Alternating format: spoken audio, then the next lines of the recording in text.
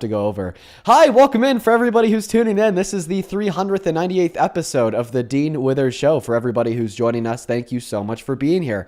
If this is your first time tuning in, you're in for a show. Here we debate Trump supporters in an attempt to change their minds, because nobody should support Trump. He's an indefensible tyrant.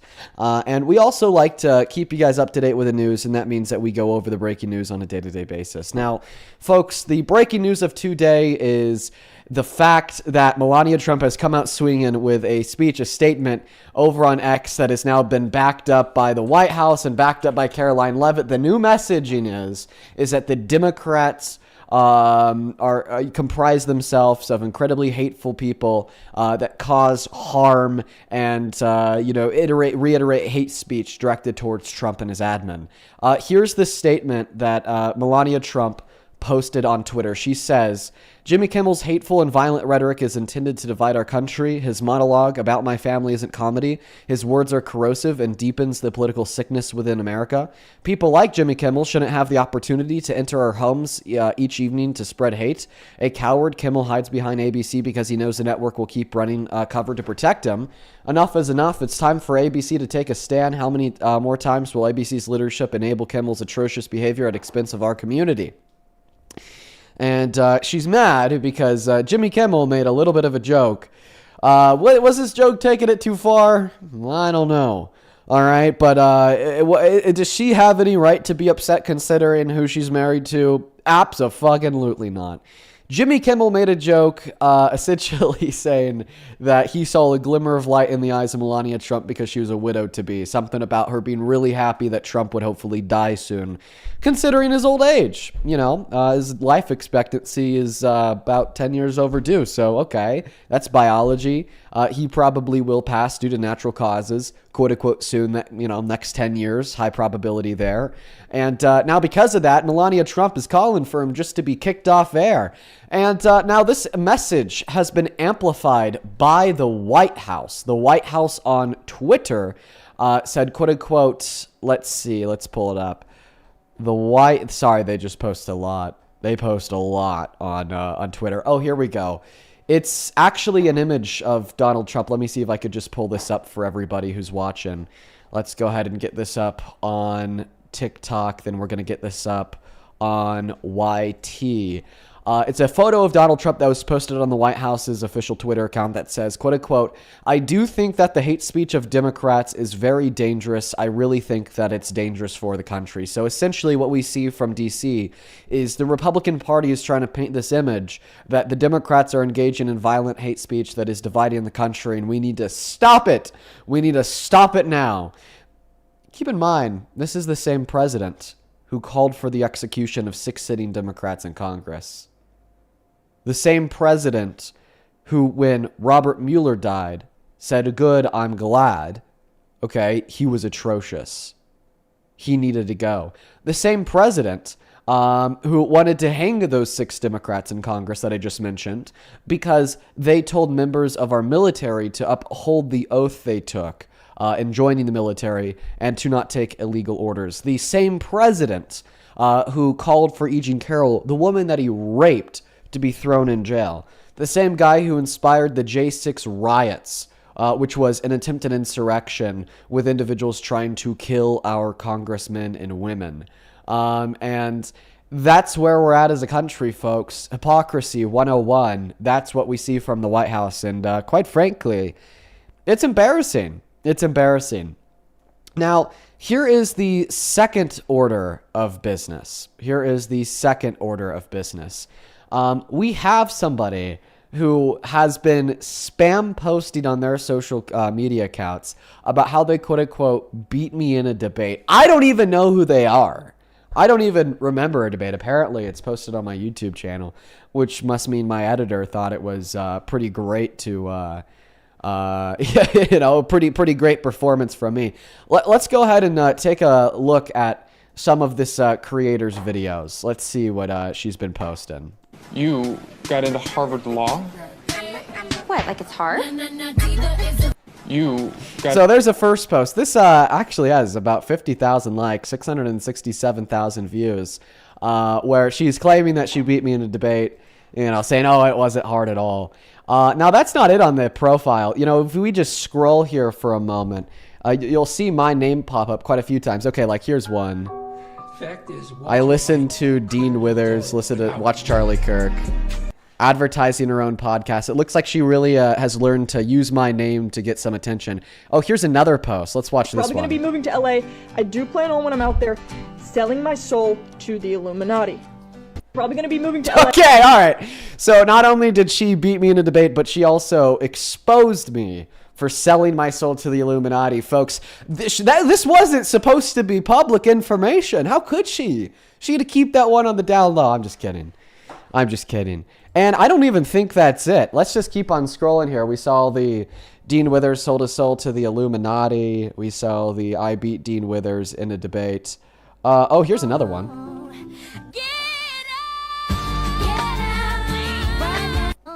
Okay, so that one is just telling people to quote unquote get out if they like me. So I don't know. I feel like that's a pretty contradictory message. On one hand, she seems really butthurt and she just wants people that support me to leave her alone. But on the other hand, you know, she really beat me in a debate. In fact, it wasn't difficult at all. Now, I've actually invited her to join the live stream to have a debate, to talk about, I think it was either abortion or ICE. Why? Well, because I don't think it would go too well for her, and but apparently it's gonna go great for her. Apparently it's gonna be awesome. Apparently, you know, she's just gonna let me. It wasn't hard at all. So we've actually re-invited her into the stream to have a conversation with me. In fact, to be the very first debate of the day. She's watching right now. Actually, see her in that chat. I'm going to go ahead and invite her, right? Let's see if she'll join to whip my ass again. Let's go. Okay, so this button right here, when I click that, it'll invite her to join the live. Let's see. Invitation sent is what it says at the top of that phone screen. You know, let's have a debate. Be the first guest of the day. What's up, Welcome dude? in. Are you ready? What's up? Are you ready to absolutely destroy me again? Yeah, no, so I'm not here to debate you. I already did that. So, now what? Well, I actually have the messages from me to you on my screen right now. Yeah, And I said that I would come back and talk with you. and what actually, what I'm reading on these messages is you say, I am interested in debating you again.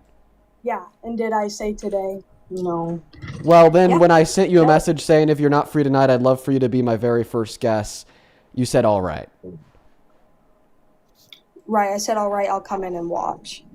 Are you- listen. Are you like too What- busy right okay, now to what have a topic- conversation? What topic do you want to debate on, Dean? It's not a conversation when you speak over people 24/7 and just thank people for the Venmo. So, Right. Well, I agree, Yeah. 100%. So it wouldn't even Yeah. be a real debate. yeah, you're right. Right, and that's why you don't want to do it, not because you're scared or anything, right? No, Dean, we're around the same age. What do you mean scared? Well, Like, I don't think you're scared of my age. I think it's probably more so my knowledge. Your knowledge, because you have Parker and different people debating with you. It's not just by yourself. Is that correct? Ma'am, are you seeing things? Am I seeing things? The reason why I ask you that is because it doesn't seem like Parker's on this panel or anybody else. It's just you and me. I didn't say Parker was on the panel. Well, I mean, you said that I'd be scared to debate you because I'd have to debate you with Parker or somebody else. But didn't say considering the you'd be fact scared that to debate you're me. the only other person on the live stream Didn't right say now, you'd be and scared to debate I just me. asked you moments ago to have a conversation, that seems kind of a little bit All right, of cope. let's have a conversation. Let's do it. Fantastic. So, so you told me that you're no longer a Trump supporter. That's good. That's great. Correct. But you told me, but I'm looking at your posts here. How about we actually just take a look at them together? We'll do this as a class. Sure. All right, because there's a couple things that I did want to key into here real quick before we hop into it.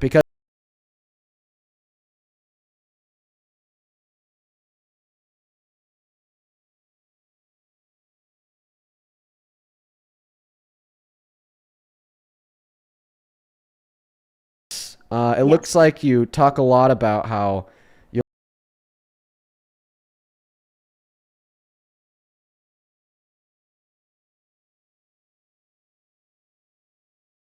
because how much you like ice. What about this one? Okay, well, that's you. But on the other hand, me, oh, I'm gonna turn up. Okay, so yeah, ICE is like so good. You love ICE so much that ICE makes you want to turn up and do a little boogie. Sure. I hit the post button. I don't know if you hit your post button or if you have somebody else that you pay do it for you, but yeah, I do hit my post button. Fantastic. Well, let's talk about that. I'd say that, I shouldn't make you want to do a little boogie. And here's why. First and foremost, I have a question for you. Would you ever support a person, okay, that upholds reckless disregard for life and the law? A person? Yeah. Like who? Like anybody. If anybody upheld reckless disregard for law and life, would you support them? Give me an example. Well, just think of a hypothetical person in your head. This isn't about one specific person. In fact, it's just the first question to build an argument. But I'm essentially asking you if any person, regardless of who they were, upheld reckless disregard for life and law, would you support them? See, my answer to that question is no. All right. No. If somebody upholds reckless disregard for life and law, it doesn't seem like their priorities are in alignment with mine. I wouldn't support them. Right. So if you're talking about ICE, I feel like that's the way that you're headed towards, correct? Well, you won't get to see where I'm heading towards until you answer the question. That's how you engage with an argument, right? Whenever Doesn't it seem comes like to ICE, I feel like I don't support every small thing that ICE does, but I do support ICE in the context of that it's saving Americans from criminals and different things like that. I'm not saying that people should be killed by ICE. I'm not saying anything like that. Okay. So can you answer my question? I think I just did in my own words. No, you told me about why you support ICE, but you didn't answer my question. My question being, would you ever support a person that upheld reckless disregard for life and law? But you're not giving me an example of a person, Dean. Because this isn't a question based on an example of one man or woman. This is just going to be a general sentiment in which I'm asking you to communicate. Like, for instance, if I were to ask the question, would you ever support a person that's like killed a kid? Okay, like if I don't give you a specific example of a person that's killed a kid, you'd still say, like, in general, no, you wouldn't support people who've killed kids. So the same question would stand here. In general, would you support a person who upholds reckless disregard for life and law? By the way, the conservative answer to this question is no. In general, no. Yeah, in general, no. Okay, perfect. So you never support a person that would uphold reckless disregard for law and life. What about an institution? I feel like it all depends on the situation. Okay, so it didn't depend on the situation for the person, but it does for the institution. You're not giving context of anything, Dean. Well, context would be the reckless disregard for life and law. Okay. No, no. You wouldn't support an institution that uphold reckless disregard for life and law, neither would I.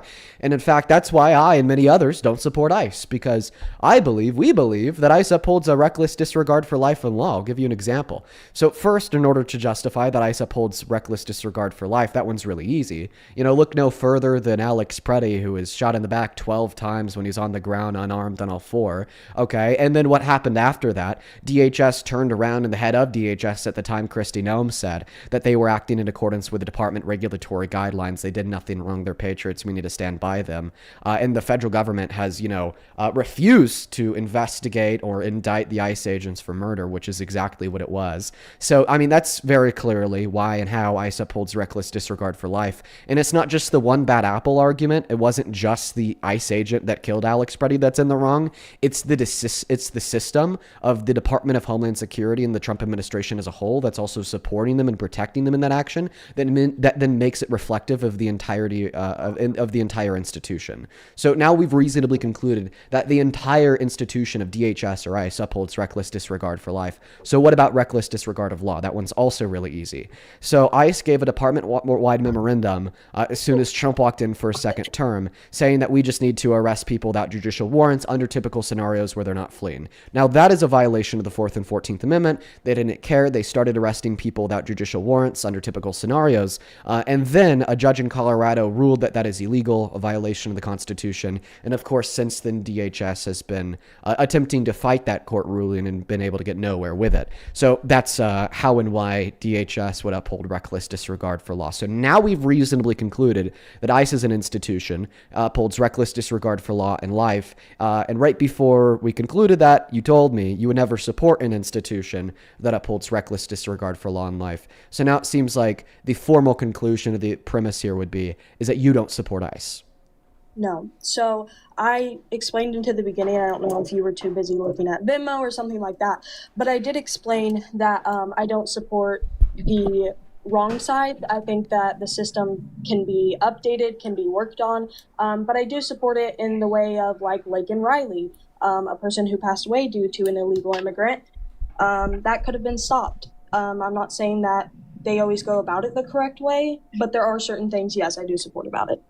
Okay, And well, I I mean, feel- this is like saying that you support Hitler because he was a good painter, but you just kind of ignore the bad things about him, like the whole Holocaust. Listen, the point is that we've identified you're a making that sufficiently up in your bad head. thing. I'm not, and the point is that we've identified a sufficiently bad thing that the institution of the Department of Homeland Security has engaged in which would inevitably, reasonably conclude that nobody should support the institution as a whole, and we should change the institution as a whole because the institution as a whole upholds that reckless disregard for law and life. Listen, like I understand what you're saying about people like, ICE arresting very violent undocumented immigrants that actually are the gang members, that actually are the violent criminals, that actually are the murderers, that actually are the rapists. Okay, nobody in their right mind is going to sit here and say that they don't support those people being thrown in jail or deported to land in a jail cell in their home country. But what we are saying is that the current institution of the Department of Homeland Security and ICE as a whole, is engaging in sufficiently wrong things such as upholding reckless disregard for life and law that we shouldn't support that institution, and instead we should change that institution to make it much better. And did I not just agree that there are things that should be changed? Did we not just agree on this? You agreed that there's things that should be changed, but you didn't agree that because the things that haven't been changed are so bad that you should stop supporting the institution as a whole, even though you told me that you would never support an institution that upholds reckless disregard for life and law, and that's something in which ICE is doing. All right. So I feel like you're not understanding what I'm saying. I believe that we both agree. Oh, his anxiety thing, guys. I believe that we agree that, things could be changed. But at the same time, I find it so confusing that your guys' party comes from a party of love and no violence, but you're okay with the Americans that have died due to illegal immigrants. I'm just a little confused by that. I took a look at your story. You posted about how you're hosting like a quote-unquote debate night on your podcast or whatever the fuck tomorrow at 7 p.m. So it's important for me to describe this to you so you could become a better debater. There's things called logical fallacies, and an example of a logical fallacy would be the straw man fallacy. And the straw man fallacy is where you attempt to misrepresent the argument that your opponent is making in order to better defeat it. And the way that you're committing a straw man fallacy right now is attempting to misrepresent my position. We shouldn't. One moment. I'm not done. That sounds familiar, doesn't it? That I know, sounds because I've familiar. probably told it to you before. And you're misrepresenting my position, which is we shouldn't support ICE as an institution because we shouldn't support institutions that uphold reckless disregard for law and life. And you're misrepresenting that position by saying, okay, Dean, well, therefore your position is actually you don't care about people like Laken Riley getting murdered. So therefore I'm now going to deflect and charge your position to be you don't care about Laken Riley getting murdered. I'll clarify here. No, I absolutely care about people like Laken Riley getting murdered. I absolutely want to prevent violence against everybody, including women and girls. We obviously can't do that when we have a rapist as a president, and we obviously can't do that especially when our deportation efforts are focusing all immigrants and all undocumented immigrants, including some legal immigrants like asylum seekers, leaving only 5% of deportations for undocumented immigrants with violent crimes on their records. And we especially can't do that when ICE is operating under acts such as the Laken Riley Act, which allows for undocumented immigrants to be deported on the basis of an accusation of a violent crime without seeing their day in court, without being found guilty, so that when they are deported, they're not thrown in a jail cell because of a guilty conviction in America. They're just allowed to roam free in the streets of their home country and recommit and abuse, rape, and kill women and girls over there, right? But listen, the point still stands here. You agreed that we shouldn't support institutions that uphold reckless disregard for law and life, and I described to you how ICE is an institution that upholds reckless disregard for law and life, yet you can't tell me that therefore you don't support the institution of ICE. All right. So did you just say that you think that people shouldn't die and you don't support Laken Riley passing away and stuff like that, correct? Yeah, of course I don't support murder. Thank you. Okay, so whenever somebody asked you, would you be sad if Trump passed away, how come you looked at the camera and smiled?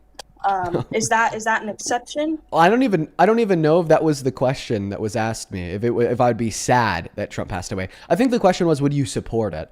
But anyways, no. I'll just be clear. When Trump dies, I'll be indifferent. I won't be sad. Okay. What about, so let's go, you said, you know, Could you people tell not me being how that's like hold wrong on, or hold on, hypocritical hold on. I was or talking. what that contradicts? I was- Okay, well, just make sure Wait, that I you was know your argument Dean, I was is speaking. relevant to the conversation, because it seems like you're deflecting away from the whole "you shouldn't But support Dean, the I'm institution speaking. of ICE" thing to rather asking Because me I for my already- opinions I- about Trump's death. I But go already ahead. gave you an answer. I already gave you an answer. So you were speaking on people like passing away and how you care, and that does lead into, you know, ICE killing people, different things like that. So can we talk about how when Charlie Kirk passed away, you cried on stream and you cared, but then all of a sudden now you're okay with him passing away and all you cared about was that your friend Parker was there. But you seem to care about people passing away, but now all of a sudden the story has changed. So do you decide who you care about and don't care about, but we can't decide that for ourselves? Or When is that did just when did I say that Charlie Kirk's assassination was morally permissible or okay? When did I say that? No, that's not what I said. You said that it was. I'll that replay the VOD. only You literally felt- just said, Dean, you you went from only crying to felt now saying that it's sad. okay he passed away. Okay, I apologize if I misspoke, but Okay, you so said you did that misspeak. you So what did you cared- mean to say? You said that you cared because your friend Parker was there. Do you not Right. care that Charlie Kirk got shot publicly? So the word you're looking for isn't cared. The word you're looking for is cried. Okay, the reason why I It's cried. the word that I used. Did you care? Did you not care? I asked you a simple question. It's a yes or no question, Dean. Do I care about Charlie Kirk's assassination? Yeah.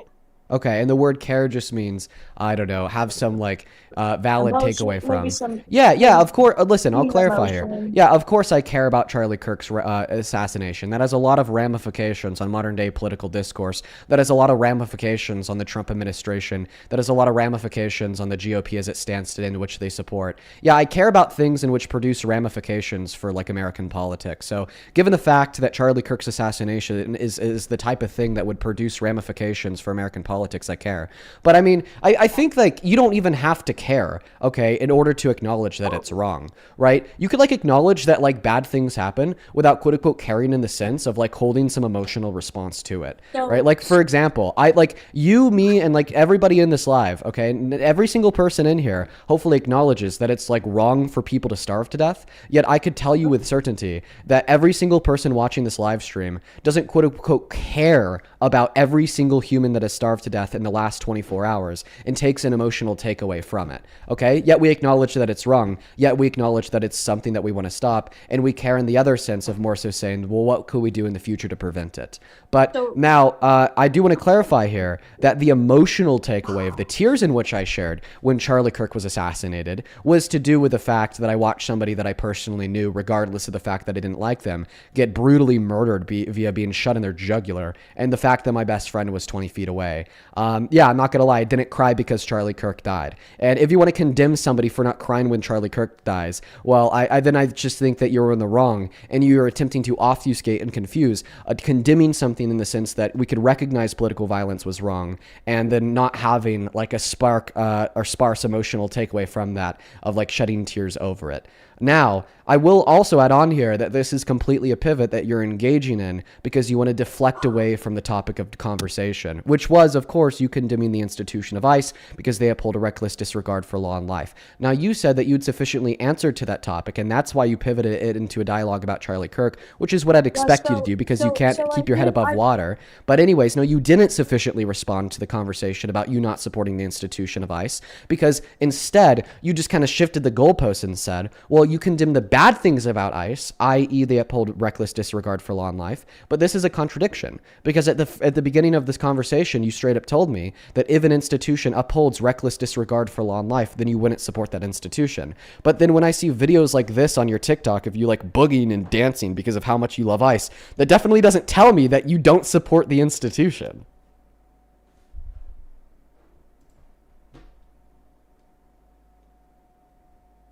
Bro, meeting me is not going to get you anywhere. You interrupted Did I me. also say that depending on the situation is when it matters? Right? So I don't support the bad side of it. I don't believe that people should be dying or Renee Good. Hold on, guys. He has to take his anxiety pin. Let's give him a second. Let's give them a second. You could continue to speak when I'm hitting the anxiety pen. I still have yours. Yeah, so actually, can we talk about your anxiety pin for a second, or are you Yeah, talk about anything other than the debate because you're terrified. No. Okay. Yeah. By the way, I just want to like I just want to I'm clarify. speaking. I just want to clarify. You got into Harvard Law. What, like it's hard? You got into Harvard Law. How are you going to deny that when you don't remember the debate? When you don't remember the debate, you said a woman and a woman in the Bible, and then you said, "Oh, a woman and a woman," and I said, "Did you just stutter, Dean?" And you said, Oh, listen, sure, I'll clarify. You're asking a good question here. How do I know that you didn't beat me, even if I don't remember our debate? Well, I don't remember my morning yesterday, but I know I ate. I know I ate yesterday morning, i.e. breakfast, in the same way I know I had to have done that same thing in a more metaphorical sense the last time you joined this live, predicated on your current performance. Okay, so I answered your question about ICE. Would you like to move on to abortion now? I don't believe that you sufficiently answered the question about right. ICE because once again, your position as it stands. Well, Dean, I'm sorry that you feel that way. Okay, well, I can describe why I feel that way. No, you already have a million times talking over me. So if you would like to move on to abortion, I would love to. Or I can get off so you can debate other people. It's up to you. Sure, we can move on to abortion. But before we do, before we move on to abortion, it needs to be known that you can't sit here and say that you condemn the bad parts of the institution of ICE, yet you uplift the good parts of the institution of ICE. Please don't accuse me of overspeaking you, then overspeak me in the same breath. That's embarrassing. DB, thank you for the galaxy. Are you like signed because I'm holding you to the standards that you set forth? Just like, come on. How many times in this life have you spoken over me? I mean, you keep saying that you can replay it. Replay it yourself, dude. Like, honestly. I actually don't think I have too much. Like, the disrespect that you give people for coming up onto your lives is crazy. Like, I feel like with how many followers you have, you would at least respect people and speak to them like they're humans, because you're all about, love and stuff like that. And I think that's great, Dean. I really do. But if you got on here and spoke to people respectfully, that I mean, I would take it totally differently. Like if we were having a conversation and you weren't trying to overtalk people or get louder or something like that, I mean, I think you would do amazing things, Dean. I really do. I think you're confusing me proving you wrong for me disrespecting you. Because me proving you wrong may feel like disrespect because I'm discrediting what you believe in and why. But in all reality, there's nothing more respectful and nothing more loving than hopefully explaining and exposing the fact that what you think you've come to believe is very harmful, not only to the world, but also to yourself.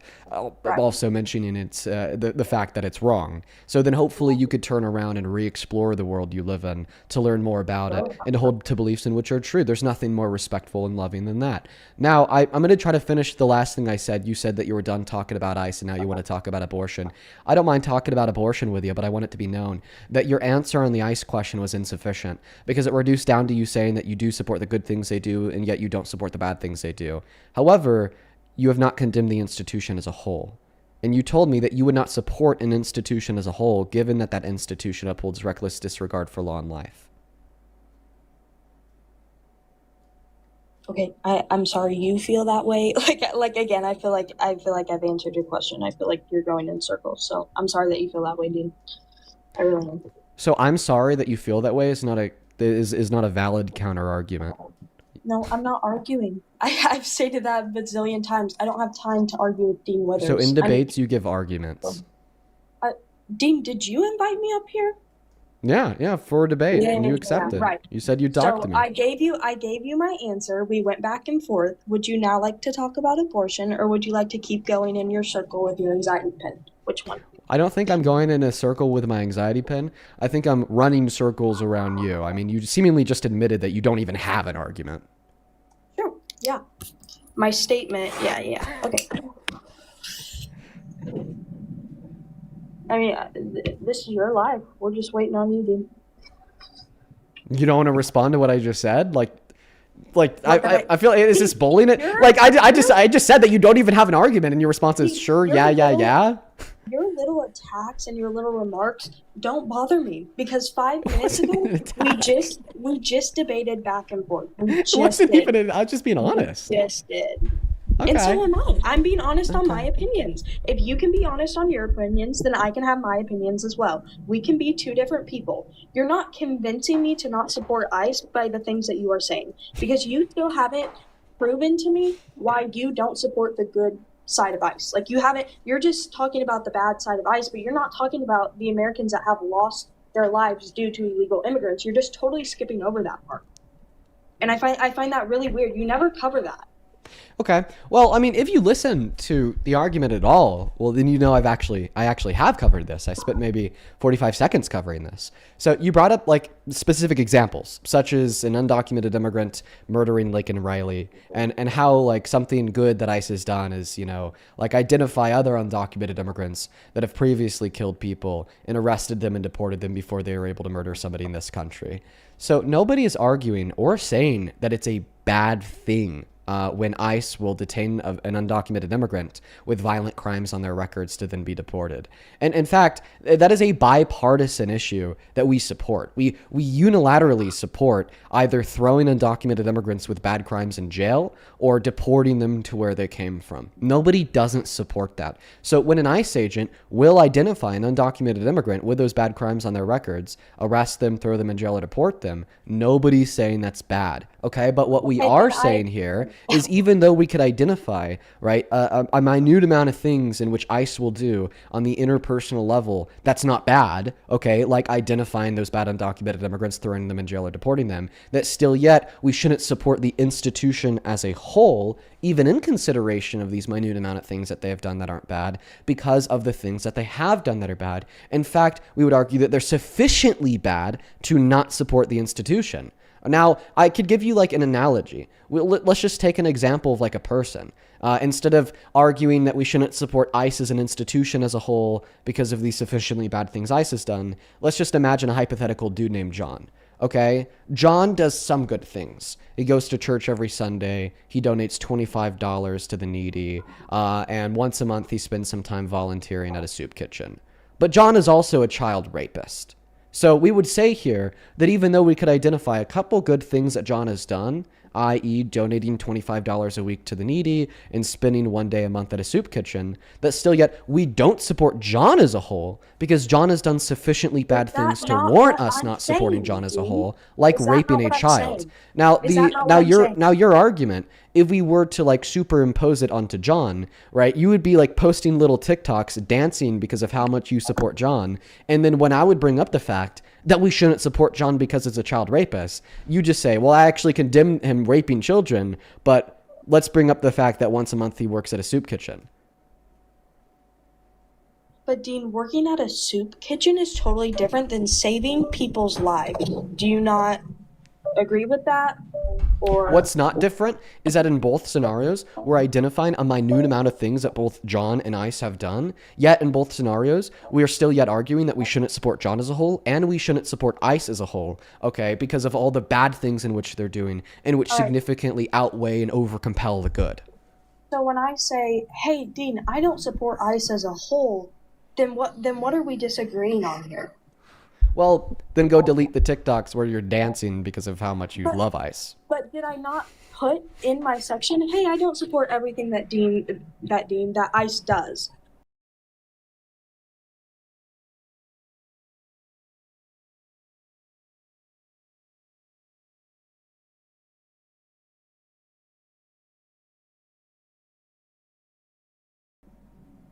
Yeah, I mean, Dean, it's public. People can see it. But do you get my point Dean, here? Dean, go ahead and follow. I don't know why you're not following if you're that obsessed. Like, just follow my page. Well, I'm showing you your own video to like prove a point, right? You just said that you don't support ICE as a whole. I bet some money that if you didn't support ICE as an institution, then you wouldn't be posting videos dancing because of how much you quote unquote love ICE. Because I do love the good parts of ICE. Okay, so would you post so if John saved a life, but John was also a child rapist, would you post a video like dancing saying that you love John? So how sensitive Can you answer the question? If you need me to put on my post. No, can you just answer the question? I specifically love this part of ICE? Like, Could, you could, need me could to you just break it- could you just answer the No, question? No, answer my question. Answer my If question. if You John need was me to a break if it John down. was a child rapist, okay, but John had also saved a life, would you post a TikTok video dancing because you quote unquote love John? Okay, I have a question. She's not gonna answer. No. This is about the question that you're saying. Is Okay. the people that I'm talking about a rapist? Are Or you the- claiming that all ICE agents are rapists? Is that what you're claiming and comparing it to? So we already went over this at the beginning of the debate. The institution of ICE that you're saying that you love is absolutely culpable for murder. They're culpable for executions. They're culpable for a shit ton, a cornucopia of natural right violations. They're culpable for illegally deporting people with no due process and to El Salvador and Secot when they are then tortured, beaten, and starved.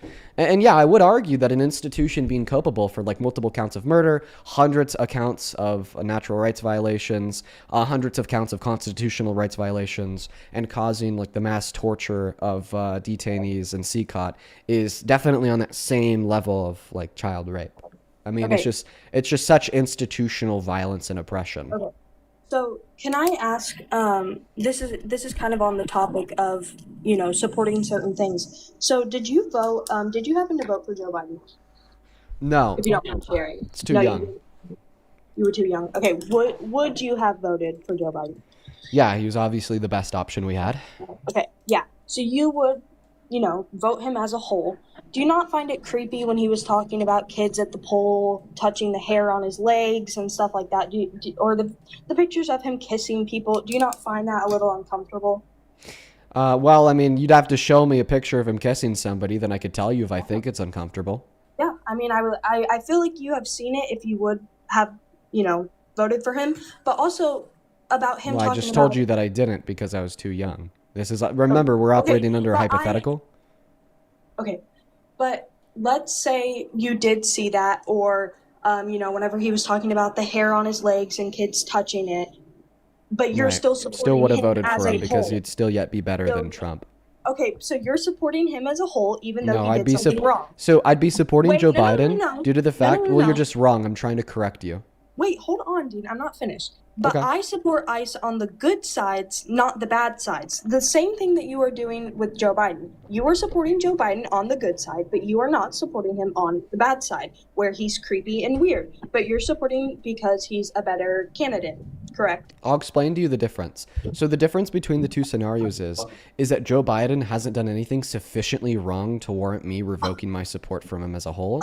Yet ICE has done things that are sufficiently wrong for you to warrant revoking your support from them as a whole, i.e. literal murder, multiple counts, i.e. deporting people no due process in violation of their natural and constitutional rights to where they are then tortured and beaten and caught overseas. Right? It's about identifying things in which are sufficiently wrong. Like Biden giving a weird speech where he's like, "Oh, in the pool, the kids will touch the hair on my That's legs." not wrong. Yeah, that's like weird as shit. But it's like clearly not sufficiently wrong to warrant me revoking my support from him as a whole, and relativity in comparison to Trump, insofar as attempting to determine who would be the better option. Right? And that's the other big difference between these two scenarios.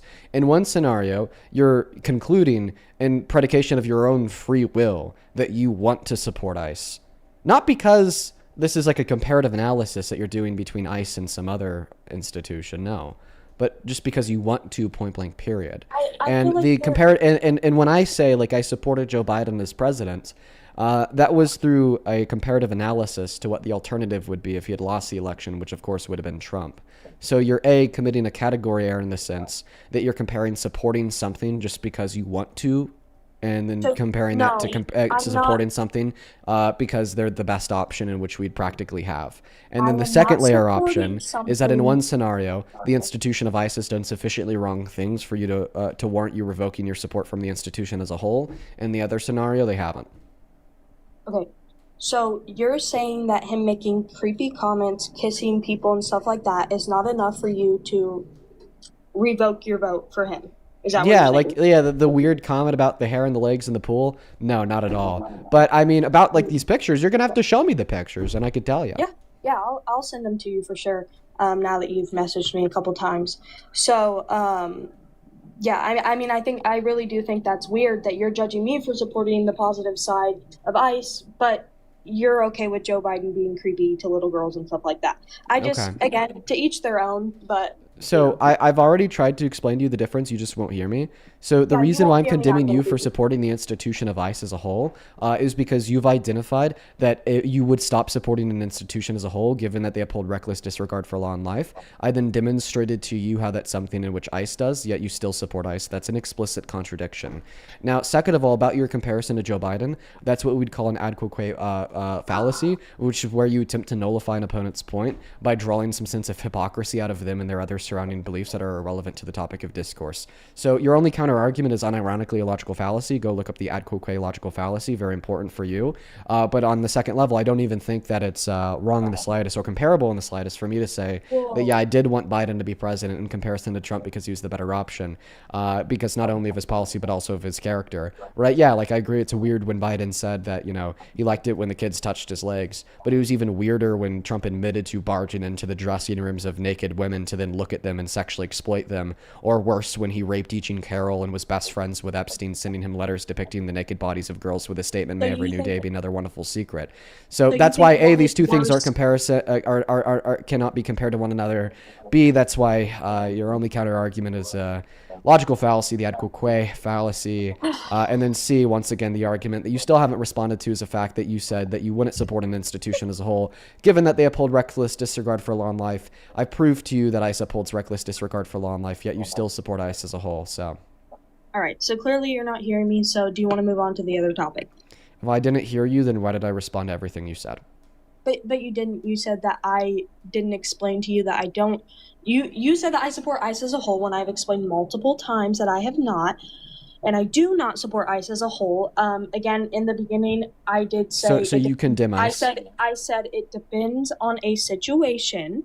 So whenever it comes to ICE, I am not saying that I support every single thing that they do. I don't Condemn know ICE how as an many times- institution. What? Will you condemn ICE as an institution? I don't even know what you're asking at this point. It's clear. Will you condemn ICE as an institution? Like support them? Yeah, will you All condemn the around? institution of ICE? I support certain parts of ICE. That's my But answer all to the things question. considered, So, all things would you considered, like- all things considered, looking All at the good things parts of ICE and the considered. bad parts of ICE, will you condemn ICE as an institution? I believe that ICE needs to be changed, and I can agree with you on that. I believe that things need to be changed, and I don't think that it's a perfect system, and I think somebody needs to get in there and change a bunch of things, and I agree with That's you not on an that. answer to my But- question. Saying that ICE needs to be changed Dean, is not in you consideration want of me all to facts, both the good answer- and the bad things in you which want they've me done, to condemning answer? them as an institution. You want me to answer in your own way, and that's not going to happen because we're not all Dean, okay? I just want you to answer the question. Okay, so I answered your question in my way. Would So you you like didn't. to move on to a portion, you or didn't. would you not? So you told me that ICE needs to be changed, sure, but that's not an answer to the question because the question wasn't, do you agree that ICE needs to be changed? But rather the question was, in consideration of all facts, such as, i.e., the good things ICE has done and the bad things ICE has done, will you condemn the institution as a whole in consideration of all else? And you didn't tell me.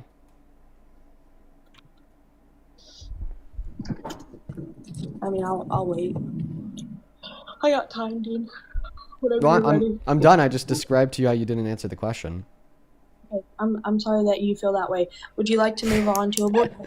So do you disagree with my analysis that demonstrated how you didn't answer the question?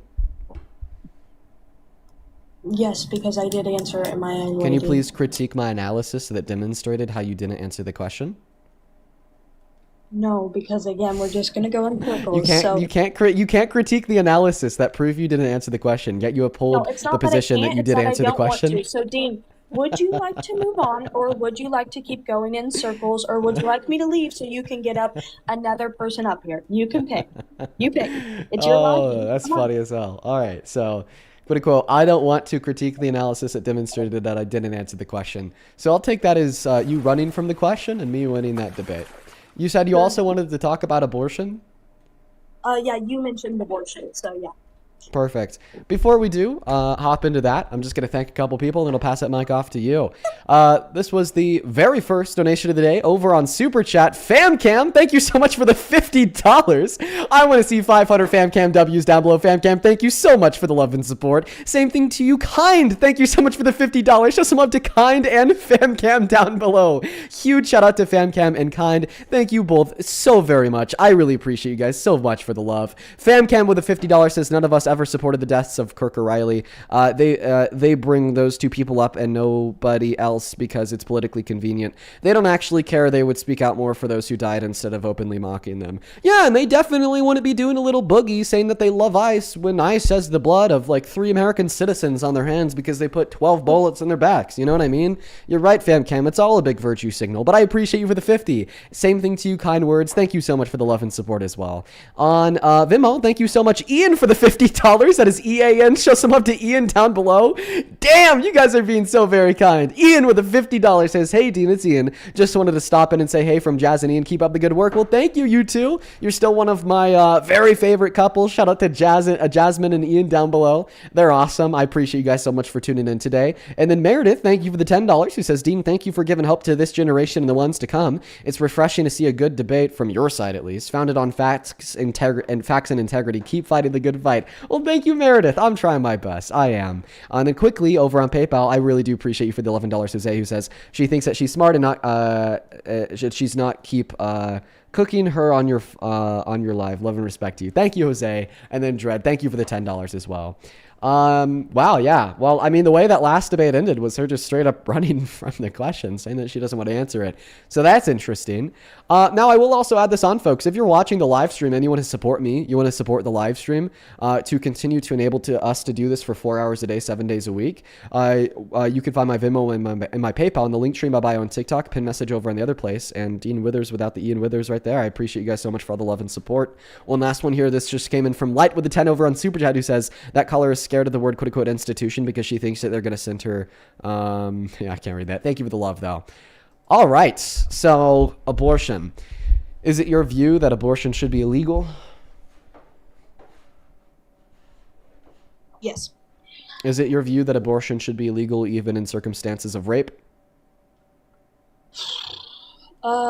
Yes. All right, we're going to start with that. Why do you think that abortion should be illegal in circumstances of rape? Okay, so unfortunately, those situations do happen. I believe, please, Dean, correct me if I'm wrong, it's around 1% that comes from rape. I believe that it truly comes down to the human life. So the baby in the womb, unfortunately, yes, it is a bad circumstance. I don't agree with the circumstance. I feel bad for people who are in that circumstance. But again, it comes down to the baby's life and the human life overall. Yeah. Okay. Sounds good. So you said, well, it's only 1%.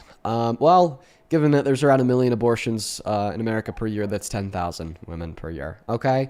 And not just 10,000 women, but also a lot of girls. Okay. I mean, some girls could start precocious puberty as young as 7 to 9 years old.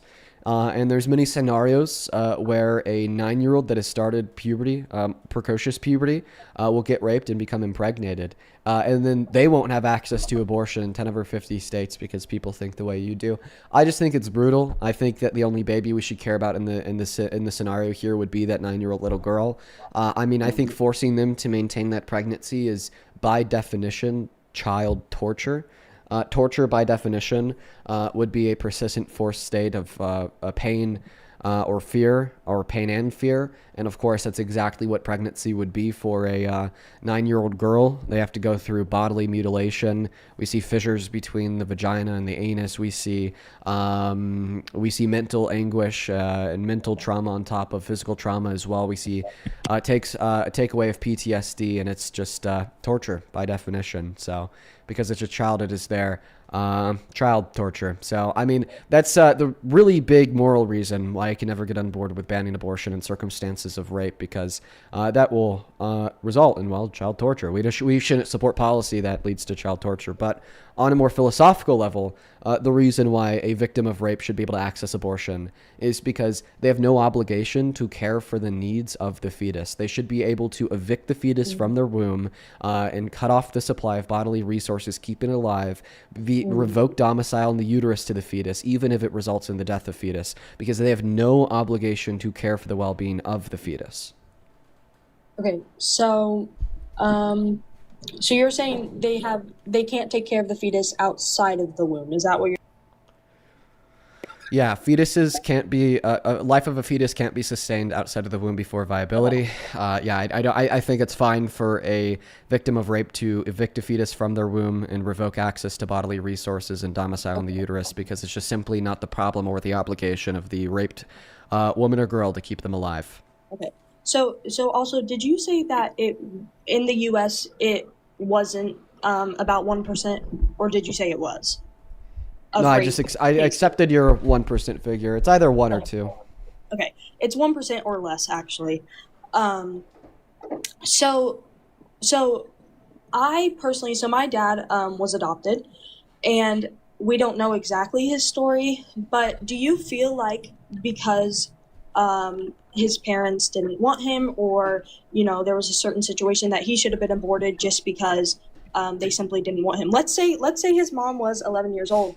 Do you think that his mom should have aborted him just because she was 11 versus putting him up for adoption? And listen, I understand that the foster care has a lot of bad systems, and, not everybody gets so lucky whenever it comes to adoption. But do you think that they don't deserve a chance of life simply because of a situation that they didn't choose to be put in? Yeah, so I was about to accuse you of another straw man, because in vast majority of circumstances, it's not my position that people should abort, but rather my position that people should just have the option to abort. I just view abortion as morally permissible. It's not a good thing. It's not a bad thing. It's just something that's permissible, just like skipping a rock on a lake. But for 11-year-old girls, yeah, it is my position that they should abort. So yeah, I mean, if your dad's mother was 11, then your dad should have been aborted. Really? Yeah. Yeah, so you're saying my dad should have been aborted. So you are admitting that he is a person in the womb, correct? Was your dad's mother 11 at the time of birth? No, I'm asking, are you admitting that my dad was a person in the womb? Was your dad a person in the womb? No, because I think that the definition of a person is a bit more philosophical. Yeah, you should use the word human instead. I'll agree with human. They're a human that's alive from the moment of conception. Because you keep saying fetus, and you know what fetus stands for. So... that's a word that we use to describe a stage of human development. And what you're saying is that nobody should, like earlier in our talk, you don't believe that people should be murdered and different things like that. Yeah. But it's a human from conception, but you're fine with them being murdered. Well, I don't think it's murder. Okay. So how come you think killing something is not murder? Explain that to me. Sure, because the definition of murder isn't just killing somebody or something. The definition of murder is unjustifiably killing someone. Right, and I can't identify a single reason insofar as why it would be unjustified for a victim of rape to kill a fetus via its eviction from their uterus. I don't see a single reason why that would be wrong. Once again, this goes back to bodily autonomy. I ultimately think that a victim of rape has no moral obligation to tend for the needs of the fetus growing inside of their uterus. I think that victims of rape should be well within their abilities to evict that fetus from their uterus, deny it access to their bodily resources, and deny it domicile in their uterus, even if it results in their death. Now, you could give me a counter-argument against this. That counter-argument would be aiming to conclude that victims of rape do have a moral obligation to provide for the necessities of the fetus. However, that is very difficult to do. The most popular pro-life position to instantiate that women and girls have an obligation to tend for the life of the fetus growing in their body would be the causal obligation argument. causal obligation tends to argue that, well, because a woman engaged in the action of sex consensually, that she thereby put that fetus into a state of dependency upon her bodily resources, and because she was the one that put that fetus into a state of dependency upon her bodily resources, she therefore has an obligation to see it out and provide for that state of dependency. However, when we're talking about rape victims, you cannot say that a woman or girl consensually engaged in sex, which then led to them consensually putting that fetus in a state of dependency. Therefore, I can't possibly see how you would instantiate that a victim of rape would have a moral obligation to care for the fetus's state of dependency. So I think for me, what it comes down to is it's a human life, and I believe that just because of the circumstance doesn't mean that you just cut off a human life. Again, I think that's awful what happens to them, but I just don't think that it's the baby's fault. I mean, you just admitted that it's a baby at conception. So I just don't understand that whole thing, and maybe I never will from your point of view. But let's talk about the other 99% of people who abort babies that Sure. are not raped. Yeah, we could talk about elective abortions as soon as we're done and circumstances of rape. Now, it seems like your most recent counterargument was that a victim of rape, including 11-year-old children, have an obligation to stay pregnant because a fetus is a human life. I'm going to ask you a question. It's going to be hypothetical. We're going to test your logic. Let's assume that you live a cabin alone in the middle of the woods. You work a job. You make just enough money to get by, just enough money to buy yourself food, to stock your pantry. But you leave your front door open in the middle of the night, and you know for the next 9 months somebody's going to be breaking into your house in the middle of the night and stealing half of your food. Okay? Now, you know, if this person does this for the next 9 months, that you will experience physical starvation, mental trauma, you'll take away PTSD. It's going to be very uncomfortable for yourself. There's even around a 3 to 5% chance that by the end of these 9 months, you're going to die from starvation yourself. Now, you can prevent this person from stealing half of your food in the middle of the night, and you would prevent them from stealing that food by locking your front door at night. But the thing is, if you lock your front door at night and prevent this non-consenting third party from stealing half your food, well, then they're going to die from starvation as a result. Do you think that you should maintain the legal right to lock your front door at night, even if it results in this person who's stealing your food's death? So I should be able to lock my door because they don't have access to food. So your position is that you should be able to lock your door? Or are you asking for clarification? No, I'm asking a question. Okay. Restate the question. I'm making sure that I got your story right. So I can lock my door, but then they wouldn't be allowed to get in and eat. Is that correct? If you lock your door, they're no longer going to be able to break into your house in the middle of the night and steal half your food, which will result in their death because they're going to starve. Okay. So, and I will answer that. Can you explain how that has to do with abortion? I will answer it. But I just want to know what that has to do with abortion. Sure, of course. So the person barging into the house to take half of the food would be logically identical to the fetus and unconsensually taking resources away from the pregnant victim of rape, i.e. we're talking about bodily resources and domicile in the uterus. Then the expected outcomes of you experiencing mental starvation and mental anguish, physical trauma, mental trauma over the course of the next 9 months while they take some of your food in the middle of the night would be the logical equivalent to the physical and mental trauma and anguish that a rape victim experiencing pregnancy would undergo.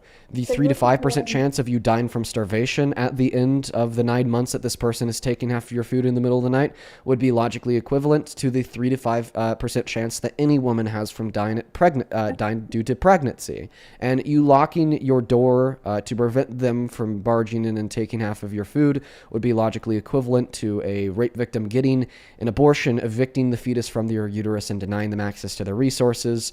The person that can no longer barge into your house to take your food because your front door is locked, therefore dying from starvation, would be logically equivalent to a fetus now evicted from the uterus, dying from natural causes due to the fact that it can no longer survive off of the bodily resources of the rape victim. So I personally, I don't think those two things are comparable. So I really don't think you can't, like, And also, how are you going to lock somebody out that's already in your home?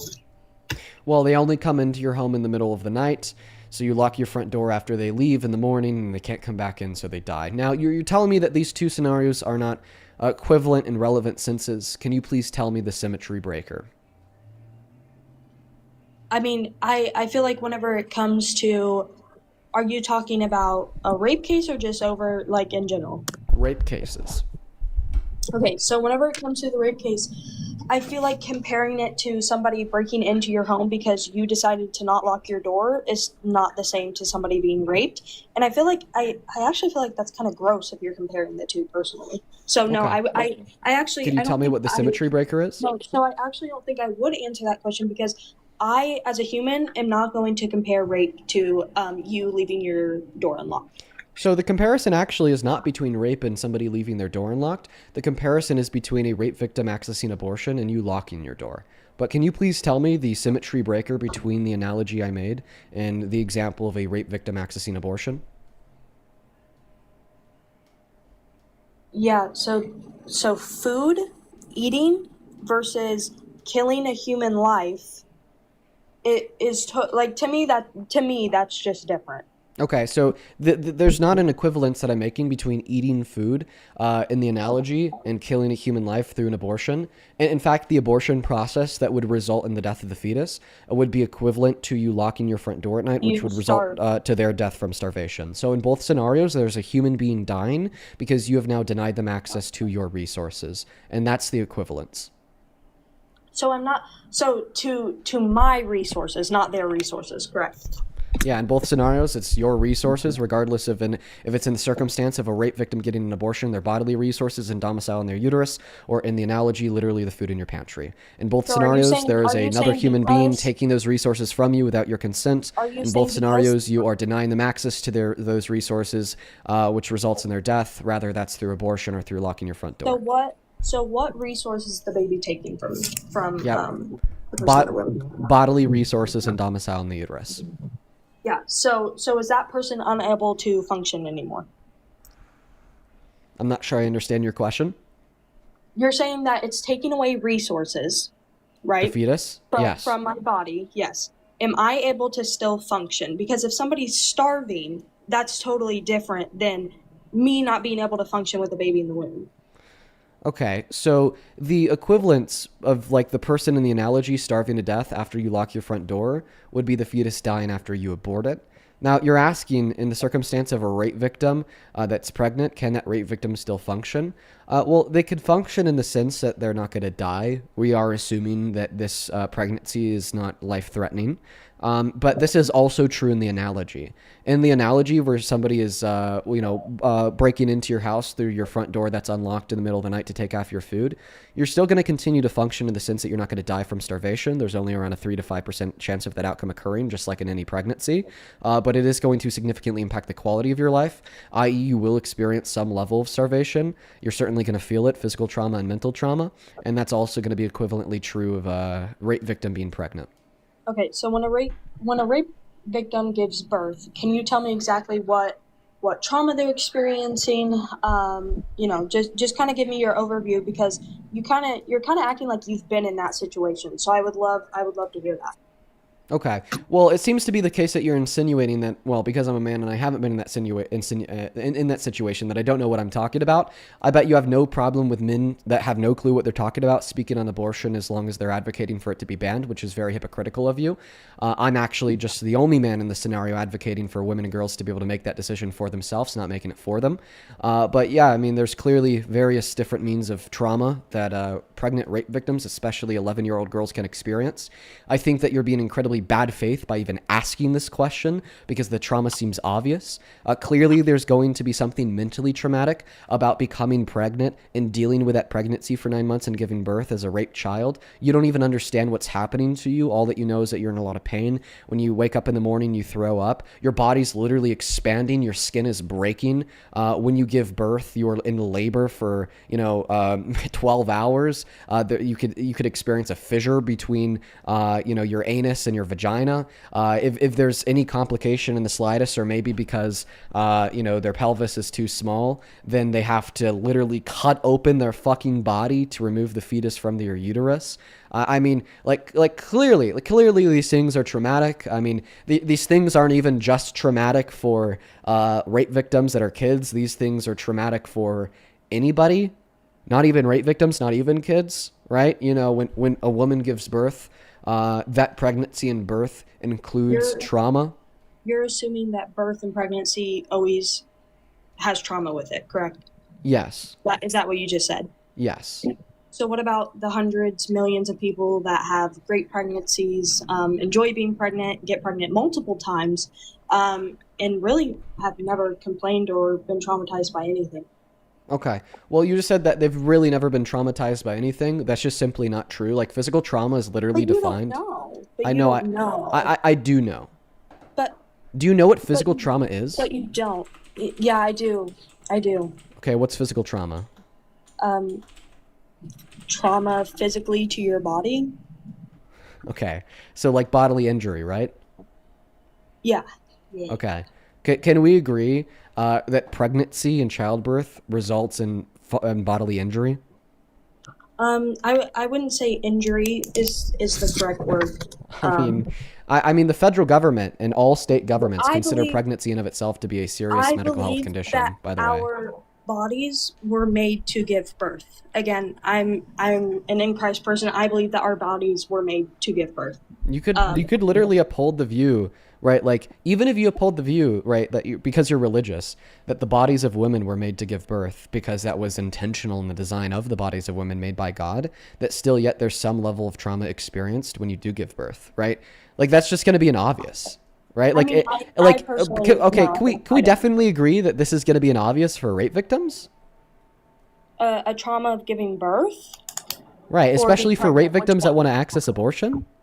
Well, I mean, for giving birth and pregnancy. No, so on some of Charlie Kirk's videos, actually, some people that have went up to the mic, they explained that they actually bring their child with them, and that it was a great experience, and their child actually saved their life, giving birth to them and having them into their life. So I wouldn't say that's everybody. So I mean, let me try to describe this to you. For like women that will say that they enjoyed their pregnancy, they enjoy their child, and they're going to get pregnant again to have more kids. They're not saying that there was no level of physical or mental trauma experienced. In fact, physical trauma is going to be essential to pregnancy in of itself. You can't avoid physical trauma in pregnancy. Like you just can't. Like labor is physical trauma. Did you know that? Right, but can you avoid labor and childbirth?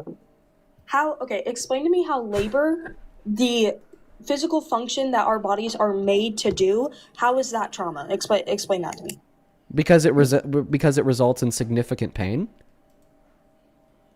So pain automatically equals trauma, correct? Yeah, the experience of significant physical pain would be an example of physical trauma. Okay, and what does physical trauma mean to you? The experience of significant amounts of physical pain or bodily injury. Okay, so what about the women who go through birth and are like, that was super easy, I didn't feel anything, like that was, I felt great during birth. Well, then you say those people are physically traumatized from giving birth? When people say that they went through birth and it was super easy, they're likely just being braggadocious. They're not being honest, right? There's just simply no way to painlessly go through the experience of labor. Okay, I find that odd that you're assuming that, but okay. Well, I mean, there's just not. I mean, like the closest that we could get to it would be an epidural. Okay, but like even an epidural doesn't negate any level of pain associated with labor, because getting the epidural inside of itself hurts like hell. Not to mention the healing, the healing that would like follow a pregnancy. The fact that you have to wear adult diapers because all of the different fluids, liquids, and even parts of your own body or then just straight up fall out of your body. Okay, like the fact that you straight up just have to heal for around 6 to 8 weeks. It's, you can't barely even get up for the first little bit. I mean, like clearly these things are going to be examples of physical like trauma, right? Yeah, I mean, I think I agree with you that certain cases, sure, but I really don't think that you should be speaking for everybody on that. This is a speak for everybody situation. Like it But doesn't Tim, matter how who you are. It's just it's how are you because it's as just simply being with her speaking for every woman out there? I don't because I'm because not it's a speaking for every condition. woman out there. I'm not speaking for women. I'm just speaking for biology. It's just simply a condition of the human experience that when you go through labor and childbirth and pregnancy, you are bound to experience some sense of physical trauma. It's just undeniable, right? Like the only way that we would ever be able to get to a point where it's even like possible for the process of the development of a child's and birth, quote unquote, of a child to not induce any level of physical trauma onto anybody would be if that pregnancy was experienced like in an artificial womb outside of the body of a woman. But ultimately, for every scenario where there is a pregnancy, labor, and childbirth that would occur naturally given the body of a woman, there's going to be some level of physical trauma associated with that, because there's always going to be some level of bodily injury, healing process, and or physical pain associated with that. And in all reality, I'd actually say, because it seems to be the case that you want to paint me out as a misogynist here because I'm a man speaking for every woman, I'm actually going to point you out as the anti-woman person here because you're the one nullifying and underlooking the pain, stressors, and injuries and healing process experienced by pregnant women. Okay, and arguing that, well, pregnancy could be this just delightful thing that induces no level of pain, no level of injury, necessitates no level of healing, you are actually overlooking the laborious experiences of many women and girls out there. I mean, that's literally why it's called labor. Like, you're going into labor because you're going into something that is laborious. You're going into something that is difficult. You're going into something that is bound to cause some level of pain. I mean, like, our own evolution even accounted for this. I could give you a study that talks about how during the process of labor and childbirth, there are chemicals released by the human brain in a woman in which prevent her from retaining those experiences in fine detail in her long-term memory retention. And the reason why this process developed through evolution was because, well, if everybody who has given birth did retain in fine detail the process of labor and childbirth to a T, well, then they probably wouldn't want to give birth to again, and then we wouldn't maintain a sustainable birth rate. And then evolution accounted for that by, like, quote unquote, helping women forget the process of labor and childbirth to a certain extent through disassociation. And that's like studied just through like medicine and science.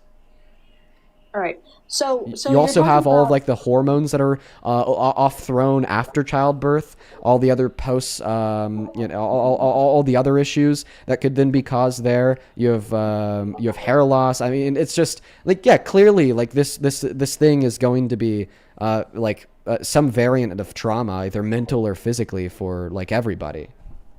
Okay. Again, I just don't think that you can speak for everybody, but you're talking about pain and different things like that. So why not? Why can't I speak for everybody? Why? Whenever it comes to abortion, and are you saying, so you said, it's... Can you tell me why I can't speak for everybody in my analysis? Okay, do you consider pressure, physical trauma, pressure? It would depend on the type of pressure. But can you tell me why I can't speak for everybody in my analysis? So there's some level of trauma which is taken away from pregnancy? Do you think pressure is physical trauma? It would depend on the way in which you're defining the word pressure. Okay, let's say somebody's giving birth and they feel some pressure on their uterus or abdomen, stuff like that. Would you say that's physical trauma? Just some pressure. Not pain, pressure. It definitely could be. Okay, it's a yes or no. I said in some scenarios a pressure could be considered traumatic, and others no. Okay, so some women have said that their birth felt like pressure, and that was pretty much it. They didn't feel pain. It was painless for them, and it just felt like pressure. I mean, I'm looking at it right now. After this live, I'd love to send you some of that. So that's why I feel like you cannot speak for everybody whenever it comes to certain cases like that. So in cases where you hear women reporting pressure, That's because the women have had an epidural stuck into their spine to cut off access from their nervous system on their lower body, right? That's not And even in scenarios where people experience an epidural, okay, that doesn't mean that they walk away scot-free mentally. There's still mental trauma which is bound to be experienced. But you said physical trauma. Yeah, I said there's always going to be some sense of trauma experience. Don't worry, I'm going to get there. Right? Like, I've already gone over this about a billion times, too, to do with the mental trauma that's just bound to be onset because your hormones are thrown off whack. And then also the physical trauma that has to do with the healing process taken away from pregnancy. Okay, so you still haven't answered my question. I did. You just didn't like my answer. Yes or no? Is it physical trauma of pressure to the women who say that they did not feel any pain and it was just pressure? Are you allowed to speak for all of them? It's just a yes or no. Yeah, even women who had an epidural that cut off access to their nervous system. Without one. Let's say there was somebody. Can you show me a scenario of that? Do you know every single person in the world? For like examples of like a woman who just felt quote unquote pressure when they gave birth without an epidural. First and foremost, I don't know if that's ever happened. I'm not really willing to take your word for it. But assuming that I am just going to take your word for it, then of course there's still going to be some level of mental or physical trauma that's experienced throughout the pregnancy and after the pregnancy to deal with the reassociation of hormonal levels and of course the emptying of the uterus, right? Like there's just very clearly a healing process to pregnancy and childbirth. And that's a fact. There's always going to be some level of trauma taken away. Once again, that's also why, as I told you, evolution accounted for this and releases particular chemicals during the process of childbirth in an attempt to have women who give birth, quote unquote, forget it to some extent or disassociate it from it to some extent. So then they're more likely to have more kids in the future. So, By the way, I also just want to point out here, right, that this whole conversation about you undermining the experiences of women and girls throughout pregnancy and childbirth, especially in relation to like victims of rape, is A, fucking gross, but B, completely like irrelevant to the debate. My argument did not necessitate any level of like trauma whatsoever in order to conclude in order to conclude that abortion's not wrong, right? Like my position is not like abortion's only okay when the woman, okay, that wants to get an abortion would have otherwise experienced trauma from the pregnancy. All right, like, but it's still yet true that like pregnancy always necessitates some level of trauma, either mental or physical, which is exactly why I've been drilling you so hard for the last 10 minutes. But that's not like an essential characteristic of my argument insofar as why abortion is morally permissible. oh, can I speak now? Yeah. Am I good? All right. So I find that very odd that you just said that I'm pushing down people who their trauma from being raped and stuff like that, when the first words that came out of my mouth was that those situations are not okay. I was talking about the life of the baby. I literally said that I find it gross that people are people are put in those situations. I never said I agreed with rape or something like that, or I was putting that down. We were talking about the baby and the baby's life. So please don't put on my name that I said that rape is okay. Like I find that really weird and I find that gross. I acknowledge you never said rape is okay, and I hope you acknowledge that I never said you said rape was okay. What I said is that you're being especially demeaning. Experiences. Yes, you absolutely are. You are about absolutely very grossly putting down the experiences of raped individuals. We are not talking about their experience. Wait, so for the last 20 minutes when we've been talking about the takeaway of an experience of trauma from childbirth and pregnancy, we weren't talking about the experience of the pregnant woman? What is the pregnancy about? Wait, can you answer the question? Wait, so for the last 25 minutes when we're talking about the experience of a takeaway of trauma from childbirth and pregnancy, we were not talking about the experiences of the pregnant woman?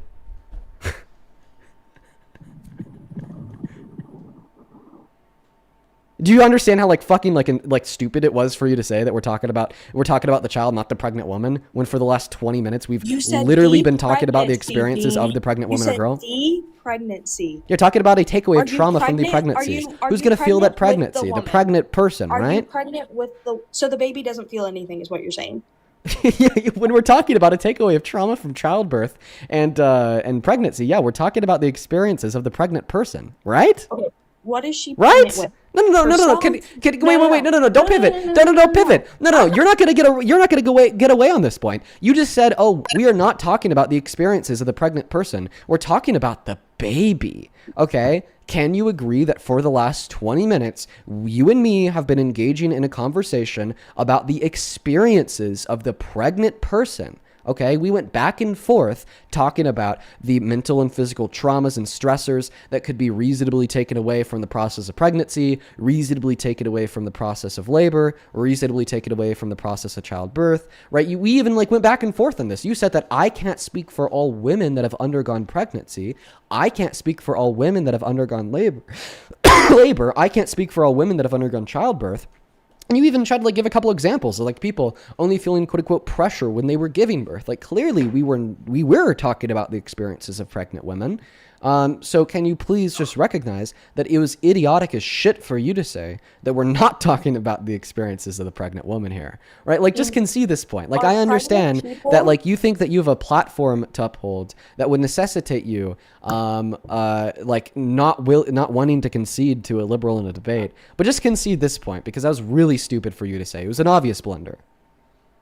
Okay, Dean, are pregnant people not pregnant? When we are talking about a pregnancy, is there not a child in the womb?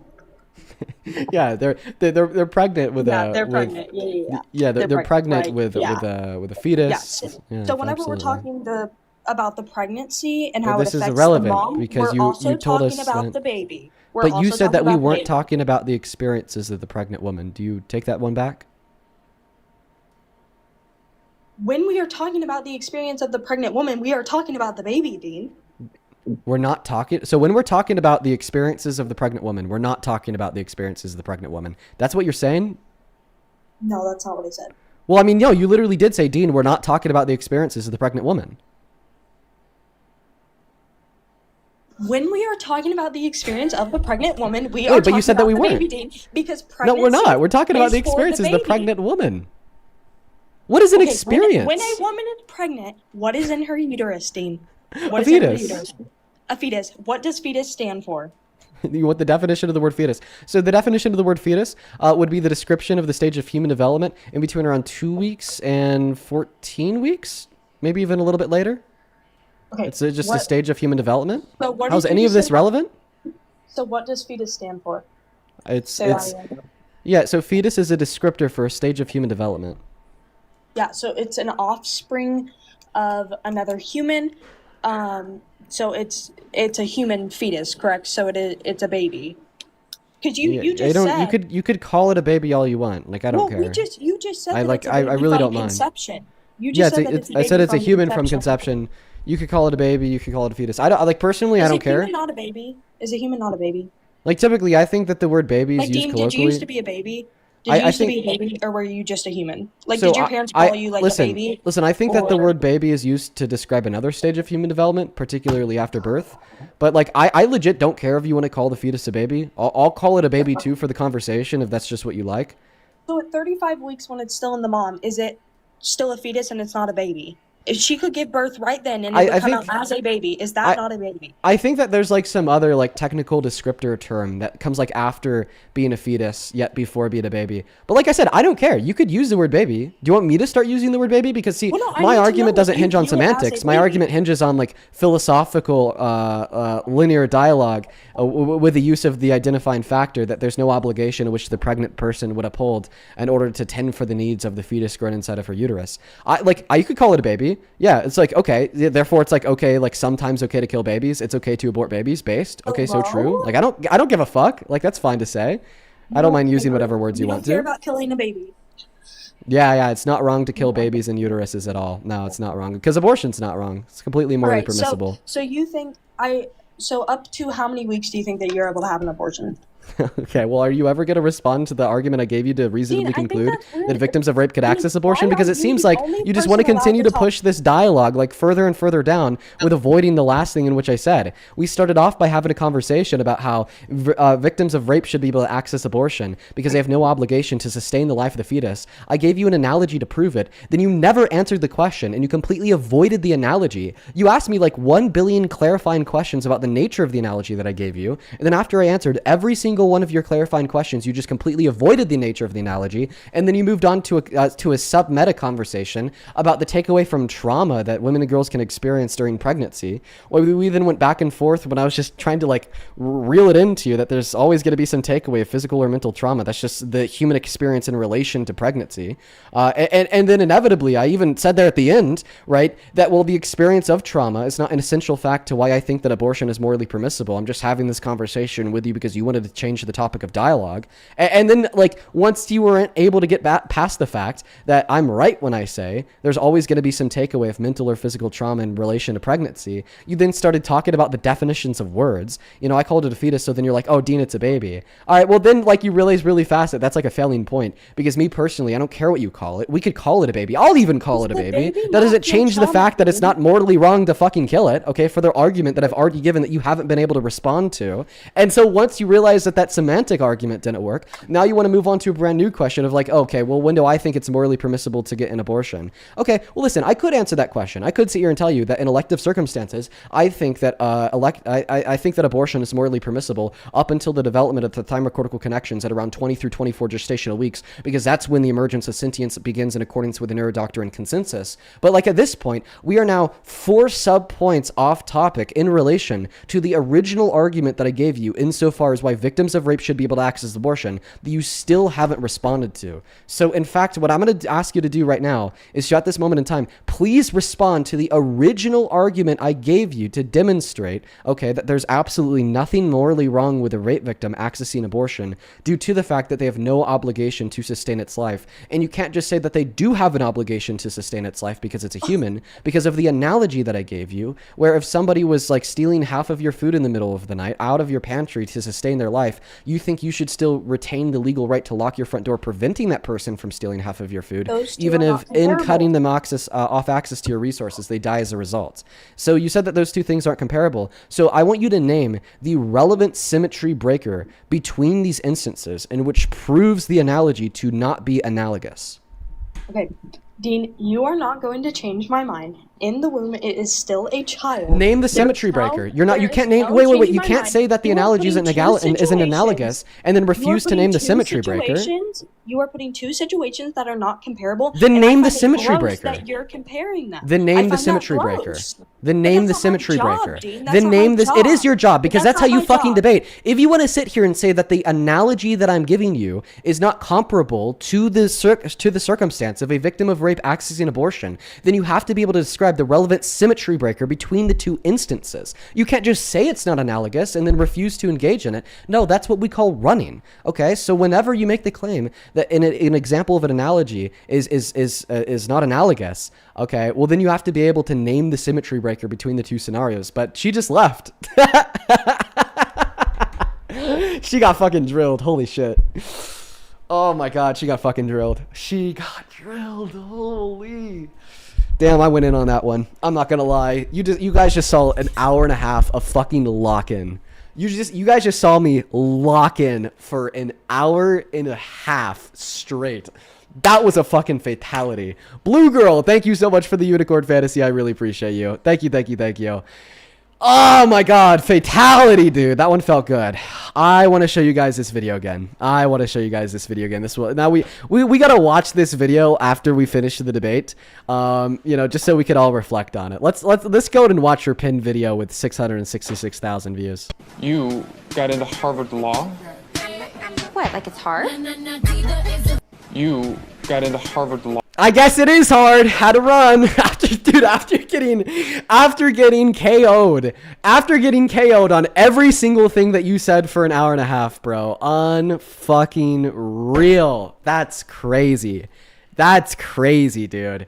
Camp, thank you so much for the $50 donation over on Super Chat. I want to see 500 Camp W's down below in that comment section. Thank you so very much for the $50, Camp. Camp with a 50 says there are studies that have been done where they look at the nerves lighting up during childbirth. Then they've been able to replicate sensation with electrodes on men, many military background, all of whom tapped out and said it was horrible. Well, because the experience of giving birth is necessarily traumatic to some extent, rather it be physically physically or mentally. It just simply is. It just simply is. That's a fact of human nature that is unavoidable and uncontestable. And like her virtue signaling, all she wants saying, oh, Dean, you're speaking for all women, inevitably isn't going to lead her argument anywhere, because it's not that I'm speaking for the individualistic subjective experiences of all women, but I'm just simply speaking for a natural and predictable necessary outcome of 9 months of pregnancy up to like 5 days of labor, childbirth, and then the healing period in which follows. You know what I mean?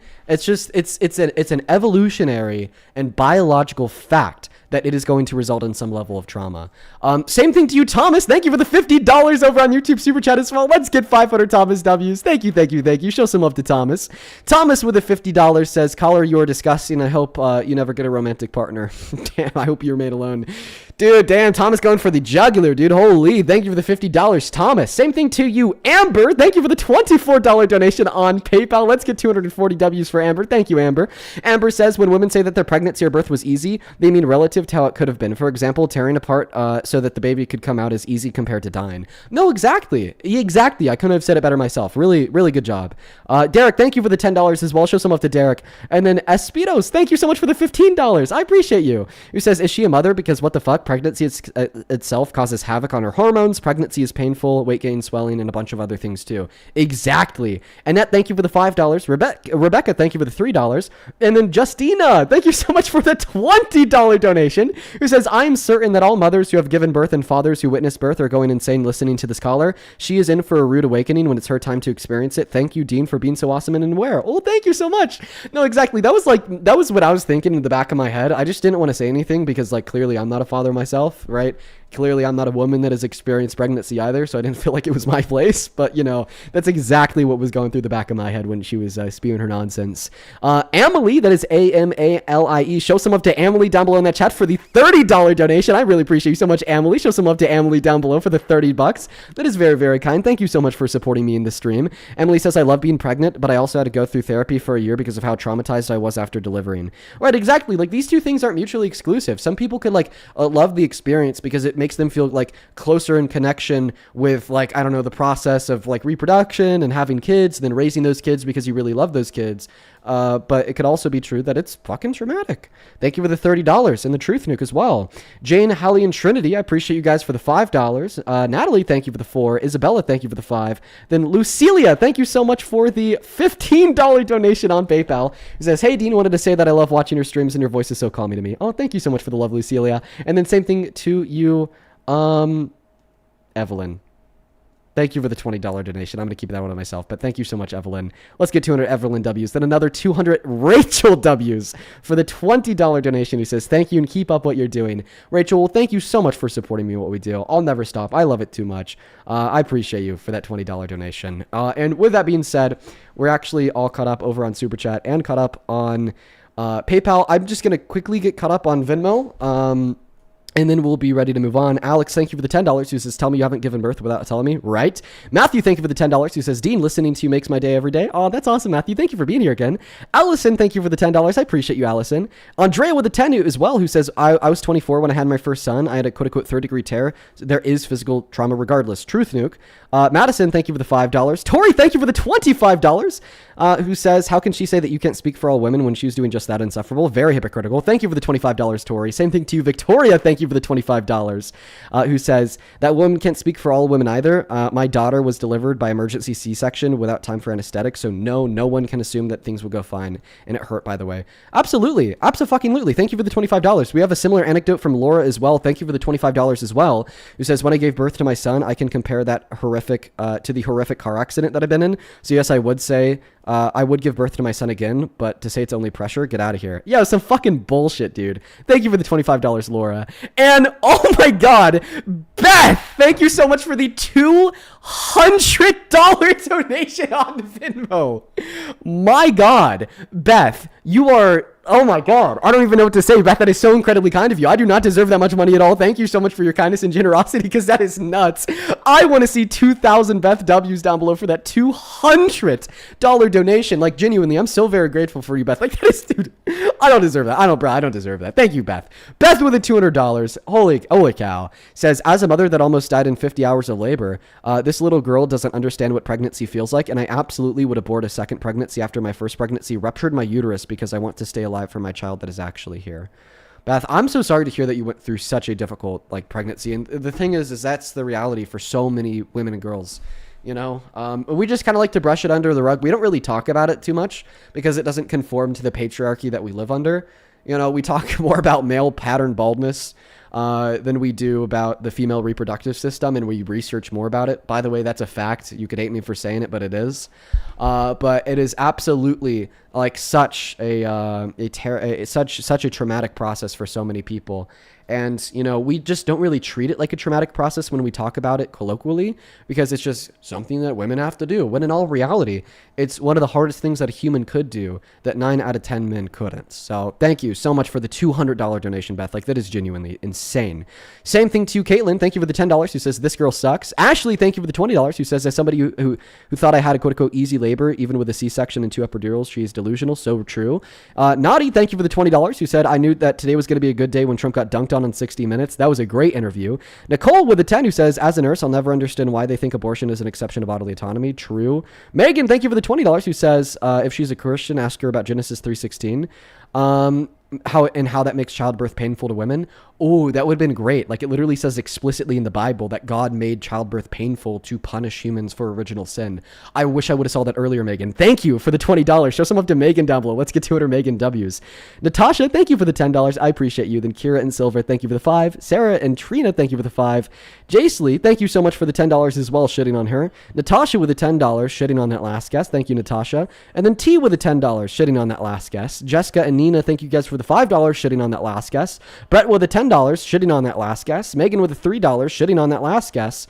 And then Rachel, thank you for the $10, who says, thank you for all that you do. Thank you, Rachel. Vanessa with a 10 says, sending you some love, nephew. Thank you, Vanessa. And then we are all caught up. Wow, I don't even know what to say, folks. I'm so very grateful for y'all. Thank you guys so much for the unreal level of support. I don't even know what to say. Holy fucking shit. How many people did I just thank? Thank you guys so much for the love.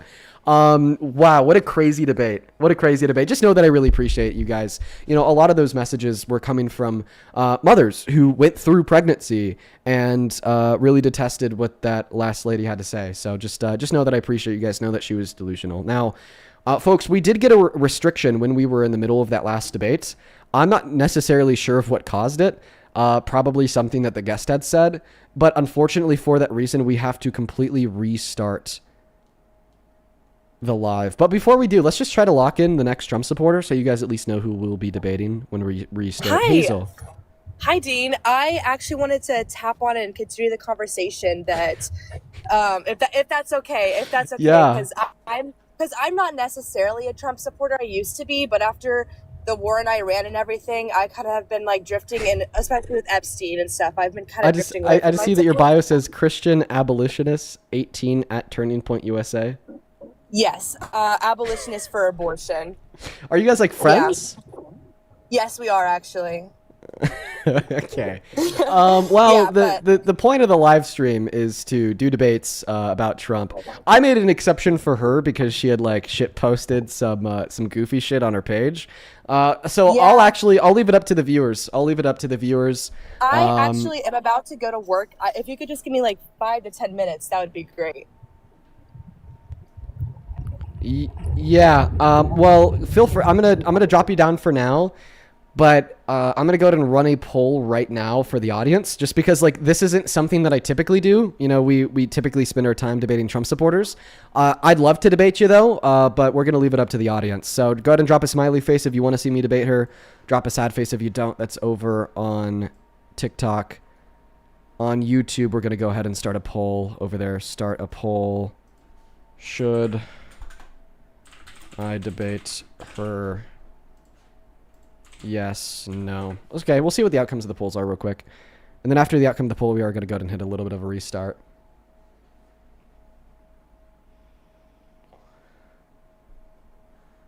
So guys, if you're watching on YouTube, drop a smiley face if you want to see me debate her. Sad face if not. If you're watching, sorry, that's on TikTok. Watching on YouTube, yes for debate, no for no debate. Okay. Yeah, it looks like the yeses are winning on both platforms. Hazel, feel free to hop inside of that queue after the restart. I don't know if I'm gonna be willing to have that same length of a conversation though. Right, like that one last one was like an hour and a half. I'll probably give you like a third of that time max, but it's what the people want to see. It's what the people want to see. Sounds good, everybody. I'm gonna go ahead and quickly hit a restart on TikTok. This will not affect you if you're watching on YouTube.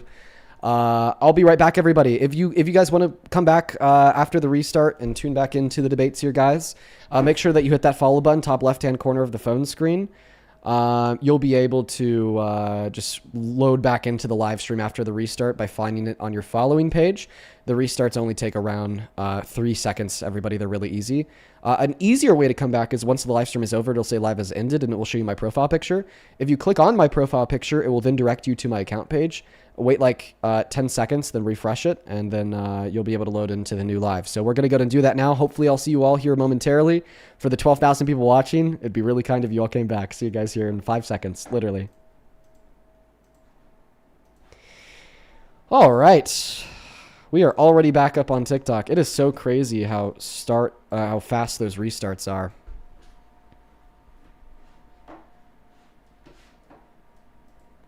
All right, guys, I'm just gonna be honest. You know, I see a lot of naysayers. I'm gonna kick her if she's just like being like clearly disingenuous or dumb. Like if she's not being good faith, then I'll probably just like move on. And I feel like that's like a very fair thing to do. You guys know what I mean? You know, if she's not being good faith, I'm just gonna move on. But let's go to get her up in here. Start that next convo. For everybody tuning back in on TikTok, I appreciate y'all for being here. Hello. All right, Hazel, you said that you need like 5 or 10 minutes. Yeah, I'm on my way to work right now, so about 5 to 10 minutes is all I need. I know you already said that you didn't want to do that long of a conversation, so I'm totally fine with it. Okay. Well, if you need a little bit of time, do you just want to hop back inside of that queue and then come up after the next guest? No, like I can do it. I'm saying I only need 5 to 10 minutes to debate you. Like, because I'm on my way to work right now. So like whenever I get to work. Oh, I thought you were saying like you wanted to debate in 5 or 10 minutes, but you only have 5 or 10 minutes to debate. Is that fine? Is that fine? Yeah, no, Okay, let's just quickly run through it. We'll just stay on the same topic that I was talking about with the last guest. What we're talking about is the fact that it's insane to say that pregnant victims of rape should be denied access to abortion. I've never heard an argument that appropriately supports that proposition. And I think the proposition that we should be denying abortion to like 11-year-old rape victims outside of medical exceptions is insane. I think it's literal child torture. And I think that there's great argumentation to reasonably conclude that they should have access to abortion. Why do you disagree? Right. So as you've already seen my bio, I'm an abolitionist for abortion, which means that I don't have any exception besides in the cases of rape and incest besides in the cases of life of the mother, rape and incest. In my views, I think that every single human life deserves the chance to life or to not be having life taken away from them. I think that method of conception, I think the race, gender, anything like that is evil to take life away from somebody because of that. And I personally know people that have been conceived in rape. I personally know one person that's an incest baby, and I don't look at them any differently. I still love them. I think that they're amazing people. However, like I just don't think that any of those things should make them not have a chance of life. Okay. Well, why? Give me the argument. Why is it wrong for a victim of rape to access abortion? Because it's taking away a human life. Abortion in every single circumstance will take a human life. Okay, and what's your response to the hypothetical you gave to the last guest? Do you need me to repeat it? Oh, yes, please. Sure, you make just enough money to get by, just enough money to buy yourself food. You live alone at home, and you leave your front door unlocked. You know, starting today for the next 9 months straight, in the middle of the night, somebody is going to break into your home and steal half of your food to eat themselves. Now, if they do this for the next 9 months, there's around a 3 to 5% chance that by the end of the 9 months, you're going to die as a result from starvation. And we know regardless of the circumstance, you're going to experience multiple physical and mental traumas and pains, like maybe a little bit of physical starvation. You can take some PTSD away from this experience as well. Now, the question would be, do you think that you should maintain the legal right to lock your front door at night to prevent this person from stealing half of your food in the middle of the night, even if that would then cause them to die from starvation because they no longer have access to resources to keep them alive? Right. So, well, my response to that hypothetical is I don't think that those are symmetrical arguments, and I'll explain why. I think that there's a major difference in between ripping apart human limbs, limb by limb, crushing the skulls of somebody, sucking them out, or making them squirm until they die, versus not giving somebody food because of a situation they probably put themselves in. I think those are like not very comparable arguments. I've heard, like, I debate abortion a lot, and I don't think that's like a very good argument, I'm going to be honest. But if you like have a response to that. Okay, so you take issue with like the thing in which is resulting in death, and then you respond by giving me like the processes in which would occur in like a later term abortion, where they like rip the arms and the legs off. Great. So what about the abortion pill? I mean, that just stops the supply of progesterone to the fetus, essentially starving it to death. Now we'd see in both scenarios, such as with the use of an abortion pill, and in the scenario of the hypothetical, that the fetus and the person are dying from starvation. Right, like that was one response, was like the ripping apart limb by limb. But whenever it comes to the abortion pill, I think it's a different scenario still, because that person that's breaking into your home, they've probably put themselves in that situation. You know, they like didn't get a job. I know some people don't like have necessarily the right upbringings, but America, I think, is a great land of opportunity where jobs are available to all those who need. And I mean, one is they're breaking the law by breaking into a country. They're the one that's putting themselves at fault. But that baby, they didn't do anything to put themselves in that situation. You know, so assuming that the person that's breaking into your house in the middle of the night did not put themselves in that situation, would you then argue that it should be illegal for you to prevent them from accessing your resources? Can you explain a situation where that would happen? Well, I mean, we're living in the hypothetical wonderland of critical thought. I mean, I could just give you a random hypothetical. You live at home alone in a cabin in the middle of the woods. They didn't put themselves in the situation. Maybe they were on a camping trip, and then they went off to take a pee. Then everybody else left them with the car, so they couldn't immediately get out. They had to wait for like them to come back or some shit like that. I mean, we could just literally assume any like set of occurrences to be true, but inevitably the question would be, assuming that they didn't put themselves in that situation and they have to steal food from you to live. Maybe you'd be able to argue here that it'd be like a good moral thing to give them food to live for the next 9 months, even if it really helps you. But that's not the question. Absolutely. The question is, should it be illegal for you should it be illegal for you to prevent them access to your resources? Right. And of course, my takeaway would be is it shouldn't be illegal for you to prevent them from taking access to your resources. You should be able to lock your front door at night. You should be able to prevent them from accessing your resources. Why? Well, it seems like if they do access your resources, you're going to be strained. You could die. You know, you're going to experience some level of physical starvation. You're going to walk away with a little bit of trauma. So can we agree here that even in the scenario that the person who's taking half of your food from you in the middle of the night didn't place themselves in that scenario, it should still yet be legal for you to lock your front door at night, even if they die as a result? Well, I just don't think that these are completely symmetrical, that you can like compare them to, because like I just want you to give me an example. Like, what do you mean they're not putting themselves in the situation? Because I hope that you can both agree that absolutely that that baby did nothing to put themselves in the situation. It was at the fault of if it was a rape case, it was the fault of the father. That father should be put through trial. I think rape is absolutely terrible, and I think that abortion. I know Epstein. You're asking questions that I've already answered, just by the way. I'm saying that like abortion actually helps rapists also. It helps Epstein. He made one of his victims get an abortion because he didn't want to get caught. That's just like one example that I can think of at the top of my head. But I'm with the whole like scenario that you're giving, like I just don't think that it's completely comparable. I hope you're seeing where I'm coming from in this. I just like the baby did nothing at all. Wait. You know what else helps rapists? What? Treating water as a human right. If we didn't treat water as a human right, then broke rapists would die because they wouldn't be able to afford water. Therefore, treating water as a human right and providing it to people for free helps rapists. Should we stop treating water as a human right? No, that's not what we're talking about. We're talking, but All right, the but thing my point is abortion- here is that there's like abortion plenty is an like act- there's abortion is a- listen, my point is here is that there's like plenty of good things in which we could reasonably conclude as a second order consequence would like help bad people. And I just gave you like a hypothetical of a good thing as a second order consequence helping a bad person. But this doesn't mean that that good thing is actually bad, right? You can't just say, well, because in many scenarios the fact that a rape victim accessing abortion will like get rid of some level of evidence that would inevitably lead to a lower level of perceived accountability for the rapist, because then they wouldn't have the kid of the rapist to take them to court to prove that they're a rapist, doesn't prove that the abortion in and of itself was a bad thing. So now that we've quickly gotten over that, I do want to go back to the other point that I made.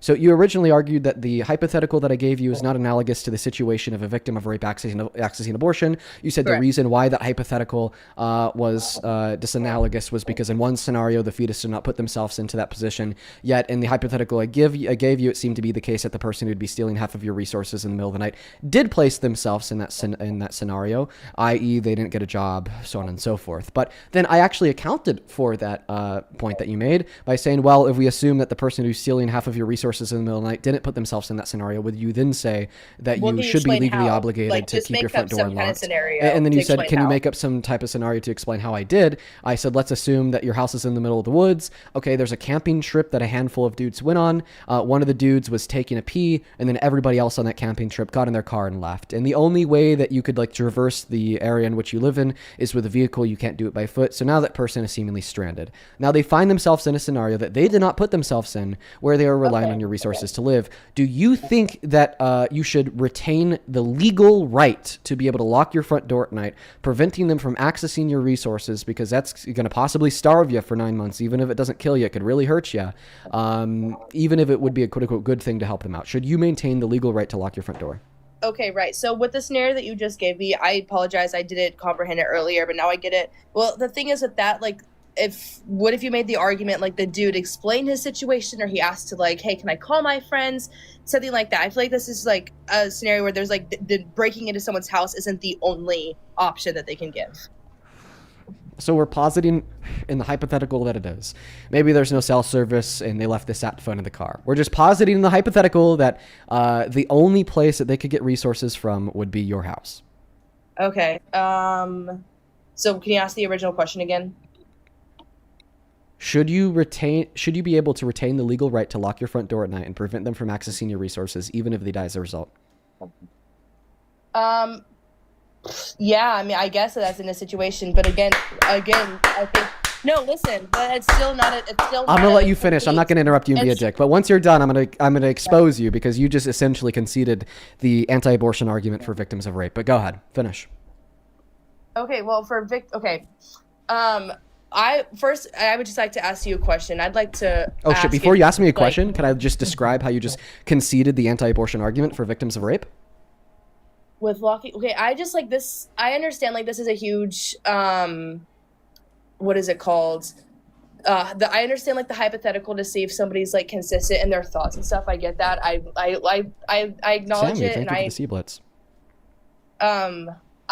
I'm confused again of like how exactly this is symmetrical. I understand like the multiple different thoughts. I actually, I don't. Can I hop in here? Exactly.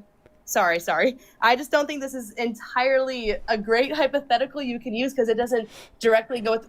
Can I ask you? Can I ask you a question? Before you ask me a question. Before you ask me a question, can I please describe how you just conceded the anti-abortion argument for victims of rape? Go ahead. Okay, so first and foremost, you just said it was a bad hypothetical because you think that the two scenarios are different. Well, earlier when you explained why you think the two scenarios are different, we then accounted for that difference. So then the two scenarios, in accordance with your own view, were not different, and you still said that in the analogy they should retain the legal right to deny access of their resources to the unconsensual third party, even if that third party dies as a result.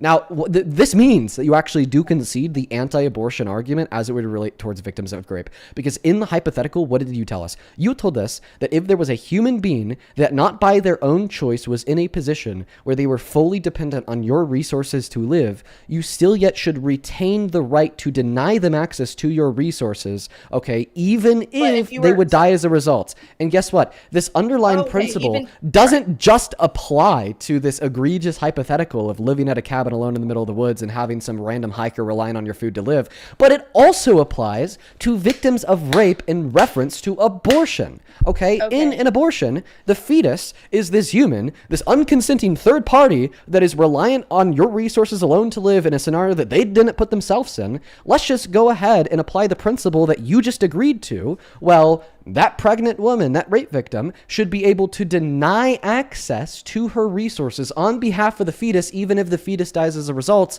You are now no longer an abortion abolitionist because you think that pregnant rape victims should be able to access abortion. Okay, I actually have a response now because because you just said that, like, in the case of this person will die, like the mother will die if she does give the food, because like I'm an abolitionist for abortion. No. Well, okay, wait. So if she gives the if she hiker gives would the die food, if you deny the hiker access to your resources. But in the original hypothetical that you gave my friend, you said that like if she does give her food, like if she does give half of her food, then she will die because she doesn't have that much money. No, and I said that there was a 3 to 5% chance of death, which is the chance of which is the fatality rate for all pregnant women. Okay, so if it wasn't the case where the mother, well, in this case, I know you're talking about the mother in this situation, if she was going to die, I think that an abortion would be okay. But if she should leave, but if she like left, if he, I think it'd be okay for him to for him to come in. I think that would be okay if he was going to live. Morally, I think it's justified. Yeah, but that's not what the argument is. Listen, I agree with you, right? That like if you're literally gonna die, okay, that it could be morally justified to steal some low level of food from somebody else if it doesn't cause them to experience an exhaustive cost that would like outweigh the exhaustive cost of losing your life. Okay, but that's not the question. The question is, although we could see some level of justification for stealing food, given that if you don't steal food, you'll die, what we're arguing here is still that you as the homeowner who owns that food, that needs it for the next 9 months, should retain the legal right to prevent them from stealing your food. Okay, well, coming back from, I guess, right. And because you agree that in that hypothetical, right, the homeowner should retain the legal right to prevent that third party from stealing your food, even if they die as a result, then you think that rape victims should be able to go and get abortions, denying access on behest of their resources to the fetus, even if the fetus dies as a result. These two scenarios are logically identical. There's no symmetry breaker. You said that there was a symmetry breaker, and then we accounted for the symmetry breaker, yet you still argued that this principle should be upheld. You are no longer an abortion abolitionist, just straight up. Okay, now I'm thinking, like, I was a little bit confused with your argument now that you talked a little bit more about it.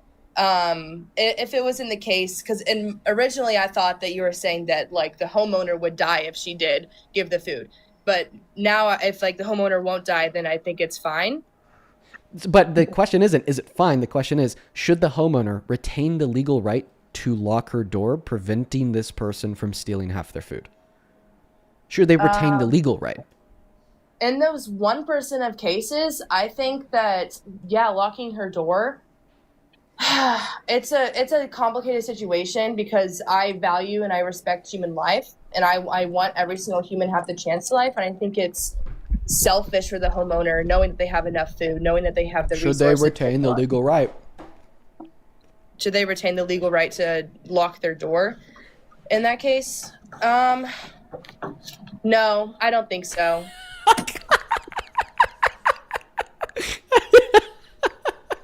Because I mean, I'm pro-life. I want the chance for every single human life to have the chance to life, and not. Oh my god! Not the situations where they didn't This is where we just spiral into nonsense.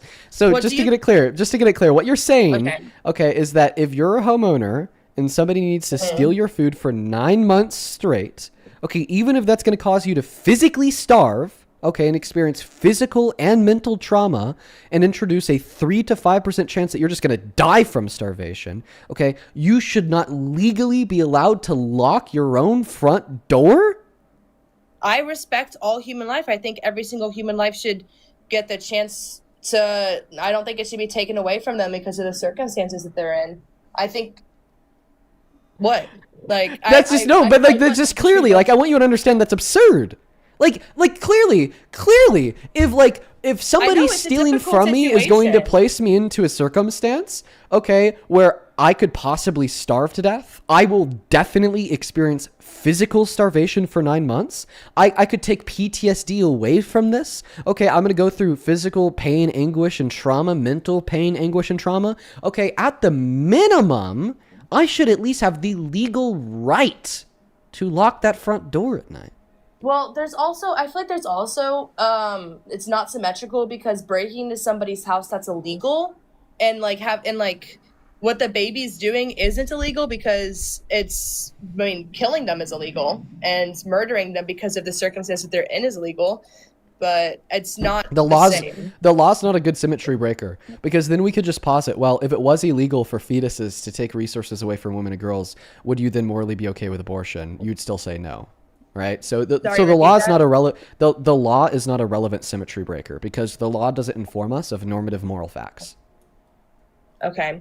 Well, can you explain to me why you don't value human life from like Dude, Like- okay, like- sure. like- After you After you recognize that, like, you just like either are now conceding to a exception of rape for women's access to abortion, or you are just hardline arguing a very absurd scenario, right? Just like say it out loud, right? That like you think people shouldn't retain the legal right to lock their front doors at night, even if leaving their front doors unlocked will physically starve them for 9 months because somebody's going to take half the food that they work for, that they pay for. It's going to introduce a 3 to 5% chance that they'll die from physical starvation, and they'll undergo and experience loads of mental and physical trauma. Okay, just to clarify, is it your position that genuinely we should criminalize that person from locking their front door?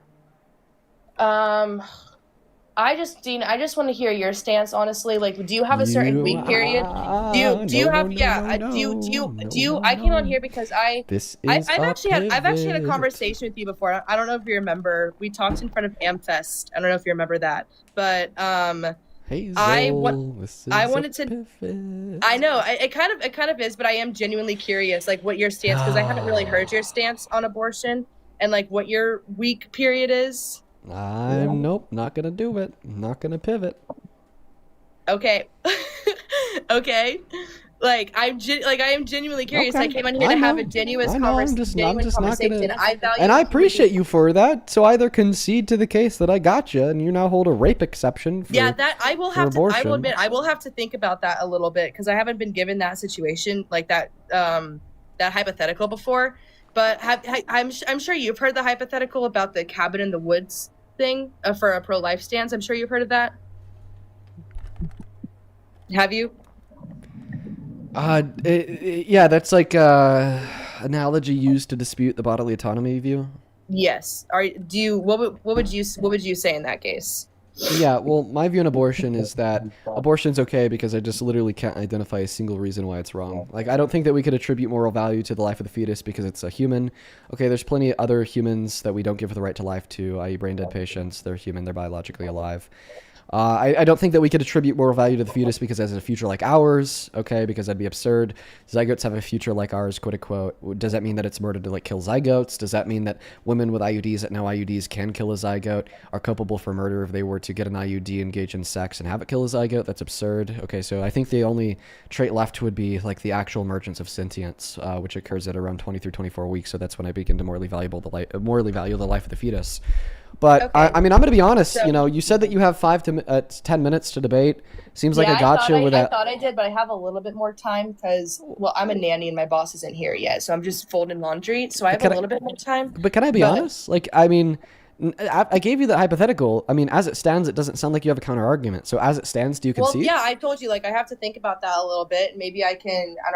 If I come up with a response, I genuinely, like, I've never heard that before. I'll have to think about that. But due to the fact that you don't have a response for the hypothetical, for the time being, do you acknowledge its soundness? These debates, you're supposed to learn, and I am learning right now. And I'd like to further. But like what I'm asking you is like on how knowing how to debate. What I'm asking you is like for the time being, do you acknowledge the soundness of the position I granted, and do you as of now hold to? Okay, so you as of now hold to a rape exception. Yes. Because I genuinely, like, whenever I have these debates, I do like to learn, in them, and that's why I have them. But like just like from a pro-life stance, like if we start having bullet points and what human lives are worthy of living, like I think it's evil to have any sort of bullet points of what human life deserves living. For example, I mean, we did that in history when we did that during the Holocaust. He said if you're a Jew, you're deserving to be sent to a concentration camp. I think that was evil. And I don't think that any bullet point at all should determine if somebody gets a chance of life or not, or for them to. So do you think that doctors who pull the plugs on brain dead patients in the hospitals are basically Nazis? I think that. Why? I mean, they're putting criteria on what human life matters, just like the Nazis and Hitler did to the Jews, right? I have a response. I think that if a person was in a coma for 9 months and they pulled the plug at like the second month, I think that's evil. But if you know for a fact that they're not going to come out of that, or if there's a less than 1% chance of a brain dead person to come out of that stance, then I think that is I think that's fine, because like according to your own logic, you're basically a Nazi, by the way. No, you are, because you just got done saying that you think it's evil to place. Well, it is a different scenario. Listen. I agree. I agree. It is a different scenario, but yet it is still yet a scenario, okay, of a human who is biologically alive that you do not give the right to life to, okay? And you just got done saying how evil it is to place any criteria on the revocation of moral value from humans who are biologically alive. With the exception of so you just patients. Okay, perfect. Okay, then I agree with you. Okay, so listen, listen, no, actually, I'll respond to your argument really easily then, because I agree with you. I agree it is genuinely evil, okay, to place any criteria on the revocation of moral value from the life of a human, with the exception of brain dead patients and fetuses. Now, this is where you say, well, Dean, you can't just say, with the exception of fetuses, that's a special plea. And then I say, oh, true, it actually is a special plea. But you did the same thing with brain dead patients.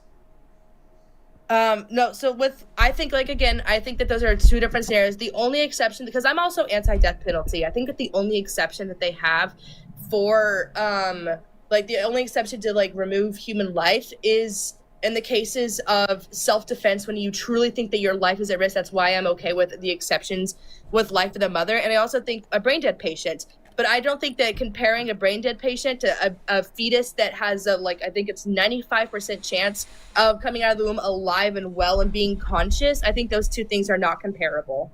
Well, I'll tell you what is comparable.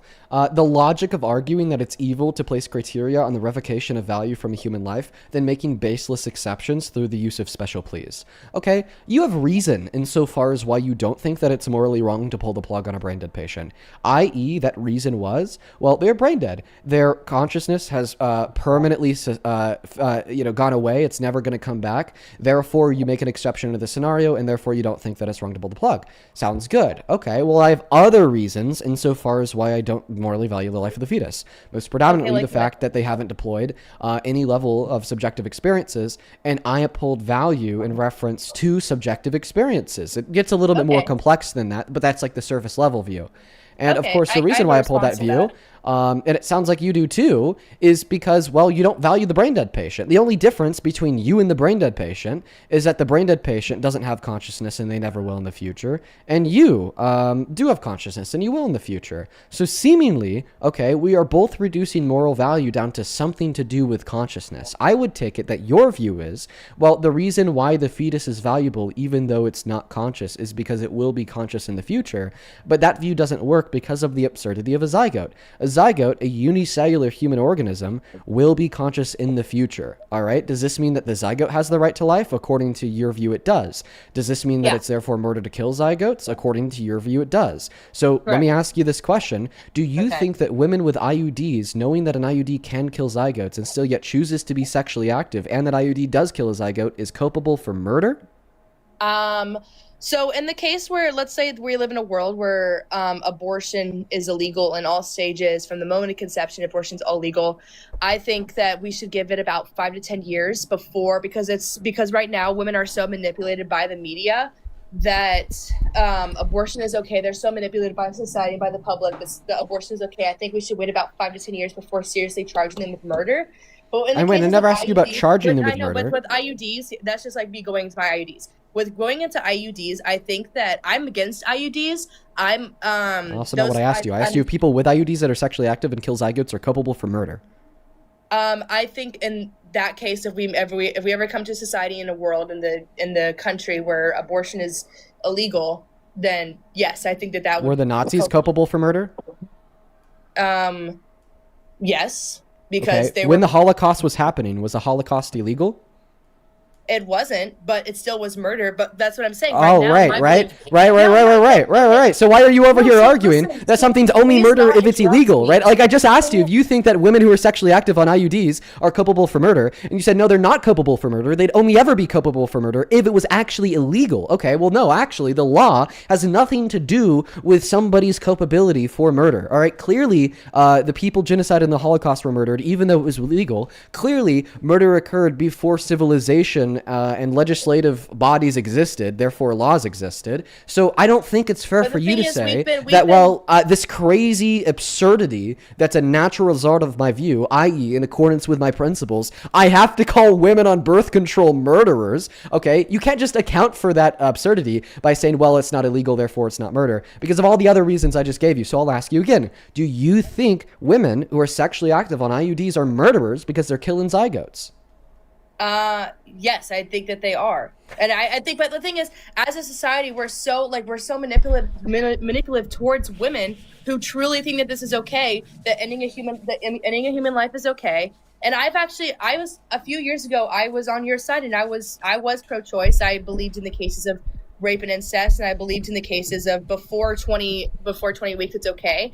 But I eventually realized that like we need to value human life way more than this. I mean, just because someone's smaller, just because they're in a different location, I don't think that they don't have any, or because of method of conception, I don't think that they have any less human rights than anybody else does.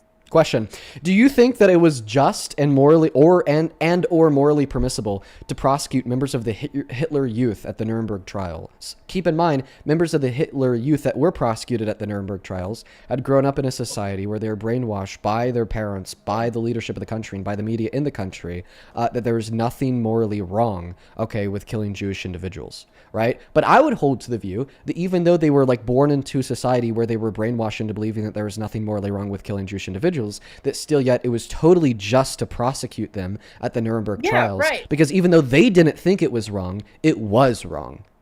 Well, that's what I'm not saying that if we ever do make abortion illegal in Can America, you answer the that question? we should Was it just to prosecute them at the Nuremberg trials? Sure. Just make sure when you finish, you answer the question. Was it just to prosecute members of the Hitler Youth at the Nuremberg trials, even though they were brainwashed into believing that what they were doing was okay? Okay, so first of all, I want to say that if we ever do as society make abortion illegal, I do not think that we should be trialing women who once did get an abortion, because again, society had accepted it. I think we can acknowledge as a society it was wrong, but however, I don't think that we should prosecute them. It's actually illegal to do that. It's illegal to make a law and then prosecute somebody that once did it before. So we did it at the Nuremberg trials. Was it just to prosecute members of the Hitler Youth at the Nuremberg trials? Yes or no? I also think that's I'm not 100%, I will say I'm not 100% knowledgeable on what exactly happened in those, so can you explain it to me?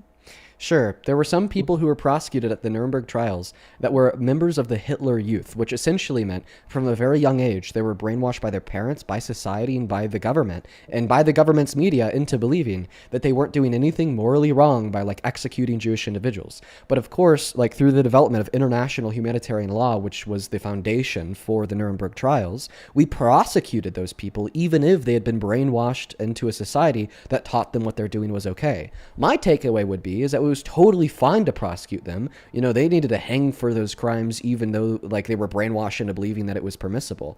And my question to you is, do you agree with me that it was justified to prosecute members of the Hitler Youth at the Nuremberg trials even though they had been brainwashed by society into thinking that it was okay from a young age? I think that's another non-symmetrical Can you just answer the question, please? to make. Because listen, I don't think that's a good like comparison to make, because abortion, I mean, Roe v. Wade was was created in the 1970s, and we allowed it up until until 2020s, and I think it went on for that long. But World War II and the Holocaust didn't go on for that long. It went on for, what was it, 5 years? And I think that those just aren't comparable, because it's one, society has accepted this for tens and tens and tens of years, and the other was not. It was like a fifth of that, a tenth of that. There was particular followers of let's see here, Hitler, as well as many other individuals that were very anti-Semitic for a long time before that. So I mean, there was particular parents particular parents of these kids that had brainwashed them from very young ages into believing that this was okay. But I mean, now let's just assume that World War II didn't last for 5 years; it lasted for 25. Okay, and we had these 20-year-olds that were born into the society that taught them that it was okay. Would it be justified to prosecute them at the Nuremberg trials? My answer is yes. It's just impact over intention. We just need to set. You'd say yes. If I was being consistent, I would have to say no. And if I was going to be consistent, that's another thing that I'm going to have to note on, because but also I don't think that the Holocaust. I'm a big Charlie Kirk supporter. I knew him. I worked for him. And I think it wasn't a fair comparison for him to say that the Holocaust or the abortion was worse than the Holocaust. So I just want to clarify that you agree that your pro-life view concludes that you have to defend Nazis. Listen, let me finish. I don't think it's fair to compare abortion to the Holocaust either, because even though in numbers abortion is worse, Holocaust was way worse because they were conscious. And so I think that in that case, by method, the Holocaust is worse, but in numbers, abortion is worse. So I don't really know how to answer that question. You just attributed moral value to consciousness. You can't do that. If you're pro-life, you can't do that. You just said it was murder to kill a unicellular organism, and then you're going to turn around and attribute moral value to consciousness? But the thing is a unicellular organism conscious? Okay, but it's just like saying, if let's say we had a Holocaust for people that were in comas, they didn't feel anything, they didn't know anything, or let's say there was a homeless hunter, there was a person that was going around killing homeless people that didn't know anybody, didn't have any family, that they were just putting drugs in their system where they weren't conscious anymore. That's it's comparing that to their conscious ability to the Holocaust. I think it's I don't think that those are completely two equal comparisons to make. I don't know. I'm just going to be honest. I think that you're making yourself look like a fool, okay? Because we heard from you that given your pro-life view, you would have to believe that it's sometimes a good thing to defend Nazism. No, it's never a good thing to defend Nazism. So then you would agree that it was justified to prosecute every single Nazi at the Nuremberg trials, including those that were genuinely brainwashed into those beliefs by their society. But you said no, even if they were genuinely brainwashed into those beliefs by the society, then they shouldn't be prosecuted. That is a defense of Nazism. Regardless of what your intention is, or regardless of what your ideological framework is, if you conclude that we shouldn't have prosecuted some Nazis at the Nuremberg trials, then you are in fact defending Nazism. I would never defend Nazism, and then you have to concede that it would have been just to prosecute any Nazi at the Nuremberg trials, even if they were indoctrinated by their society into believing what they did. What the Nazis did and what abortion. Also, I don't necessarily think that we should prosecute women at the moment either. I think if we were going to make abortion illegal, I don't think we should prosecute women because of like I said, because of the manipulation. But I do think that we should prosecute the abortionists because they know exactly what they're doing. Just they're the ones that were ripping apart the baby's limb by limb. They're the ones that are making it squirm and starve to death. They're the ones that are doing everything. Okay, so we shouldn't prosecute husbands who pay people to kill their wives because they weren't the one actually doing the killing? Well, it's also the husband Like it's a case by case scenario. Abortion is incredibly sad. You didn't say and it was a it's been- case by case scenario when it's about abortion. You said very broadly that we shouldn't prosecute the woman. We should only prosecute the doctor that performs the abortion. But then all of a sudden, when I give you like an analogy to debunk your view, all of a sudden it's case by case. Listen, bro. Here's my point. Let me just share you with my point. The reason why you're having these intuitions, like we shouldn't send women to jail for abortion, okay? It's because you secretly know, deep down, intuitionally speaking, that abortion isn't murder, right? Because if we truly do assume, one moment, as the unjust termination of a human life, because if we truly do assume that abortion is murder, okay, well then you couldn't just say that we shouldn't prosecute women who get abortions, we should prosecute the person who performs it, because that's no different than saying that we shouldn't prosecute the husbands who will pay assassins to kill their wives. We should only prosecute the assassin because the assassin was the only one actually doing the killing, okay? That makes no sense. So therefore there has to be some difference between these two scenarios insofar as why we agree we shouldn't prosecute women who get abortions, but we should prosecute husbands who pay for an assassin to kill their wife. Clearly that difference is going to be on an intuitional level. Both you and me agree that abortion actually isn't murder. Like that's like the only way out here. Like the same thing could be said about that lengthy conversation that we were having about the Nuremberg trials, where how they retroactively prosecuted people, including people who were indoctrinated by their society into believing that those hate crimes were okay because they were just simply too heinous. All right? Like, genuinely, during the Holocaust, international humanitarian law didn't exist. The Nuremberg trials is what created international humanitarian law to retroactively prosecute people for infringing upon human rights gravely.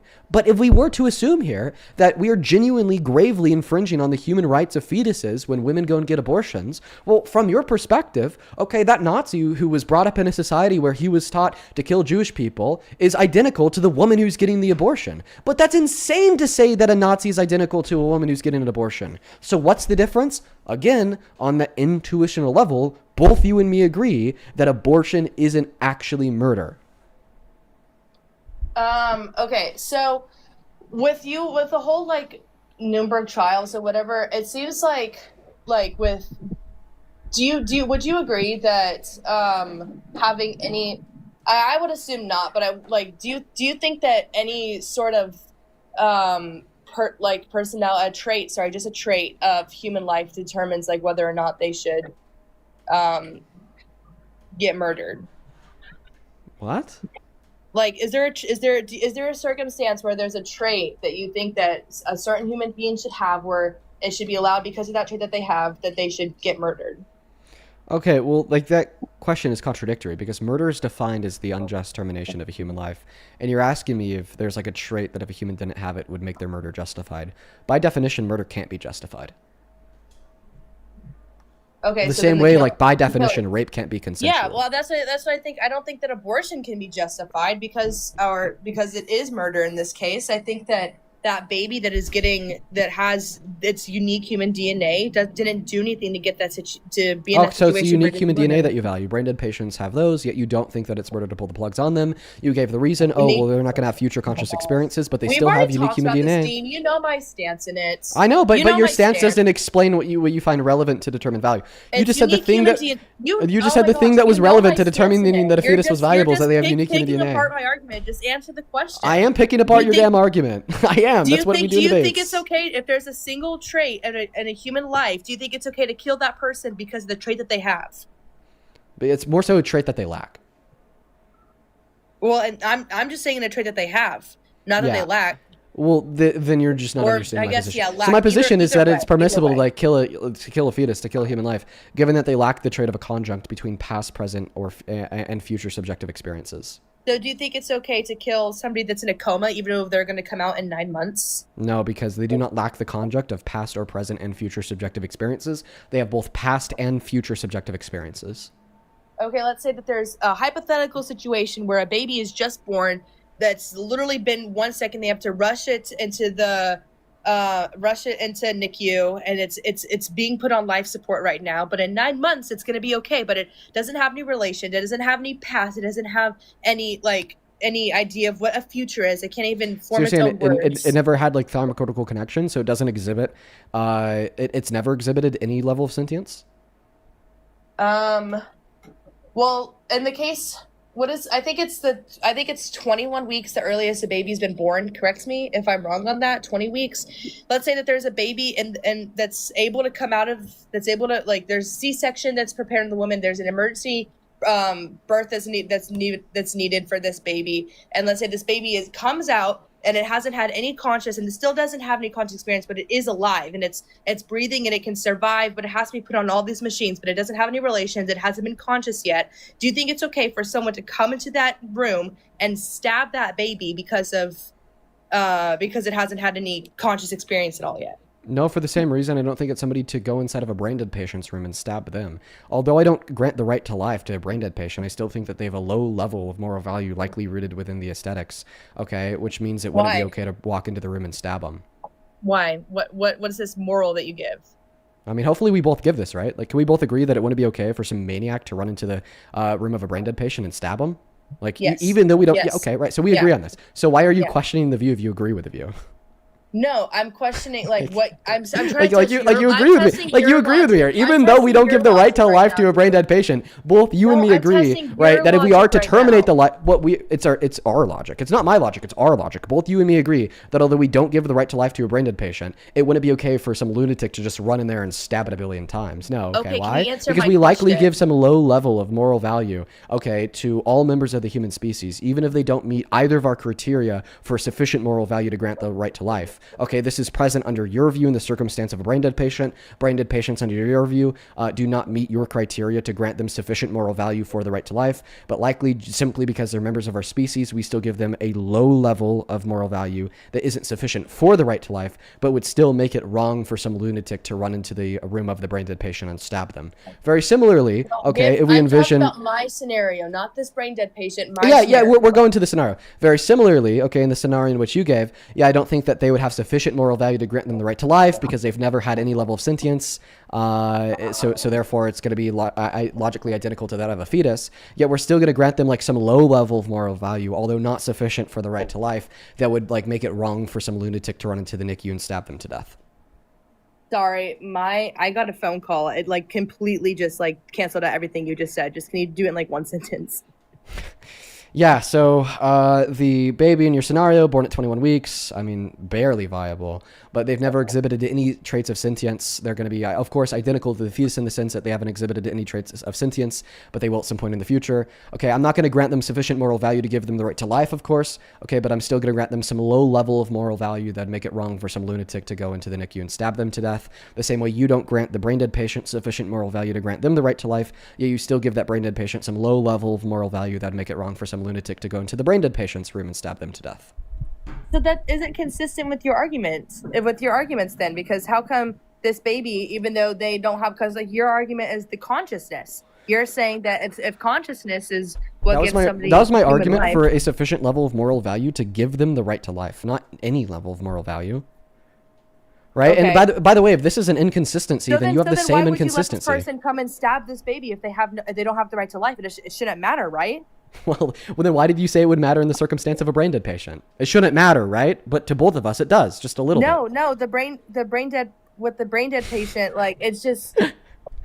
Like you said, even though a brain dead patient doesn't have the right to life, and it's not wrong for a doctor to pull the plug on them, it'd still be like wrong for like. Oh wait, okay. So let me ask you this question: do you think it'd be wrong for some like drugged up lunatic to run into a hospital, go into the room of a brain dead patient, and stab them with a knife a billion times? I think that the person that did it needs to go to jail. I think. Okay, so then they did something wrong. It's because of their actions and them being mentally unstable. It's not the action itself, but it's them thinking that that's okay to do that in the first place. Like you don't know what they're gonna like. Put them into like a psychiatric place and studying them. I think that's fine. But I think that like they're just crazy enough to do that. I don't think like it's different because. Okay. Well, what if I went into a hospital and did that just to prove this point in the debate? Clearly, I'm mentally sane. Clearly, I'm sound. I'm just going to go stab a brain dead patient in a hospital a billion times just to prove a point for this debate. Do you think I should go to jail for doing something morally wrong? I'm gonna go. I feel like we're pivoting right now into you never really answered my question, or I guess you. I did. I'm just explaining it because, like, listen. I wanted to go more into my question. I'm sure you've heard this argument before also, but in the case of like, By the way, let's say I'm just we going to ever- give you this one last argument, then I'm going to move on. I've been debating Okay, abortion totally now for fine. 2 hours and 30 minutes. Totally fine. Let's say that there's a world where, like, let's say in 50 years now, we're scientifically super like improved. We have a lot of new technology, and there's tanks where mothers no longer have to give birth, but if they put it in these babies in these tanks, they're able to grow on themselves. But let's say that there's one of these babies in this tank. Somebody comes in and they take a baby that's 19 weeks old, doesn't have any consciousness, and they decided that they want to rape the baby and then kill the baby. Do you think that morally that's okay? No. Same reason listen. Yeah, for the same reason why I think it's like wrong to like rape a baby doll. Okay, like like the like realistic like dolls of children. If somebody rapes a realistic doll of a child, it's morally wrong. Okay, so why do you think it's morally wrong though? Because of the perverse intention that you want to fucking rape a baby. Shouldn't that be self-explanatory? Holy. Okay, but this baby doesn't have any like life at all. Why should it matter to you? I just told you. I mean, you're making it seem like it doesn't matter to you. Listen, do you think like it's wrong for people to like animate like images of naked children and then to take pleasure away from them? I think that is wrong. Yeah, it's because what the person does. But the thing is, dude. but Okay, that's the thing seemingly you get it. But think about abortionists, Dean. Do you think there's been abortionists that have written books about how they enjoy killing babies because of like the satisfaction that it gives them, getting to take away human life? Like, okay. Yeah, and I don't think that those people should be doctors, just like other doctors shouldn't be doctors, if they enjoy doing surgery because they get to rip up in the bodies of naked humans. Like, oh, yeah, bro, like, okay, yeah, you're probably a doctor for the wrong reasons. Kick him out. Like what? Like, yeah, like if there's like any type of doctor, okay, that like enjoys being a doctor because they like to like cut into like a human body to operate on it. They like to see the blood and to cut into a vulnerable, unconscious person. Bro, kick him out. Like, what are we doing? We're no longer talking about abortion, by the way. I'm just testing, but we weren't talking about abortion when we were talking about the cabin in the woods thing. Like, I'm trying to test your logic right now. Oh, okay. But I Have you been able to find any holes in it? Sorry. Yes, I have, because I'm what so holes? confused. I'm so confused. Hey, like, by the what way, just because you're human life? confused about something doesn't mean that it's an issue on my end. I was really I did confused in not say that I was pre-calc my confused. sophomore year of high I didn't say I was school. confused just now. I can replay the VOD. You clearly did. Confused about what? Go ahead. Well, I mean, you said that you're confused about it. Then I hopped in and I said, just because you're confused about something, okay, doesn't mean that it's an issue on my end. Could just be a comprehension issue on your end. No, right. So I'm confused about what your argument is. Not exactly that you've said something I'm just confused about what your argument is. I'm not saying that. Yeah. Okay. Well, I'm like what confused, part of my therefore, your argument do you need argument is not clarification on? relevant. Yeah. What part of my argument do you need clarification on? I'll give it to you. It's not that you value the baby that has the life, or the baby that you're killing in the NICU because you're what you're concerned about. Is I grant them a low level of moral value just for being a member of our species. Do you grant the babies in the womb any moral value? It's a low level of moral value, not enough for the right to life. I grant every member of our species a low level of moral value. What's that? Can you explain it? Could I explain like why I grant them this low level of moral value? Yeah, like what do you grant them? I just told you a low. I know, level but like, of moral what about value. it? What exactly? What? Like, I'm what confused exactly? on what you're asking me. No, like you said that you grant them a low level, but like how much? Like, give an example of like, oh, I value this much. Yeah, like enough to say that like I think it's wrong when a lunatic like stabs a brain dead patient to death, even though I don't think that brain dead patient has the right to life. I'd say it's like wrong in the hypothetical that you gave me of like some lunatic like attempted to like grape like the body of like a fetus. Like that's like really weird hypothetical that you gave me, by the way. Like I think that those things are wrong, even though that I don't grant the brain dead patient or the fetus a right to life. So the way that I make sense of that is just by like generally granting a low level of moral consideration to all members of our species, even if they don't meet my criteria for sufficient value for the right to life. But just because I grant this lower level of moral consideration to protect against like lunatics viscerally stabbing and raping brain dead patients and fetuses doesn't mean that I give the brain dead patient or the fetus the right to life. Okay, I I like that you're consistent. Not many pro-choicers that I've debated actually are consistent with you, so I appreciate that. But I know you said that was my last argument, so. So were you able to find any holes in my argumentation whatsoever? I'm gonna have to say no. I will have to go and research honest. a little bit more. Yeah, I want to research a little bit more because these did test my knowledge a little bit. So. Cool. Yeah, well, I'll leave it on this. Just keep in mind that you were unable to identify a singular issue within my pro-choice arguments. And from my end, I was able to identify, three massive issues with your pro-life line of argumentation. The first issue was that ideologically, you actually support victims of rape accessing abortion because of the analogy that I gave you. The second issue that I was able to identify is that your pro-life argumentation leads to defending Nazis. Like, you had to straight up say that you think it'd be morally wrong to prosecute some Nazis at the Nuremberg trials. Well, and just to be fair, I never gave an answer for those two because I said I wanted to think about it a little bit more, but I don't have a stance on that yet. Okay, well then the second issue is that your pro-life argumentation may conclude that you would defend Nazism. Like, that on its, like, the fact that it might conclude this because you don't know if it would or not, the fact that it might conclude this is an issue on its own. But it's also different because the Holocaust, in the terms of like these people were conscious and they had to actually be tortured, is different than abortion. So the difference between killing a fetus and the Holocaust is the thing that I think grants the right to life. So the difference is the pro-choice worldview. Well, yeah, actually, it is different, but it's also still wrong. Right. Notice how you're sitting here, you're saying, well, maybe the reason why we would say boo to the Nazis, but not boo to the women that get abortions is because of the pro-choice worldview. The trait in which we value would be the exhibition of sentience and conscious experiences. Right, but it's also the same thing where you can't, let's murder and then rape and then murder. They're both still wrong, but I don't want to get raped and then murder because that still is more torture on me. Do you Well, all in all, I'd actually say that you have ineffectively demonstrated that abortion is wrong. But, yeah, I guess I'm going to move on to the next guest. You have a good one, okay? You too. All right, folks. Yeah, you guys don't really get to see me debate abortion too much because clearly, all of our debates are just about why Trump is a bad president. And, 99% of the conversations on this live don't typically reduce down to, the nitty-gritty about abortion ethics. So, hopefully you guys, kind of enjoyed seeing the exploration of abortion ethics and why you should be pro-choice. Maybe I should even do that a little bit more frequently. It's a good thing to kind of explore why people should be pro-choice. It's a good thing for sure. But yeah, we just did that for 2.5 hours. Holy shit. Go ahead and hop inside of that queue if you happen to be an American adult that supports Donald J. Trump as president, please and thank you.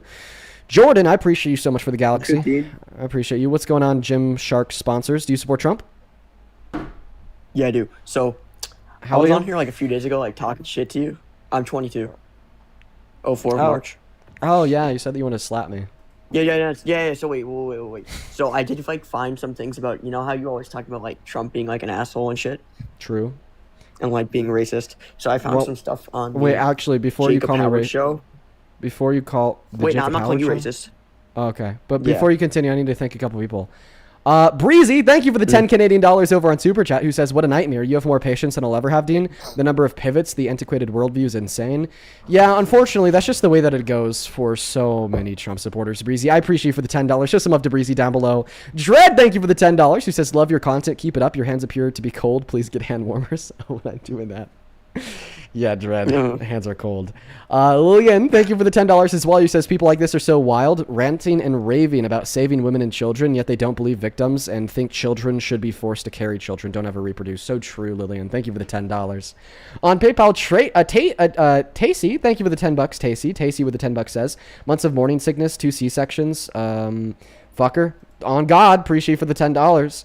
Yeah, that last guest was insane. He was just saying that, there's no trauma. Mike, thank you for the $5. I appreciate you, Mike. And then Alexander, thank you so much for the $20 donation on PayPal, my friend. Thank you, Alexander.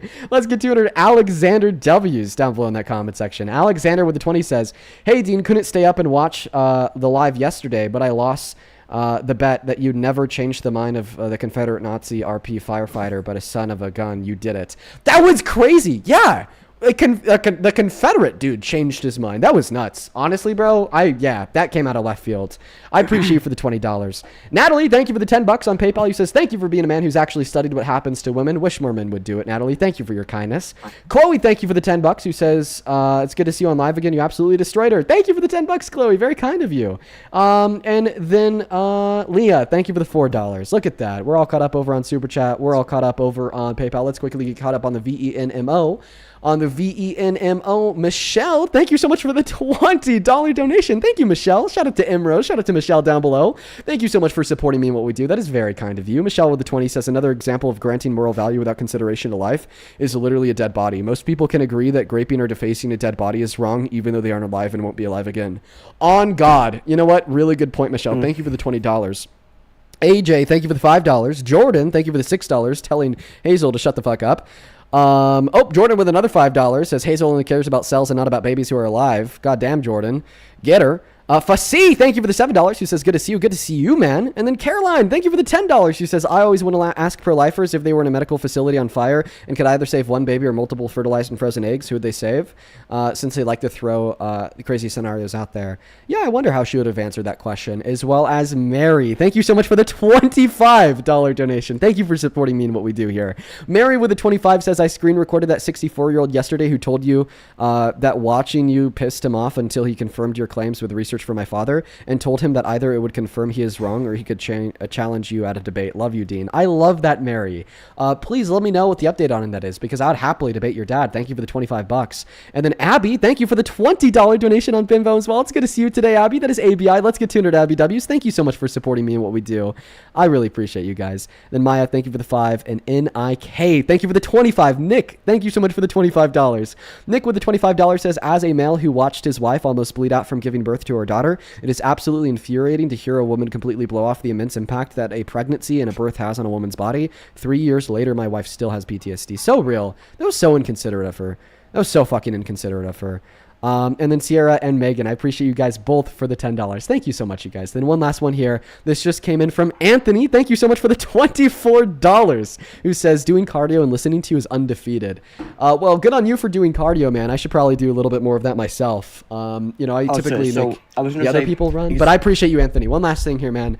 I really appreciate you guys so much for all the love and support. If you want to support me, if you want to support the stream, if you want to allow us to continue to be able to do this for 4 hours a day, 7 days a week, you can find the PayPal, Venmo, Linktree, and the link in the bio on TikTok, pin message over on the other place, and Dean Withers without the Ian Withers. I appreciate you guys so very much for the love and support. Genuinely and sincerely. But go ahead and take it away, man. All right, so you know how you say like Trump's all racist and stuff. So true. I got some things on Kamala Harris on how she said on the Jacob Howard show that we need to start off here by recognizing that Kamala Harris is a black woman. Yeah, right? I get that. Just, but wait, go ahead and give me the argument that a black woman's racist. Let me just state what I want to say. All right. Of course. Right. So she said that white people should not vote. She said that slavery should be illegal, and she said that she admitted to be a homewrecker with the Willie Brown situation. This is all on the Jacob Howard show. She said that white people shouldn't vote. Yep.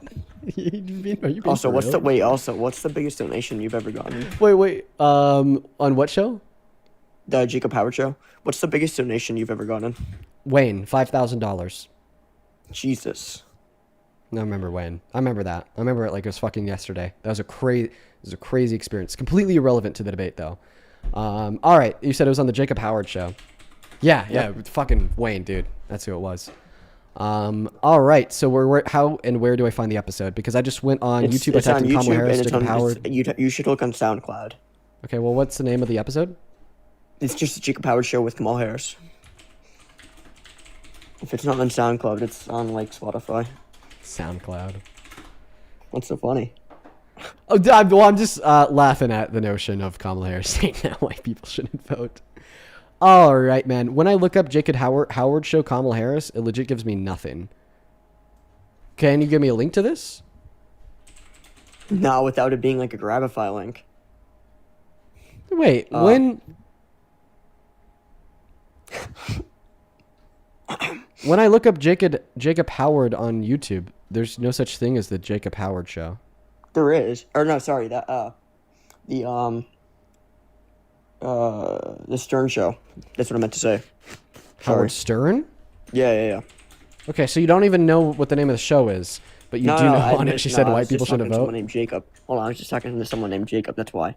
It's the Howard Okay. Stern show. Howard Stern show Kamala Harris. Did she even... Okay. So And was on this the 60 Minutes. interview from And a on year the 60 ago? Minutes, she said it. So was this Yes. the interview from a year ago? It's an hour and 4 minutes long? I believe so.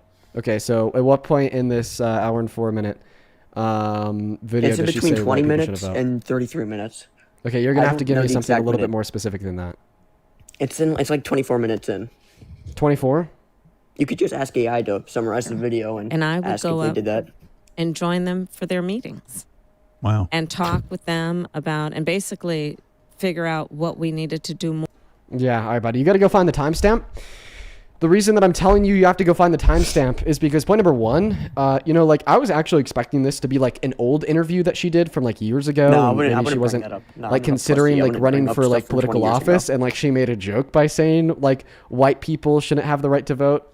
But even that, like, that's really hard to believe, because if she did say that, that would have been blasted on Fox News every single fucking night for the 107 days she was running for president. Never saw it once. And you're the first person that I've ever heard. And you also, by the make way, this wait, claim. you say. But no, this actually isn't like an interview from like 20 years ago. This is dead ass an interview that she did with Howard Stern while she was running for president 1 year ago. Okay, so point number one, the premise of a black person running for the president of the United States of America and running on taking the right to vote away from white people is like probably like a MAGA wet dream. Like you guys just like want white people to like be oppressed and be attacked so hard. Don't know why. But that aside, it's just inconceivable. Would never fucking happen. Do you want me to tell you the minute? Yes. All right, let me try and find it. Right, like it's either you Also, give wait, me a you always play that- timestamp, you always or we play could that just clip inductively reason the conclusion that you are lying to us, or you just saw like an AI search it up clip. on ChatGPT. Have ChatGPT summarize the ChatGPT, entire bro. interview. Listen, Just if you have it- ask, no, wait, listen. if you Just have it ask summarize the entire ChatGPT interview. who the real identity, okay, of Parker Get a Job is, it'll say, well, Parker Get a Job is a secret identity of Dean Withers. If you ask ChatGPT how many R's are in that's not strawberry, okay, it'll say 2. All right, I don't think that AI is reliable because AI is not built to be reliable. It's not built for accuracy. It's built for conversational predictiveness. It just predicts what would sound the most human insofar that's not what I'm as saying a to way do. a human would I'm saying- respond to like the prompt asked. So No, AI wait, is wait. not reliable. You're gonna have to give me the timestamp Dog, from the I'm interview. telling you, put the video. Can you link stop into fucking AI. interrupting me? Because, dude, I'm trying to speak, right? And you just keep interrupting me. I wasn't So done true. speaking. I said put the video link into AI and say, where in this point does it say that Kamala Harris said white people should not vote? It's as simple as that. Okay, well, I mean, you could go do what you need to do to find the timestamp, but I'm not going to do any of your homework for you. I'm not trying to make you do that. Wait, why is Also, this not you know how you- reported on? wait. Wait, why is this not reported on by anybody? So I just went on Google. I typed in, did Kamala Harris say white people shouldn't vote? Nothing. From No, search up nowhere. Kamala Harris, white people not voting. Also, you keep bringing up that show that Donald Trump said for the little kids. Like the 10, they date him in 10 years. So that Which wasn't it on a would be- show. That that's was still actually legal. on the news broadcast. Which that's still legal. Or they'd be 20, so. Do you think that because well. something is legal, something is morally permissible? No. Did I say that?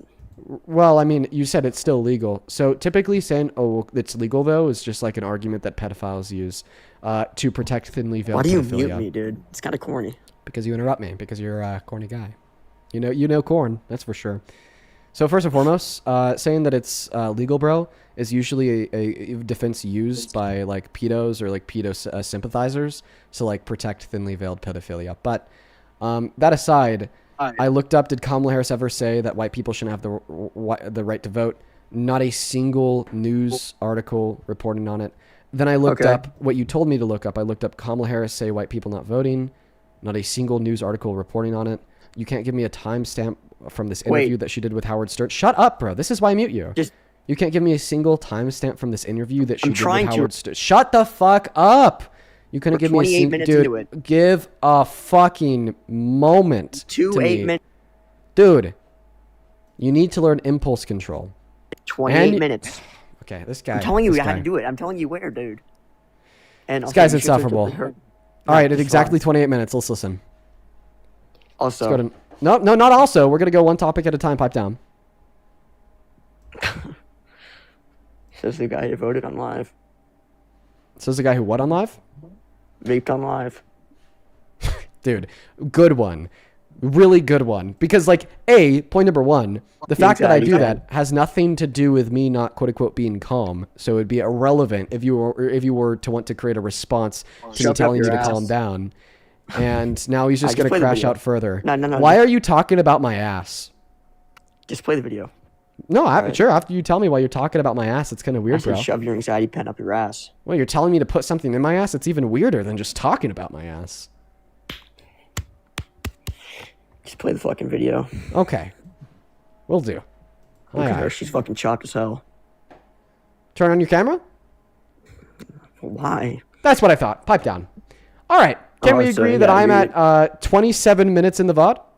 I said 28 minutes, all right? So it's... Sorry. Can we agree that I'm at 28 minutes in the VOD? It says 27. Nah. 28:02. You gotta get to 28, dog. Come on. Okay. If we start listening to it from 27 minutes and 56 seconds, we'll hear it, right? I'm assuming so. If this is what I'm... This issue is not about trying to... Wait. I was told this on Reddit. I know. So this, if I might be clowned. So. Right? Right. Because one does not have to abandon their faith or deeply held beliefs to agree. Right. The government. What? Brad's an ad. Calm down. Oh, we're going to look up how she said she's a homewrecker. Shouldn't be telling her what to do with her body. She will talk with her priest, her pastor, her rabbi, her imam, but not the government. Well, here's telling what her I what to worry do. about. You got a guy who says probably you don't really... Okay, well, you were wrong. That's a clip of Kamala Harris saying that women should have access to abortion and the government shouldn't be involved in that decision. That doesn't make any sense because that guy was a fucking liar then. Was it all this I know about? Wait, you didn't even... Wait, you're telling me that you literally just found this on like some random like Reddit article and you just took it for its face value? Wait, so you're telling me that some guy told you this on Reddit and you believed it to the extent of being willing to bet that it was true, okay, on live in front of over 22,000 people. Which, dude, honestly, I don't really care. This is the one thing I really despise Trump supporters for this. Let me tell you, okay. The reason why I despise Trump supporters, okay, for this is because when I want to like formulate a belief, i.e., Trump is a rapist, I'm not just going to rely on what some dude on Reddit tells me. Okay, I'm going to pull up the court documents. I'm going to like ensure that I could find a jury verdict form in which affirms that a court found Donald Trump guilty or held him liable for rape or sexual abuse. I'm going to ensure, right, that, you know, the dots align. I'm going to do my research. I'm going to ensure that I have sufficient evidence in order to back up the claim in which I'm making. Okay, but then when Trump supporters do research, they just listen to quote unquote random guys on Reddit. I am a Trump supporter. Well, because I looked it up on TikTok too, and 3 different people covered it, including Parker. So 3 people on TikTok said something? Including Parker. Wait, so Parker said that Kamala Harris said that white people shouldn't be able to vote? No, he covered the thing that Trump did, but not Kamala Harris. Well, because Kamala Harris didn't do it. No, she did. You can search up her admitting she's You a just told me the timestamp. One moment. Yeah, I don't know why, dude. You just told me the timestamp where I could see her do it, and you were wrong.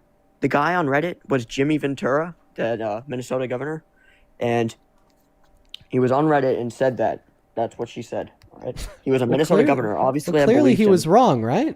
Do you know who Jimmy Ventura is? I know, but clearly whoever he was he was wrong, right? He's a Minnesota governor of the early 2000s. But you can search up. She said that she's a homewrecker. Oh, wait, before we move on to the whole homewrecker claim, can we first affirm that, you know, Jimmy Ventura was wrong about that? We can confirm that you were right. We can confirm that you were right, I guess. Good boy. All right, dude. You didn't even ask me to confirm that you were right. Talking about me being a good boy. I know, you went above and beyond. So, all right, dude. Just search up the homewrecker shit. What do I look up? Kamala Harris homewrecker. What's so funny, dude? This is just so lazy. They're just lazy, dude. I'm not lazy. Jesse Ventura claimed. That's what she said. Oh, wait, the same guy that was wrong about the other claim? No. But no. Talking about Jesse Ventura and the white claim. Okay, so who claimed this? This is a fact. Jesse Ventura, literally, is like a Minnesota governor, so obviously I believe them. Wait, where are you from? Who made the claim about her like admitting to being a homewrecker, quote unquote? Someone on the 60 Minutes show. Okay, so you told me to look up Kamala Harris homewrecker. It doesn't really pull up anything. So could you give me a more specific? Kamala Harris stating she's a homewrecker. Or no, Kamala Harris, Willie Brown. Search that up. Also. Oh, so wait. So the from? charge. So Colorado. So I just want to ensure that the charge here is not that she stated she was a homewrecker, but rather that she did homewreck because she dated Willie Brown, right? Yep, and then she admitted to being a homewrecker. And by the way, Willie Brown is 92 years of age. Yeah, well, so the first issue that we have here with the homewrecker claim to do with Willie Brown is that when Kamala Harris started dating Willie Brown in the mid-90s, he had been separated from his wife for 15 years. And he was in a relationship with another girl. They were engaged. And he got her pregnant. Okay, so Willie Brown was cheating on both Kamala Harris and this other woman? No. Willie Brown, right, got someone pregnant, and then Kamala Harris squeezed her way in. How did she, quote unquote, squeeze her way in? I have no idea, dude. So you're saying that Willie Brown got somebody pregnant, left the person that he got pregnant, then started dating Kamala Harris? Yes. Okay, well, that doesn't seem like a bad thing that Kamala Harris did. That seems like a bad thing Willie Brown he didn't did. leave her. He used Kamala Harris as a side chick. Then okay, so Willie Brown was cheating on somebody else with Kamala Harris? Mm-hmm. Okay, that's not Kamala Harris' and that's fault. She slept. Yes, it is, dude. She could have. No, because she wasn't the one doing the cheating. He was the one doing the cheating. She was participating in the act, dude. Yeah, okay. If you participate, she knew she was already engaged. If you unknowingly participate in the act of cheating, you're not doing anything wrong. She knew he was already engaged, and okay, so prove that he was engaged, prove that he cheated on her with Kamala Harris, and prove that Kamala Harris. It was his second wife. Just search it up. Look at Willie. I'm not just gonna quote unquote search it up. You're gonna give me more precise sources, bud. You on site? I understand that this is your first time that you've ever talked to somebody smarter than you because you spend your like evenings in your fucking mom's basement at 22 years of age. But you're actually gonna have to provide a more specific source than that. I'm not going to exhaust my mental efforts into attempting to find evidence for your claim. Mm-hmm. All right, search up gorecenter.com. It's on there. Did you just tell me to go to a Gore website? I said Gorn. Gorn? Yes, it's a political website. Gorn political website. No, it's not. Yeah, why are you lying? Because I am. Not for real, though. It's on... Don't go to whatever that website is, by the way, you guys. I don't know what's on it. Don't go to that. I just straight up... Do not. What's on the website? Gorn? It's just like it's a fake political website. It's like The Independent.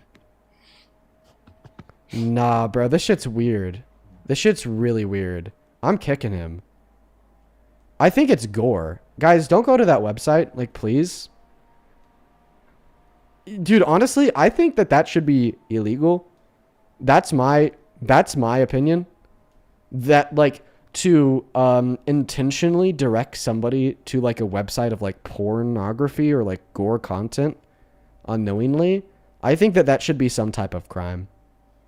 Everybody in the chat asking what it is, I don't know, because I didn't go to it. I just, like, acted as if I did. And then told him that it wasn't a political website. Just because I had a feeling. I had a feeling, and then he admitted to it. I'm not even going to look into it. Okay, I guess the Trump supporters are getting so fucking scared of me that when they lose debates, they just want me to unknowingly go look at, like, Gore. That's weird. Hey, welcome in. Do you support Trump? I do. How old are you? 40. A little bit old to be supporting Trump still. Thought that 40-year-olds were supposed to be at least a little bit wise. It's pretty embarrassing, dude. Not going to lie. I'm going to take a moment here just to thank a couple people. Key, I really appreciate you so much for the $20 donation over on Super Chat. Thank you so much for that love, Key. That is Key. Kay with the $20 says there's minutes of the interview. She didn't say a single word of that. I know, Key. Yeah, we just listened to the interview and she never fucking said it. Thank you. Thank you so much for the $20, Key. As well as over on PayPal, thank you, Harley, for the $20. Harley didn't attach a message to that dono, just sent it right on through. Thank you so much for that love and support. Show some love to Harley down below. Shout out to Harley down below. Thank you so much for supporting me and what we do here. Same thing to Dominica, who says, love you, Dean. Love you too, Dominica. Thank you for the $15. And I'm so happy that you look forward to our streams. That's so very awesome. And then same thing to Derek. Thank you for the $5. I appreciate you. Thank you, Derek. On Vimeo, thank you, Stella, for the $10, who says MAGA loves to claim that Kamala Harris slept her way to the top. Yeah, because they're misogynistic as hell. Gail, thank you for the $20. I appreciate you so much for that love. Gail actually just sent a fact check through from Reuters stating that Kamala Harris never claimed that white people shouldn't be able to vote. Thank you for the $20, Gail. Let's get 200 Gail W's down below in that chat. Thank you, Gail. And then Anthony, I actually did thank you a while ago, but thank you so much again for your love and support. I appreciate you guys. Thank you so much. If you want to support me, if you want to support the stream, if you want to get a message across, if you want to ask a question, you can through the PayPal Venmo link to in the bio on TikTok, pin message over in the other place, and Dean Withers without the Ian Withers. Appreciate you guys for the continued love and support. One last one here is from Nick. Thank you, Nick, for the $20 over on Super Chat. Nick didn't attach a message, just sent that donation right on through. I appreciate you so much for that love and support. Shout out to you, Nick. Go ahead and take it away. Tell us why you still support the worst president of your 40 years of life. Well, the first thing I want to do is say the last guy was a total nut job. That is not how all Trump supporters are. Well, I mean, when you have a president that in the span of 2 weeks is threatening to genocide 90 million people, attacking the Pope, claiming to be Christian, praising Allah, calling himself God, like he's a nut job. So you're bound to have a lot of nut jobs that follow him. The praise Allah thing was a joke, obviously. I know, but only a nut job would jokingly, quote unquote, praise Allah and threaten war crimes and claim to be God after threatening to genocide 90 million people while claiming to be a Christian. And only a crazy nut job would do that. I agree, only a nut job would praise Allah. So I didn't say that only a nut job would praise Allah. No, you said but that. Now that I know that you're homophobic, not homophobic, Jesus, Islamophobic too. Why do you think that Muslims are nut jobs? Mostly because of the suicide bombings and the terrorism. Oh, okay. So we had over 200 years of Christian terrorism in this country. So antebellum era slavery, chattel slavery in America was propped up by Christian nationalism. They legit gave slave Bibles to the enslaved black individuals, particularly honing in on sections such as Leviticus 25 verses 44 through 46 that says slavery is okay if it's an Israelite enslaving a non-Israelite. So clearly, like, slavery was terrorism. So do you think that Christians are nut jobs too? Is slavery not okay in Islam? I'm sure that there's some fundamentalist sects of Islam that could point towards verses in the Quran that think it implies that slavery is okay. I think that fundamentalist sects of all religions are very dangerous, but I'm just simply giving you a counter argument against your own position here. So please respond. Because we could point towards hundreds of years of Christian terrorism, would you say that every Christian today is a lunatic? What about thousands of years of Can you answer the question? Slavery. Slavery still goes on today. There's millions of slaves across the world. Can you answer my question, or are you not going to answer my question? What was your question? Do you think that because we could point towards a shit ton of Christian terrorism, slavery, crusades, even some of the things that are described in the Old Testament, like genocide, that every Christian's insane? Well, like anytime there's a kind of religious belief system, people are going to misconstrue that to their own means. Oh, why don't you say this for Islam? People died from Christian terrorism or Islamic? Why don't you say this for Islam? Because for Islam, you said, well, when we point towards like a handful of Islamic radicalists that enacted acts of terror in the name of Islam, that means that therefore all Muslims are crazy.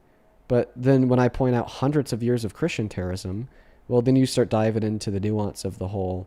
Well, just because some fundamentalists have held on to negative interpretations of the scripture for a long time, this doesn't necessarily imply that all Christians are crazy. Do you see how this is like a clear double standard that you're adhering to as an example of your continued prejudice against Muslims? If a huge majority of Christians were like, yeah, suicide bombing is sometimes or often justified, then I would say Christianity is a insane religion. So is a claim that you're making that over 50% of Muslims think that suicide bombing is sometimes a good thing?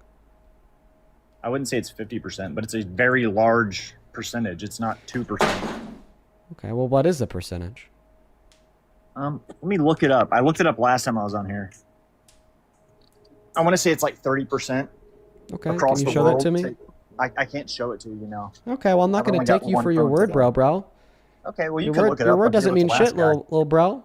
You spent 20 minutes with the last guy looking up Kamala Harris clips. You can't look up Yeah, what percentage of Muslims looking up think the that sources he suicide gave bombing me. is sometimes or often He justified. was able to give me a specific source. He said the Howard Stern show. So can you give me your specific source? He said put the link into Chat GPT. Yeah, what did I say? I said no. Okay, but you looked it up anyway. I looked up the source that he gave me. Kamala Harris's interview in the Howard Stern show. What's your source? That's because you were very confident that she didn't say that white people shouldn't vote. You're not very confident that a large number I don't know of why you're Muslims, acting like this. I literally just looked up the source that he gave me. He said his source was Kamala Harris's interview on the Howard Stern show a year ago. Okay?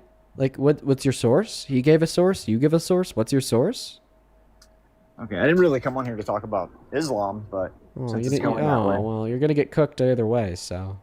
Yeah, I'm sure. You're really good at twisting people's words, Dean. No, I'm just good at shutting idiots like you down. That's what I'm good at. I'm so fucking good at it, and I know it. You think I'm an idiot? Yes. That really hurts my feelings, Dean. Good. Oh, I just read your bio. Oh, yeah, makes sense. Yeah, he had a slur in his bio. Let's go to get the next guest loaded up into the box right now. Only hop inside of that queue if you happen to be an American adult that supports Donald J. Trump as president, please. I'd really appreciate you guys if you could follow the rules. Yeah, no shit, you're an idiot, bro. You're just rocking a TikTok account with slurs in the bio, bro. What are we doing? What's going on, dude? You support Trump? Hello? Bald Eagle Stepdad? Okay, Bald Eagle Stepdad's not here. What a crazy name. Let's go to get that next guest, Carl, loaded up into the box, folks. Let's go to get that next guest, Carl, loaded up into the box. We have a couple people to thank you. Real quick, on PayPal, this just came in. Thank you, Trevor, for the $15. Same thing to you, Layla. Thank you so much, Trevor and Layla. Folks, for everybody watching, please show some love to Trevor and Layla down below. Trevor with a 14 says, late, but the lady talking about women not having trauma. My mom had to have an emergency C-section because the umbilical cord was around my neck. She can never have kids again. I have sensitivity to light from it. Yeah, man. She was dead wrong, Trevor. Thank you for sharing that with me, and I appreciate you for supporting me in what we do. Thank you for the $15. Same thing to Layla. Layla with a 15 says, missed the past 2 days because I was kicking off my summer with some fun, but glad to be back. Today has just been insane. Oh, well, I hope you've had a good one, Layla. That is right. Summer did just start for universities, huh? I know that my class that I graduated with is walking next weekend. Super, super insane. I might even go out to Boulder to see him. Chase, thank you for the $20 donation on Venmo. Thank you, Chase. That is CHAYCE. Thank you for supporting me in what we do. Thank you, Chase. All the love in the world to you. Thank you. Chase with a 20 says, I didn't catch the whole convo, but being pro-choice for me is about the choice of a family, of the family. So a person who would stab a fetus or a person on life support takes away the choice from the mother or the supporting family members. Don't know if that's a good point. Right. It's still inevitably infringing on the consent of those in which have the ability to give consent to kill the life. Absolutely, Chase. Thank you for the $20. Same thing to you, Stella. Thank you for the $10, who says MAGA loves to claim that Kamala slept her way to the top, but nobody bats an eye towards Trump's disgusting list of behaviors towards women, pure misogyny. Oh, you mean like rape, Stella? Yeah, right? Even if Kamala Harris was a homewrecker, I'm pretty sure that rape is worse. Thank you, guys, for the love. We're all caught up. If you want to support, you can find the Venmo, PayPal, link in the bio on TikTok, pin message over on the other place, and Dean Withers without the Ian Withers. Welcome in, Carl. Do you support Trump? Yes, I do, Dean. Can you hear me? Can you hear me?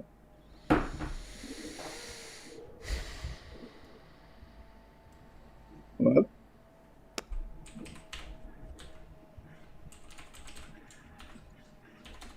So you're a Trump supporter? Yes, Dean, I am. Big time MAGA? Yeah, I believe in MAGA, yeah. Really? Big time MAGA. So you're a good representation of MAGA men, right? No, I wouldn't say that. I think every person's a good representation of their own person.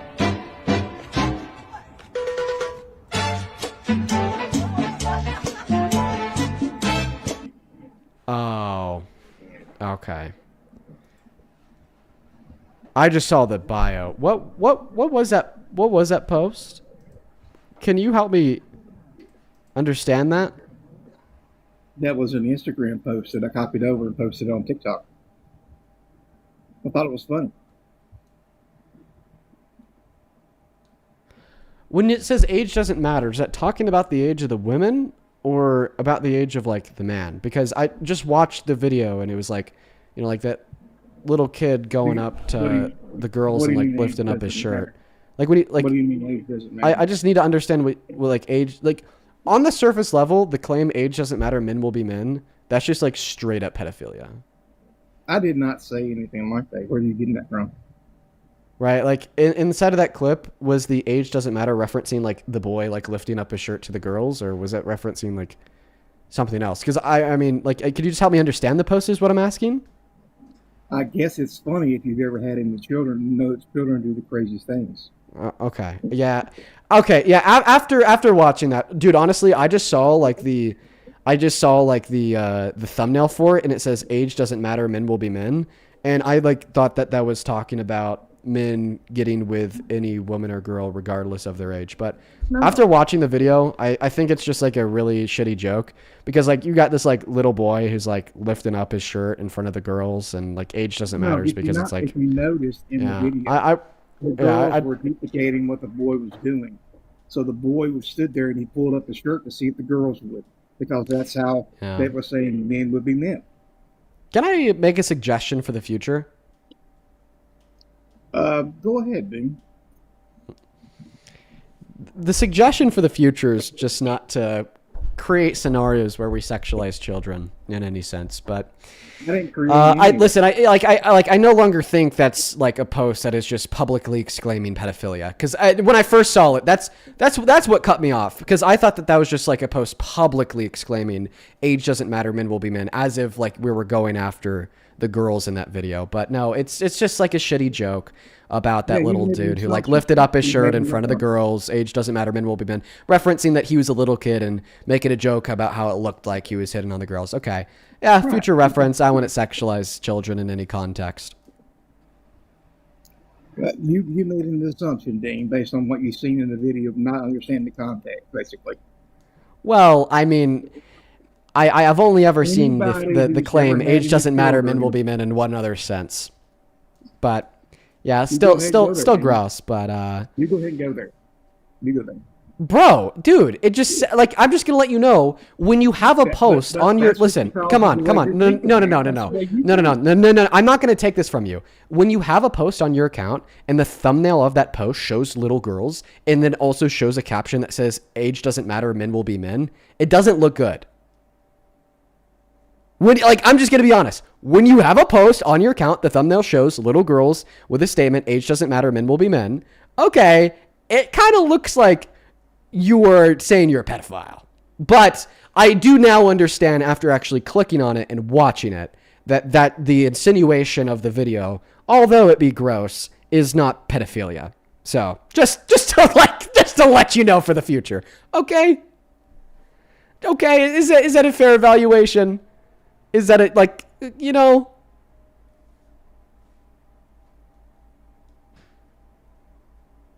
You could unmute now. I said I would take your advice, Dean. Thank you. Okay. Yeah, why do you support Trump? He secured the border, for one. How? Well, let's see. In between 2008 and 2016, the average border crossing was 47,937. How about this? Term, I'm down to have a debate with you, but like, I want to try to like leverage the fact that you want to have a debate with me to like do something good. Go take that post down and I'll debate you. Because it's like, it's still sexualizing kids. I want to see if I could, leverage the fact that you want to talk to me to do something good. Go take that post down, sexualizing kids, and you could have a debate with me. Sure, Dean. I'll go ahead and accommodate you. Based. Talk to you soon. Let's go to get that next guest loaded up into the box while that guy goes and takes down that post. I mean, hey, listen. Let's get that out of there. All right. Let's go to get the next guest loaded up into the box right now. Hi, ma'am.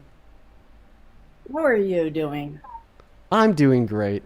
Before we begin, can I just say that I'm in a very calm mood and I am very excited to have productive conversation with you today. That sounds extremely enlightening and enthralling for me. And I'm Good. so glad that you are in that frame of mood. Good. Good. So would you like to tell us why you support Trump as president? Well, hopefully when you tell us why you support Trump as president, could you describe to us why you support Trump as president without talking about the 2 in the pink, 1 in the stink, or just screaming fuck you over and over again? Yeah. So the reason I support Trump is because Trump is doing, actually, I really don't know why I support Trump at this point, because he's not going hard enough. Obama actually deported like a lot more people than Trump has. And I really don't like the idea of the H-2-1 visas and all of that stuff. What is an H-2-1 visa? I've never heard of an H-2-1 visa before. HB1 or whatever the fuck they are. Oh, okay, not H-2-1. So you don't like the idea of American excellence? Why would it be excellent to allow everybody sheep. into our country to do or take American jobs away from potential Americans? Well, because the H-1B visa is a visa for high-skilled academics and laborers overseas. So basically, like in career fields that require an incredibly high level of skill and like university education, like the best of the best in those fields will be given admittance into America on an H-1B visa to work for an American company. So then we could isolate like the best skill from across the globe into America. And that has like immediate positive impacts because we're not doing American DEI where we're giving job preference to somebody just because they were born here, even if they're less skilled than the H-1B visa immigrants. And on top of that, it has long-term positive outcomes. Like once that person comes into America on an H-1B visa, builds a life here, well then who knows? Maybe they'll want to stay here in the long term, have kids here. Then all of a sudden we have really highly educated families living and growing in America. That's great. Well, I can see where you're coming from, but if these people are not any more educated than the people in America who are already trying to get those jobs, then I don't see why that benefits America. Well, because the premise is that they're more educated, because we only let the most educated people from around the world in on those H-1B visas. Very educated, very skilled. Is that why we allow people from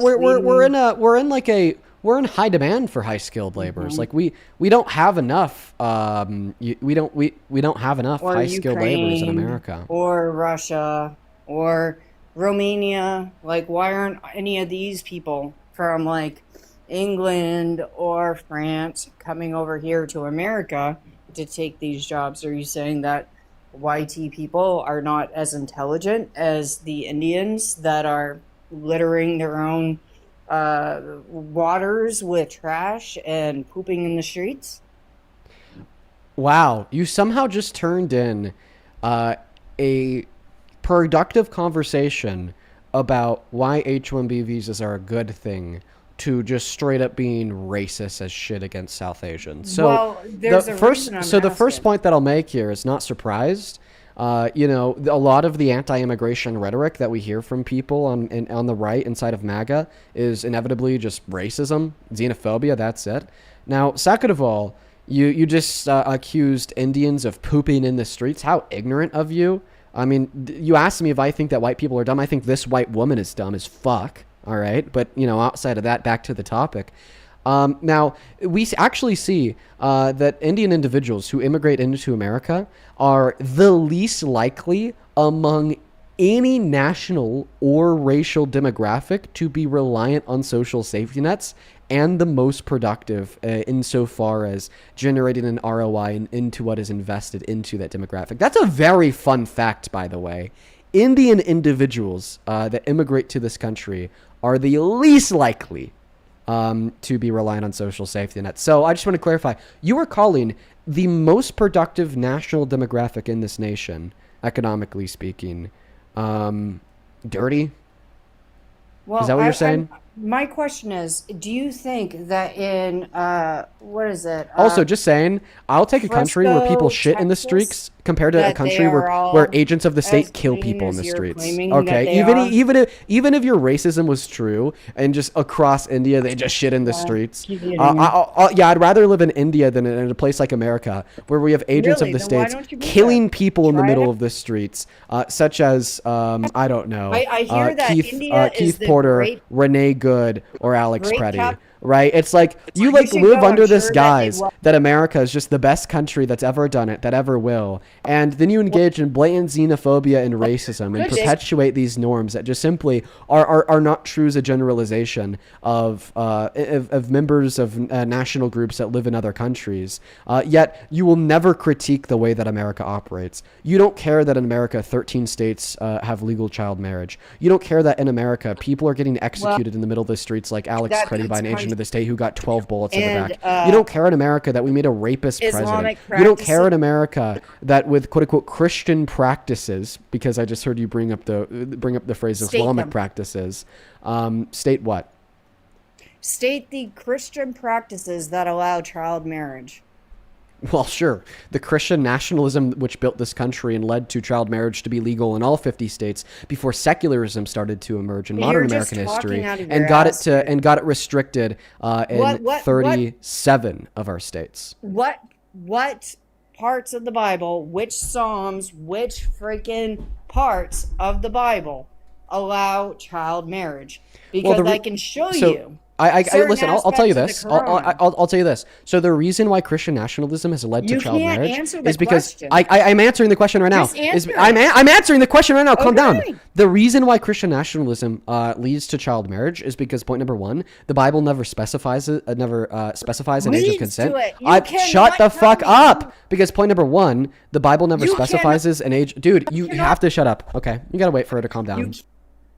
To a specific psalm or a specific That's what I was. whatever. It's specific, not you Pacific. have to go and say, oh well, Christian nationalism. Ma'am, that's what I was in the middle of doing. leads Ma'am, that's to what I was in the this. middle of doing. Because of the scripture, which I was about to give you, that Then you didn't let me show give you. the part of the scripture that allows it. Okay, I'm trying to do that. Will you let me speak? Point number one, the age of consent is not specified in the Bible. Point number two, Rebecca was 3. And point number 3, Mary was probably 13 to 15. Now, I Rebecca want to was not clarify. free. I want to girl who clarify. can carry a freaking bowl of water on her head back and forth and wait on other people How is old do not you a think she was? 3-year-old child, okay? old do Rebecca you think is she not was? 3 years old. How old do you think she was? I don't know. I am not that versed in bibliology. However, Bibliology? What I the fuck can is that? say is that Aisha was most definitely 9. Wait. What the fuck was that? Bibliology? What is bibliology? Biblical stuff. I'm not a bibliologist. Bibliologist? Okay, by the way, I just Sure. looked it up. So there's like 2 main interpretations. So the first main interpretation is that Rebecca was 3, and that comes from I don't even know how to pronounce it because this is a traditional interpretation that's like over 1,000 years old, so I don't even know how to pronounce it.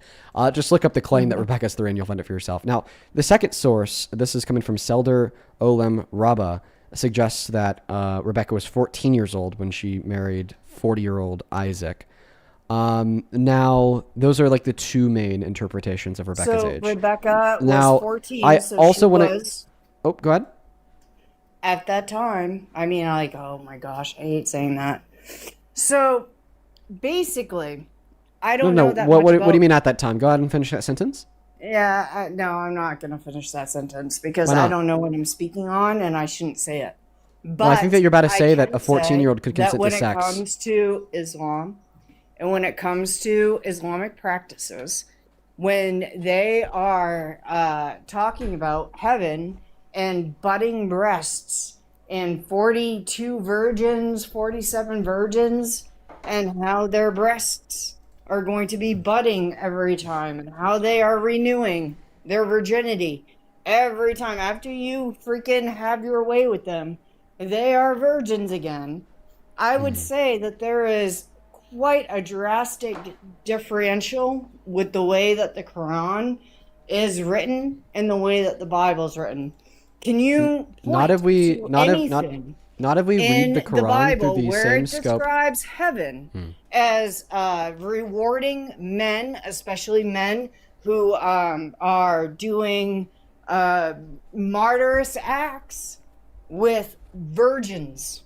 No, but I can. Virgins. No, but I can point you towards verses in the Bible where God says that slavery is okay and tells his men to commit genocide against kids. My point would be, listen to me. My point would be is that when we read the Quran and the Hadiths through a fundamentalist scope of interpretation, the Quran and the Hadiths will look very bad. The same way, when we read the Christian Bible through a fundamentalist scope of interpretation, the Christian Bible will look really bad. I the strongly same way, disagree with you. just calm down. The same way that when we read any mainstream religious scripture through a fundamentalist scope of interpretation, it will look really bad. And this war that MAGA has declared on Islam because of their Islamophobia is so irrational and hypocritical. Let me tell you why. All right? Because I agree. All right? If you read Aisha's hadith, you assume the modern day calendar, she was... Well, you seem really well versed in the hadiths. Dude. Can you please allow me to finish speaking? Because I agree. If we were to read Aisha's hadith through a fundamentalist interpretation, then Prophet Muhammad is a pedophile that raped a 9-year-old. Yet if we read the Christian Bible through a fundamentalist interpretation, then God wants Israelites to own non-Israelites as slaves, and he wanted Saul to murder a bunch of kids. Mary was 13 and Rebecca was 3. All right? No, that's not true. None of that is true. Through a fundamentalist, of course, through a fundamentalist interpretation. That you can, wait, Leviticus 25 verses 44 through 46 and 1 Samuel 15:3. You cannot go and look at the fucking Bible and wait. Leviticus 25 verses 44 through 46 and 1 Samuel 15:3. You're still cutting me off in the middle of my point. Like, my point here is when we read any mainstream religious text through a fundamentalist interpretation, that mainstream religious text looks bad. But guess what? A vast majority of followers of all religions, including Christianity, well, I don't even know anymore because of the modern rise of Christian nationalism, but a lot of followers of all mainstream religious texts, such as Christianity and Islam, okay, do not hold to those fundamentalist interpretations.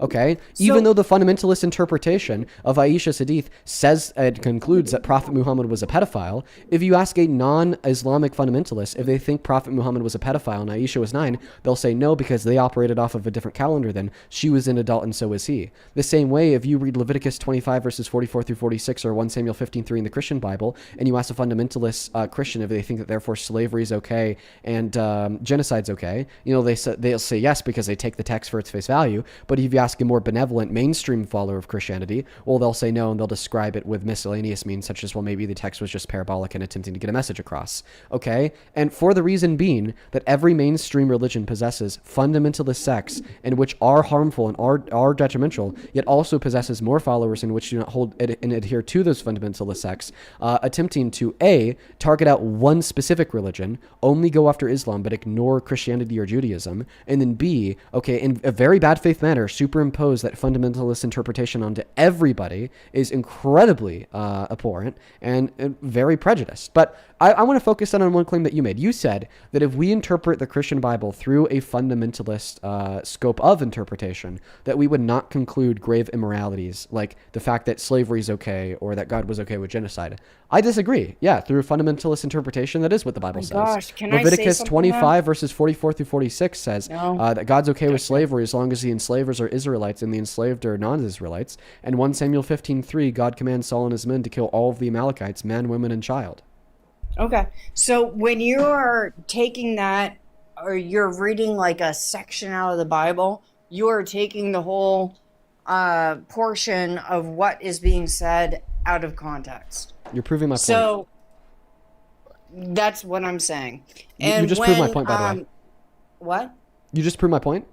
No, I didn't. Yes, this is the way that you as a non-fundamentalist Christian make sense of the fundamentalist text within the Bible. You just say that, oh, we're taking it out of context. Okay, now you don't think that the Christian God is okay with slavery or genocide, even though that's what a fundamentalist interpretation would conclude. The same way, if you were to go tell a Muslim that they think Prophet Muhammad's a pedophile, he raped a kid, and they're completely okay with it, no, they'd say, oh, no, you're taking that out of context. You have to consider the fact that when Aisha was alive, they operated off of a different calendar, and she wasn't 9, she was like 25. Okay? Listen, the point is, regardless of what is actually true, regardless of if I'm actually taking those verses in the Bible out of context, or regardless if Aisha actually was 25 biological years old, the point that stands is that a vast majority of Muslims do not think that pedophilia is okay, and a vast majority of Christians do not think that slavery and genocide is okay. Muslims aren't actually practicing Islam in the way and shape and form that is structured for it to be.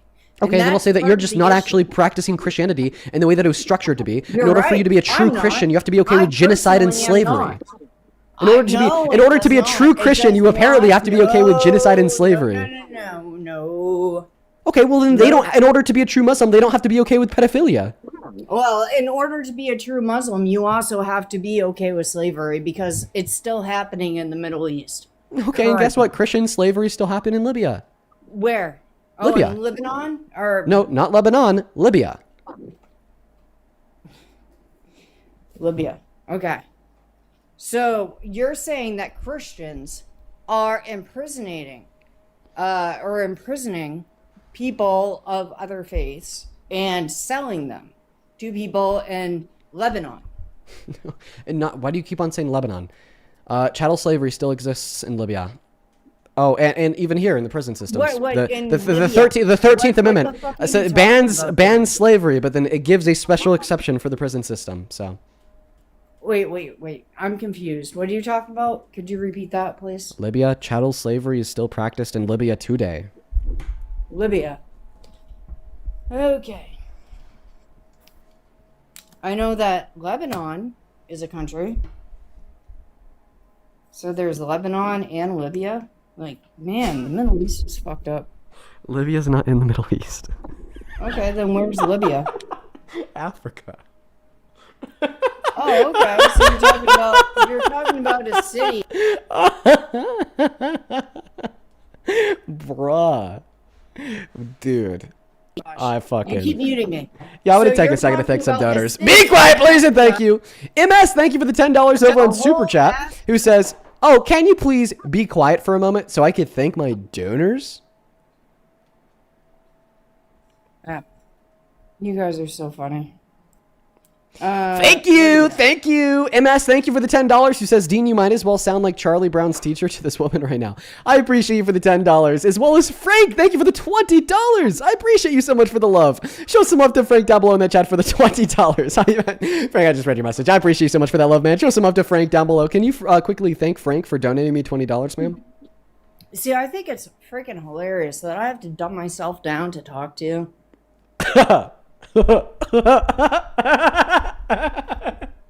Wait, you being serious? Was that a joke? No, it's not. I mean, ma'am, sure. you just had me clarify that Libya is a country. Well, Libya is a city, apparently. No, it's a country. Yeah, in Africa. Oh my god. Yeah. Oh my god. I can admit when I'm wrong. Okay, good. I'm gonna go back to thanking a couple other people. Darius, thank you so much for the $10 over on PayPal. I appreciate that, Darius. Show some love to Darius down below. And then same thing to Marie. Thank you for the $10. Who says, thank you for getting that guy to take down that quote-unquote joke. Love it when you create an impact in more way than one. Oh, thank you, Marie. I got him. Yeah, I'm happy that he took that down. Same thing to Gabby. Oh my god, Gabby. Thank you so much for the $100 donation on PayPal. That is fucking insane. Show some love to Gabby down below in that chat. I really appreciate you so much for that love and support. That is genuinely insane. Thank you so much. That is so much fucking money. Huge shout out to Gabby. That is unreal. I don't deserve a penny of that. Like, genuinely, that is so much fucking money, Gabby. It is so good to hear from you, and thank you so much for the love and support. Gabby with $100 says, from Gabby, just wanted to wish you well, Dean. I've been following for a long while now. It never ceases to amaze me how much educating there is left to do, right? Keep fighting the good fight, and kisses for Momo. Peace and love, dude. Well, thank you, Gabby. I appreciate you so very much for that love and support. And then Trevor, thank you so much for the $14 over on PayPal. I appreciate you. And Derek, thank you for the $3. Show some love to all of the donors down below. And Frank with a, I'm not done. What does labia have to do with freaking Lebanon, near Iran? Literally nothing. Okay. So you're saying that in labia... Did you say labia? Yeah, labia. I like that word. Okay. Ma'am. I'm a female. I love that word. Yeah, so, ma'am. labia, I'm afraid that. So Christians are taking slaves in labia. I'm afraid that it's. Oh my God, are you a real person? I am definitely a real person, full and foremost real. So true. Okay, you know what? Screw the Libya. Like, if you don't even know how to pronounce it, if you didn't know it was in Africa, if you thought it was, I'm just not gonna have that convo with you. Let's just make it a little bit easier. You were shitting on Muslims for like mistreating women. So why do you support Trump, considering the fact that he's a rapist? Well, I don't understand why you're moving goalposts. I would. No, I'm actually not moving the goalposts because the topic of discourse is literally why you support Trump as president. No, I'm curious. I want you to. Because I don't think. I'm sorry. I'm just not going to do it. How are Christians enslaving people in Libya? Listen, if you want to learn about the chattel slave trade in Libya, I know it is. You got me saying, bro. You got me saying it now in Libya. Feel free to go look that up on your own. I'm just simply not going to give you that education because I just think it'd be too advanced. Oh, wait, because it's not true. No, it definitely is. So Christians are enslaving people in Libya. Listen, I wouldn't say that there's like a chattel slave trade and Libya on the internet and then tell people to go fact check me to be proven wrong. Like, that's pretty insane. So, well, I'm it just curious, is like there is a chattel slave trade in Libya, but that Christians ma'am, are the ones that are enslaving people. Ma'am, like I said, Libya, with all due respect, whatever you want to call it. I know you don't even know how to pronounce the name of the country. I'm just not going to have that conversation. I know how to pronounce it. I just prefer to pronounce it Libya because, like, I'm well aware of Muslims and their bigotry towards women, and I prefer to say labia. Wait. You know, so first and foremost, I have a labia. So first and foremost, listen, I do agree that there are some interpretations of the Quran that do lead towards high levels of misogyny. But I'd actually argue that there's even more interpretations that have been employed via the Bible that have led to even higher levels of misogyny. And go into depth on that, please. Sure. Like, I'd say like the first big defense that quote unquote Christians will use to justify and explain their misogyny, sexism, and sexual violence away is saying that the Almighty God has forgiven them. Wilson? Because he is a lot more educated than I am. I would pay to see you face to face debate him. That would be amazing, dude. Christians are not enslaving people in modern day. Yeah, even my teenage son knows. Yeah, you and your teenage son, power duo for the rest of the time. So you said, why don't I debate Andrew Wilson? Well, faster than my mom again. Okay, put him on the mic. Give an argument for why Trump is a good president. Let's hear it. Let me talk about how many migrants that he had deported. All the illegal migrants, you know, like the people eating babies' faces. You have anything to say about that? I mean, the white men in the Epstein files aren't getting deported, so I think you're wrong. Well, yeah. What is one positive outcome of? I think that they should also go to jail, but Trump wasn't one of those people. Well, I mean, he was in the Epstein files a lot, but he was never in the at the island. He never actually went there. Oh. There's quite a bit of a difference there. If you actually looked into it and actually researched it, then you would actually understand how these things work. Thank you very much. Have a great day. Oh, you're gonna leave. Well, I'll tell this to your mom then. Okay, yeah, so true.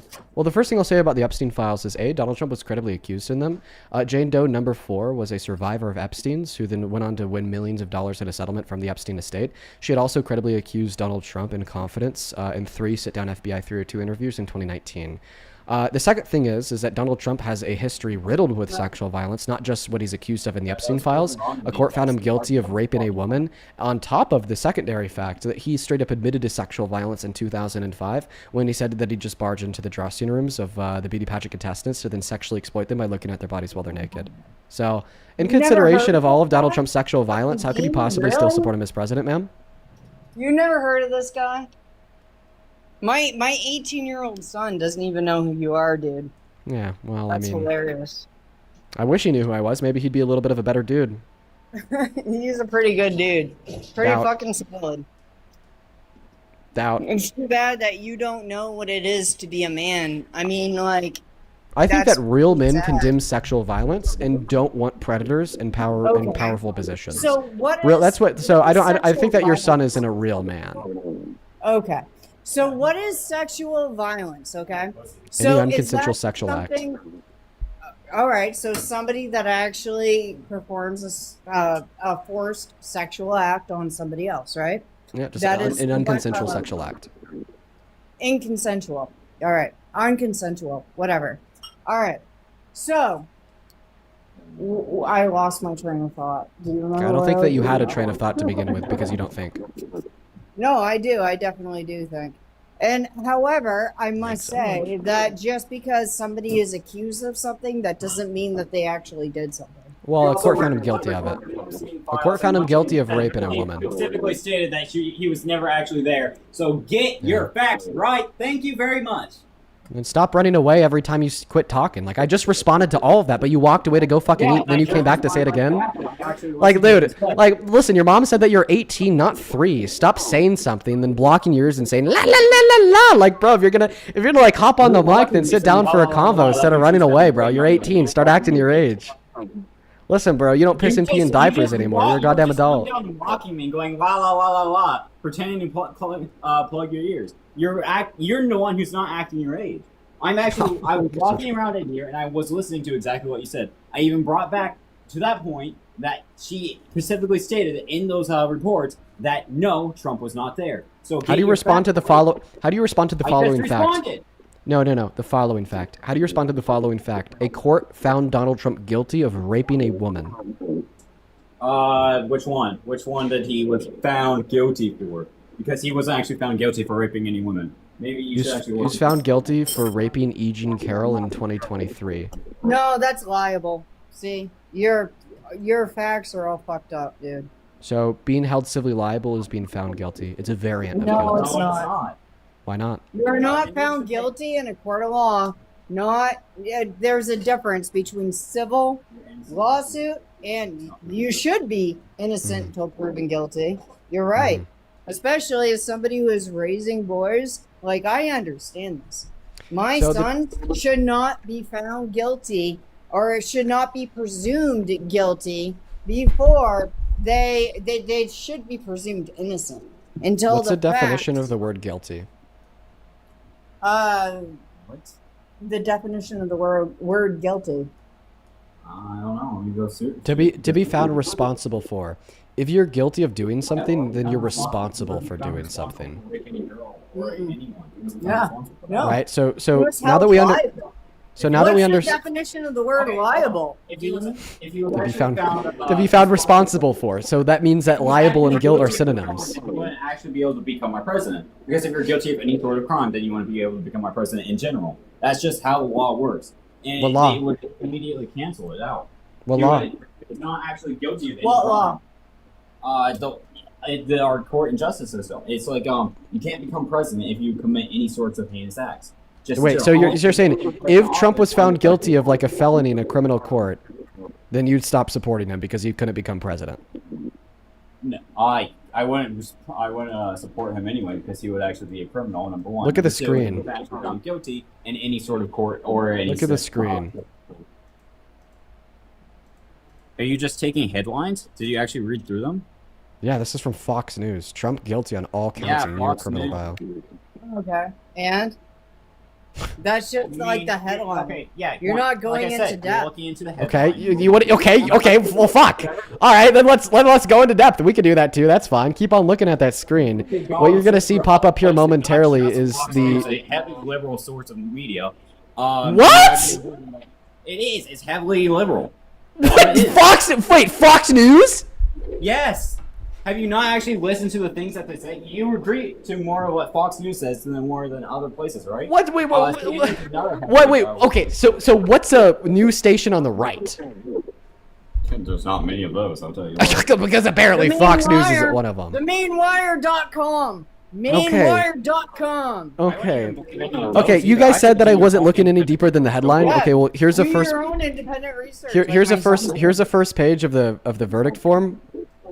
Okay, what does that have to do with anything? Also, when it has to he do with wasn't like a proven- civil if he case. wasn't No, this is guilty. actually a criminal case. This is the jury finding him guilty why of is he our 12 president crimes. if he is found guilty? He literally cannot become president if you're Well, found guilty of any actual laws. That's Yes, how it works. That's how the justice system point works. that I'm trying to get across the line here. Actually, you can become Congress if you're found guilty of some crimes. Not all of them, obviously, but you can become Congress if you like a congressman. Yeah, You can congressman. run and you can be elected Yeah, but congressman. you cannot do that if you want to become president. It's, On it's, the if you push over actually the galaxy. look into the laws of the U.S., Yeah. it's just you can't become president if you are an actual convict. Okay. You can't. So unfortunately, you can. According to the According to the Constitution, there are only 4 requirements for being eligible for the presidency. The first requirement is to be born in America. The second requirement is to be at least 35 years old. And there's actually only 3, there's not 4.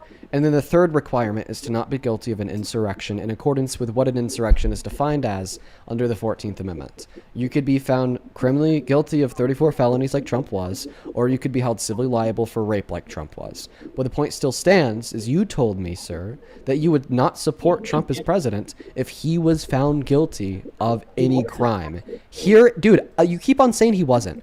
If you look at your mother's phone screen, you will literally. This isn't a headline. This is This is the verdict form from the court case. You could see the name of the justice. You could see that. You could say the date. That has proven that was false. Yes, I know. I know about that. Wait, so then you accept that he was found guilty of crimes? That court was already proven false. He's How? already been. Prove it false. Yeah. Okay. I think. Rape is one of those things that. So I stressed. Am I stressing him out a little bit? Am I stressing you out, Well, dude? no, like It's one of those things. You can't become president if you do a rape. I already told you that that's just simply not founded within the law or within the Constitution. Yes, but it's founded in other laws. Just because. Okay, name the law that prevents rapists or criminals from becoming president. Name the law. Infuriating. Yeah. This guy is fucking infuriating. No, it's not in the Constitution where you can't go through that, but it's in other sources, other laws. Then name the law. In the Constitution. Then name the law. Constitution is like the main basis for the U.S. laws. Then name the law. Name the law that can't. Basically, he's saying name the law that makes it so a president cannot. There are multiple laws that make sure that you can't do that. And Name that's the just- law. What law? I just said multiple. There's Okay, multiple ones. name one. I can't actually. Do you want me to go search them up because that'll Yeah. take forever? Well, they don't exist, buddy. Then look for yourself. I You told me have. to look. Okay, you told my mom to look for a. Bro, you don't. This is not the first time. I just looked Listen. that up and there was nothing. So Listen. how about you do some research for Okay. yourself and actually Yeah, figure that I out already yourself? have. Here's the culmination of Yeah, my clearly research on you the have subject not. matter. A, there's not a singular federal law that exists to exclude rapists or convicts from becoming president.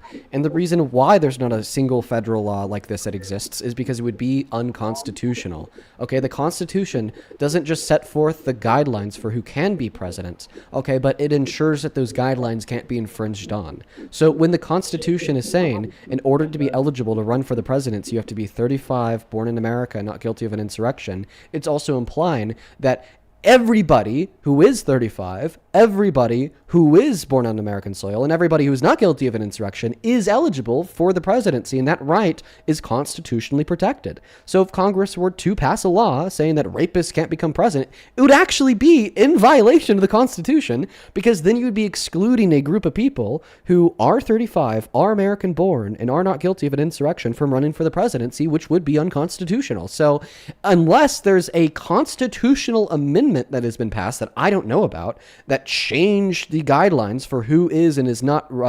eligible to run for the presidency, then that law doesn't exist. It does, because the Constitution safeguards the right to run for the presidency for all natural U.S.-born Americans who are of the age of 35 or older who are not guilty of an insurrection. And Jack, thank you for like the 7 motorcycles, dude. Thank you, Jack.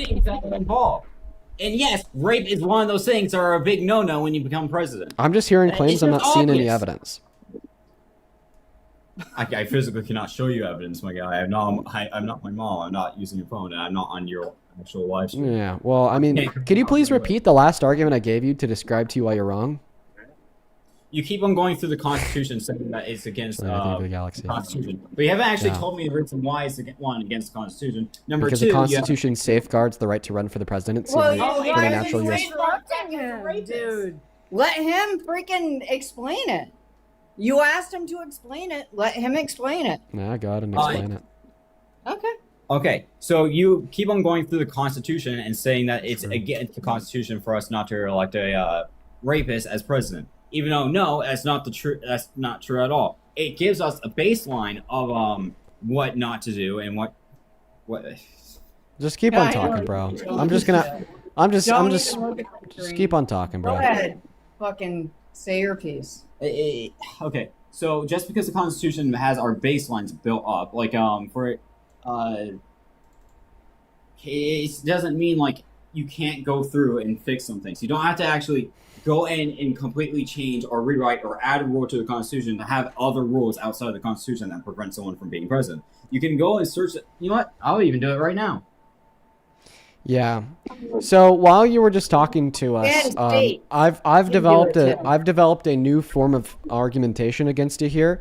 So your first claim was that criminals can't be presidents. And then I said, no, that's wrong. And you said, yes, it's right. There's laws that prevent them from becoming presidents. And then I said, no, they don't exist. Name the law. You couldn't name the law, but you continued to insist that they couldn't. So then I just gave you the reason why they constitutionally still have that right, because this Constitution safeguards the right for any eligible American citizen that was born here that's at least 35 to run for the presidency. So it'd be unconstitutional to pass federal law preventing rapists to run from the presidency. So thereby we need a new amendment. And you denied that too. So how about this? Is Trump president? Yes or no? You know what? Yeah, you're right. Criminals can become president. However, that doesn't mean that Trump is actually a rapist. There's like actual no evidence. You found one court case that has been disproven in another court case. Okay, so here's a jury verdict form from the court case that concluded that he raped a woman or sexually abused a woman. So can you please tell me why you don't believe that civil court that concluded he raped a woman? Because in another court above that, you know, what was it called? Appeals court? Yeah. Yeah, the Supreme Court is denied. The Supreme Court hasn't even issued a notice that they're willing to hear Trump's appeal for the rape case. It's not been overturned. Okay, so then technically he's still a rapist. No. Well, and that's what the court case concluded. If he went to the Supreme Court and the Supreme Court has still not taken his case, he's still innocent until proven guilty. So that means he's still innocent for right now. Is Jeffrey Epstein guilty? Jeffrey Epstein? I mean, no, obviously not. He was proven guilty. Yeah, back in 2012. Did the court case also, ever? Trump was not actually in the did the court case ever hear Jeffrey Epstein's appeal and rule that it did not stand? Did he even appeal? I don't even. Well, no, he was a convicted freaking. Right. But my point is, the point that I'm making here is your argument that because the Supreme Court has not rejected Trump's appeal for the rape case, it's innocent until proven guilty. Therefore, he's not proven guilty. Is that argument? Just let me explain here for a moment. Let me explain here. That argument doesn't follow, because the first court would be the court that finds him guilty, and then if he wants to appeal the outcome of that court, he could try to bump it up to higher courts. And he's already done that 2 times for his rape case. And both of the two... Stop. And both of the 2 higher courts that he appealed to also told him that his appeal had no grounds. So right now he's trying to get the Supreme Court to hear his appeal.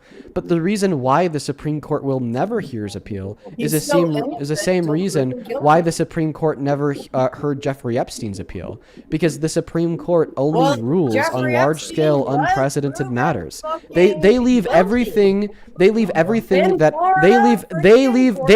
Stop. talking while I'm trying to describe something a little bit more nuanced, then I think you'd be able to understand, and you gotta let me do it. So are you gonna continue to scream over me while I try to describe to you why you're wrong? Like unfortunately, this is going to take a little bit of work and words from me, or else like we're just not gonna get anywhere. You made a false claim. I want to describe to you why it's false. You cannot say that Trump is only guilty once every court, including the Supreme Court, rejects his appeal, because the Supreme Court doesn't hear random appeals. The Supreme Court only hears appeals for things in which have a nationwide impact and which are unprecedented. So they only rule on things that are unprecedented. They leave all the other issues that are precedented, that aren't vague, that aren't abstract, to lower courts. And guess what? Donald Trump's rape case is not unprecedented. The Supreme Court will never rule on Donald Trump's rape case because it's not unprecedented.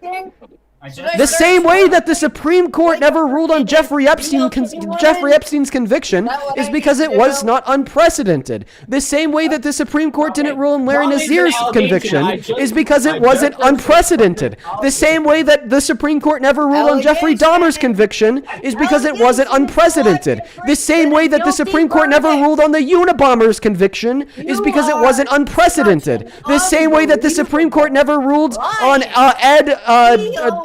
a crazy Ed, you know, the guy that like ate people's conviction, is because it wasn't unprecedented. The same way that the Supreme Court hasn't ruled on 99.99999% of convictions ever is because 99.9999999% of convictions ever were not unprecedented. Weird ass motherfucker. This one, he was found guilty in 2023, but that's not the report that he was talking about. Yeah, are you muted now or no? No, I'm not muted. Okay. Yeah, she just screamed over me the whole fucking time. What a mom you got, dude. Holy shit. Are you gonna let him talk? That's funny. In 2023, he was found guilty. In 2024, it was allegations. In 2023, it was found guilty again. But I already said in 2024, it was What allegations. is it? Like, what are you talking about? Are you talking about the Eugene Carroll? Oh my god. Rape is sexy. Lady. Oh my god. They're nuts. I don't even know. You just said that he was found guilty of an allegation from 2024 in 2023. Okay. No. I said he was found guilty in 2023. In 2024, it's something else says it's an allegation. And another post said it was a guilty. And another post said it was an allegation. So it's going back and forth. So he's going from news media. Dude, I have the verdict form from the court case on the phone screen. No, he's looking at the court case, and that's what he's trying to show. No, you're reading headlines about it. This isn't a headline. This is just the verdict form from the court documents.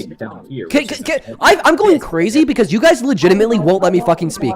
Either you guys fucking step in line and allow me to speak, or you two fucking idiots are just gonna get sent back to basement dwelling, and I'm gonna kick you off my live stream. So what the fuck will it be? You legitimately won't let me get a word out on my own live stream, and it's fucking embarrassing. I understand that the average IQ in whatever house you live in is maybe 35 max, okay? But try to let me inform you of a couple things here. Dude, you still can't do it. Why can't you do it? Why can't you let me speak? Why can't you let me speak? Like, I'm going crazy. I'm actually going crazy. I'm actually just going crazy. You can't let me fucking speak. This is unreal.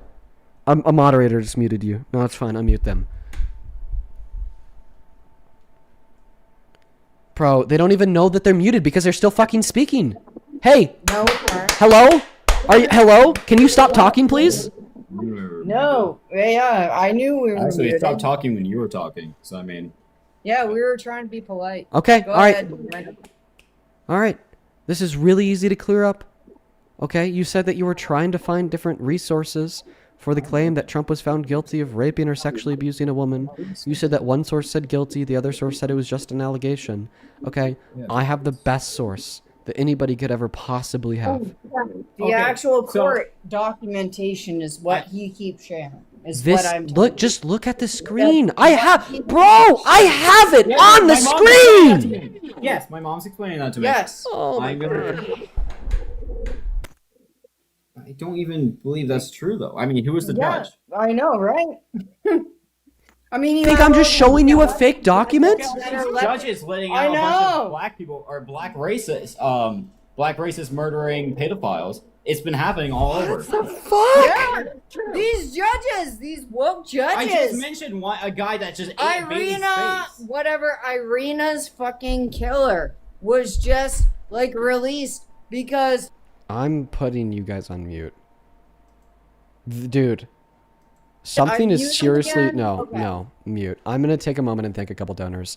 King, I appreciate you for the $20 over on Super. Shut the fuck up. King, thank you for the $20 who says, well, that escalated quickly. proving the point. Can you please be quiet while I'm thanking a donor for their donation, please? Oh my goodness. King, I appreciate you for the $20 who says, well, that escalated quickly. Dude. Yeah, we were talking about how woke judges Go on fucking mute. Thank you for the $20, King. I really appreciate you. And dude, stop. That woke judges are siding with Dude, stop. I'm thanking people who are donating to the stream. Can you shut up while I thank the people who donate to the stream, please? Like, I don't really give a fuck who donates to your stream. It's It probably seems like the you do. DNC Oh, the and DNC donates to the stream? I don't care about any of that. Yeah. Oh, wow. Well, okay, so why do you think that the DNC pays me? People are already saying, No, I gotta know. Why do you think that the DNC pays me? Yeah, why didn't you stop and thank everybody during the time that we were having a back and forth? Hell, you couldn't even thank them for listening. Frank, thank you so much for the $100 on Super Chat. And Elizabeth, thank you for the $100 as well. Thank you so much, Frank and Elizabeth, for the $100 Super Chats on YT. That is so incredibly kind of you. Thank you so much, Frank and Elizabeth. Sincerely and genuinely, that is beyond kind of you, and I'm just so incredibly grateful. Thank you so very much for the love and support. That is genuinely so much fucking money. I'm so very grateful, Frank and Elizabeth. Shut up. Elizabeth with $100 says, Dean, this is to kick. Please, please, please. They are insufferable and ignorant. You shouldn't have to yell over callers. Oh my god. Dude, I'm really close, Elizabeth. Thank you for the $100. That's crazy. Somebody paid $100 to kick you, dude. And then Frank with $100 who says, this is for all of the chat. The real American patriots standing up for the Constitution and the rule of law against tyranny, fascism, and constant lies and raging stupidity. I really appreciate you so much for the $100, Frank and Elizabeth. Like, genuinely, that is so fucking kind of you both. Please show some love to Frank and Elizabeth in the chat. Joshua, I appreciate you so much for the $50 who says, this woman laughs at and endorses black face on her profile. Get these bigots off your live. Yeah, I had no fucking clue. Yeah, they're gone. Thank you for the $50, Joshua. Please show some love to Joshua down below in that chat for the $50, oh man. As well as Thomas, thank you for the $20 who says these callers are a detriment to society. Dude, I'm not gonna lie, Thomas. There's a lot that I had to say there that was a lot meaner than what I did. But like genuinely, like they're just fucking like bottom of the barrel. Bottom of the barrel. Thank you for the $20, Thomas. On Venmo, thank you, Amy, for the $25 from the DNC for dealing with these incredibly ignorant MAGA fools. Thank you, Amy. That'll probably buy me one Advil that I really need really badly. Thank you so much for the love and support, Amy, with the $25. Show some love to Amy. Hunter with the $5 to kick him. Angela, thank you for the $20. She says, well, obviously, I need to read the Bible. Thank you so much for the love. Then Mela, thank you for the $10 who says, love you, Dean. I'm disabled, so I watch your lives all the time. Oh, thank you so much for the love. Thank you so much, Mela. Show some love to Mela. Same thing to Amy with the $10. I appreciate you so much for that love, Amy. Angela, thank you for the $3. Joseph with the $15 who says, I'm not going to read that, Joseph. Thank you for the $15. Then Elena with the $10. Who says to be a Christian is to be against Trump. Base, thank you for the $10. Then Amber with the $5. I appreciate you. Quincy with the $5. And Rima, thank you so much for the $25. That is REEMA. Please show some love to Rima down below. Thank you, Rima. Rima with the 25 says, my mom re-immigrated from India in the 80s before I was born. She's a doctor. I'm a lawyer. Even if she grew up in poverty, that wouldn't negate her value. Yeah, they were just incredibly prejudiced idiots. Thank you for the $25, Rima. Then same thing to you, Danny. This came in 45 minutes ago. Oh my god, Danny. Thank you so much for the $50 donation. That is genuinely so much fucking money. Thank you so much for the love and support, Danny. I want to see 500 Danny W's because holy shit, that is mad. Thank you so very much. Huge shout out to Danny in that chat. Danny with the 50 says, Islam is the fastest growing religion with more than 2 billion followers. If the majority of Muslims were the bigot portrayed them to be, then we'd be fucked, but we're inevitably not. Thank you for standing up for Muslims all around the world. You're an alright kid, Dean. Thank you you, Danny. And that is actually a pretty good argument. You know, like if all Muslims were just like legit terrorists who wanted to kill everybody else, then like we'd be fucked. Okay. Largest, fastest growing religion with more than 2 billion followers. So you're telling me that there's 2 billion terrorists all across the globe, but both you and me are living our lives perfectly fine. And Islam has never made an issue in your life or mine. Thank you so much for the $50, Danny. Emily, thank you for the $10 as well. I appreciate you, Emily. And oh my God, dude, Alyssa, Alyssa, thank you so much for the $200 donation on Venmo. Holy fuck. Alyssa with the $200 says, for the extensive therapy you will need after talking to those guests. The funniest part is I probably should go to therapy because of the mental commotion and then stress that is inflicted onto me by people like that. So it's not even a joke, which makes it really funny. But dude, that is genuinely so fucking kind. I will never and have never deserved that much love. I don't know what inspires people to be so kind. Just know that you're the absolute fucking goat, Alyssa. Show some love to Alyssa in that chat for the $200 donation. I want to see W's for Alyssa for at least the next 10 minutes. Thank you so much. And Logan, I appreciate you for the $10 as well, who says, I joined your stream on a whim with a brainwashed outlook and support of Trump, never sided with the left or the right.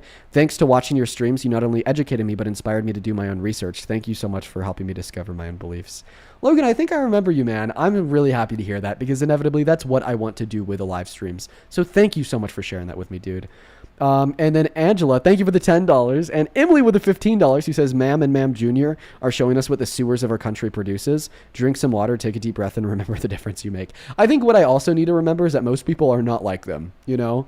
But thank you for the $15. And this is also, dude, what the fuck is going on right now? Y'all are being so kind. Frank just sent another $100 donation on, oh my God, on YouTube.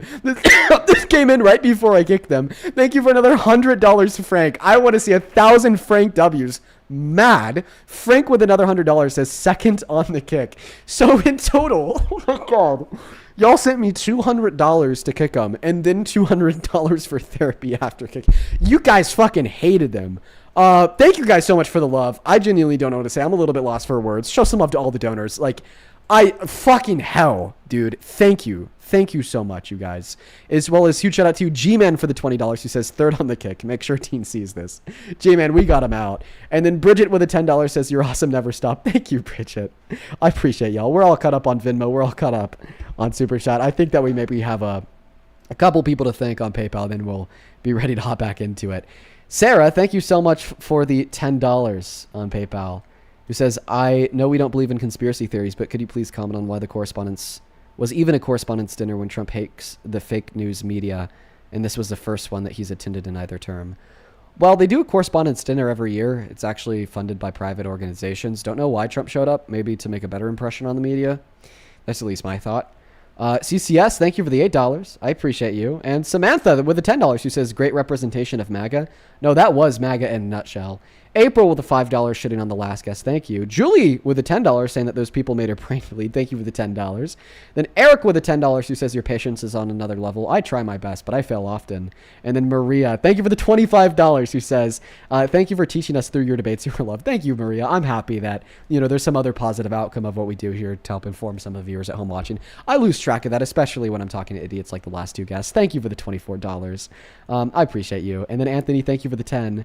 And dude, wow. Gabby and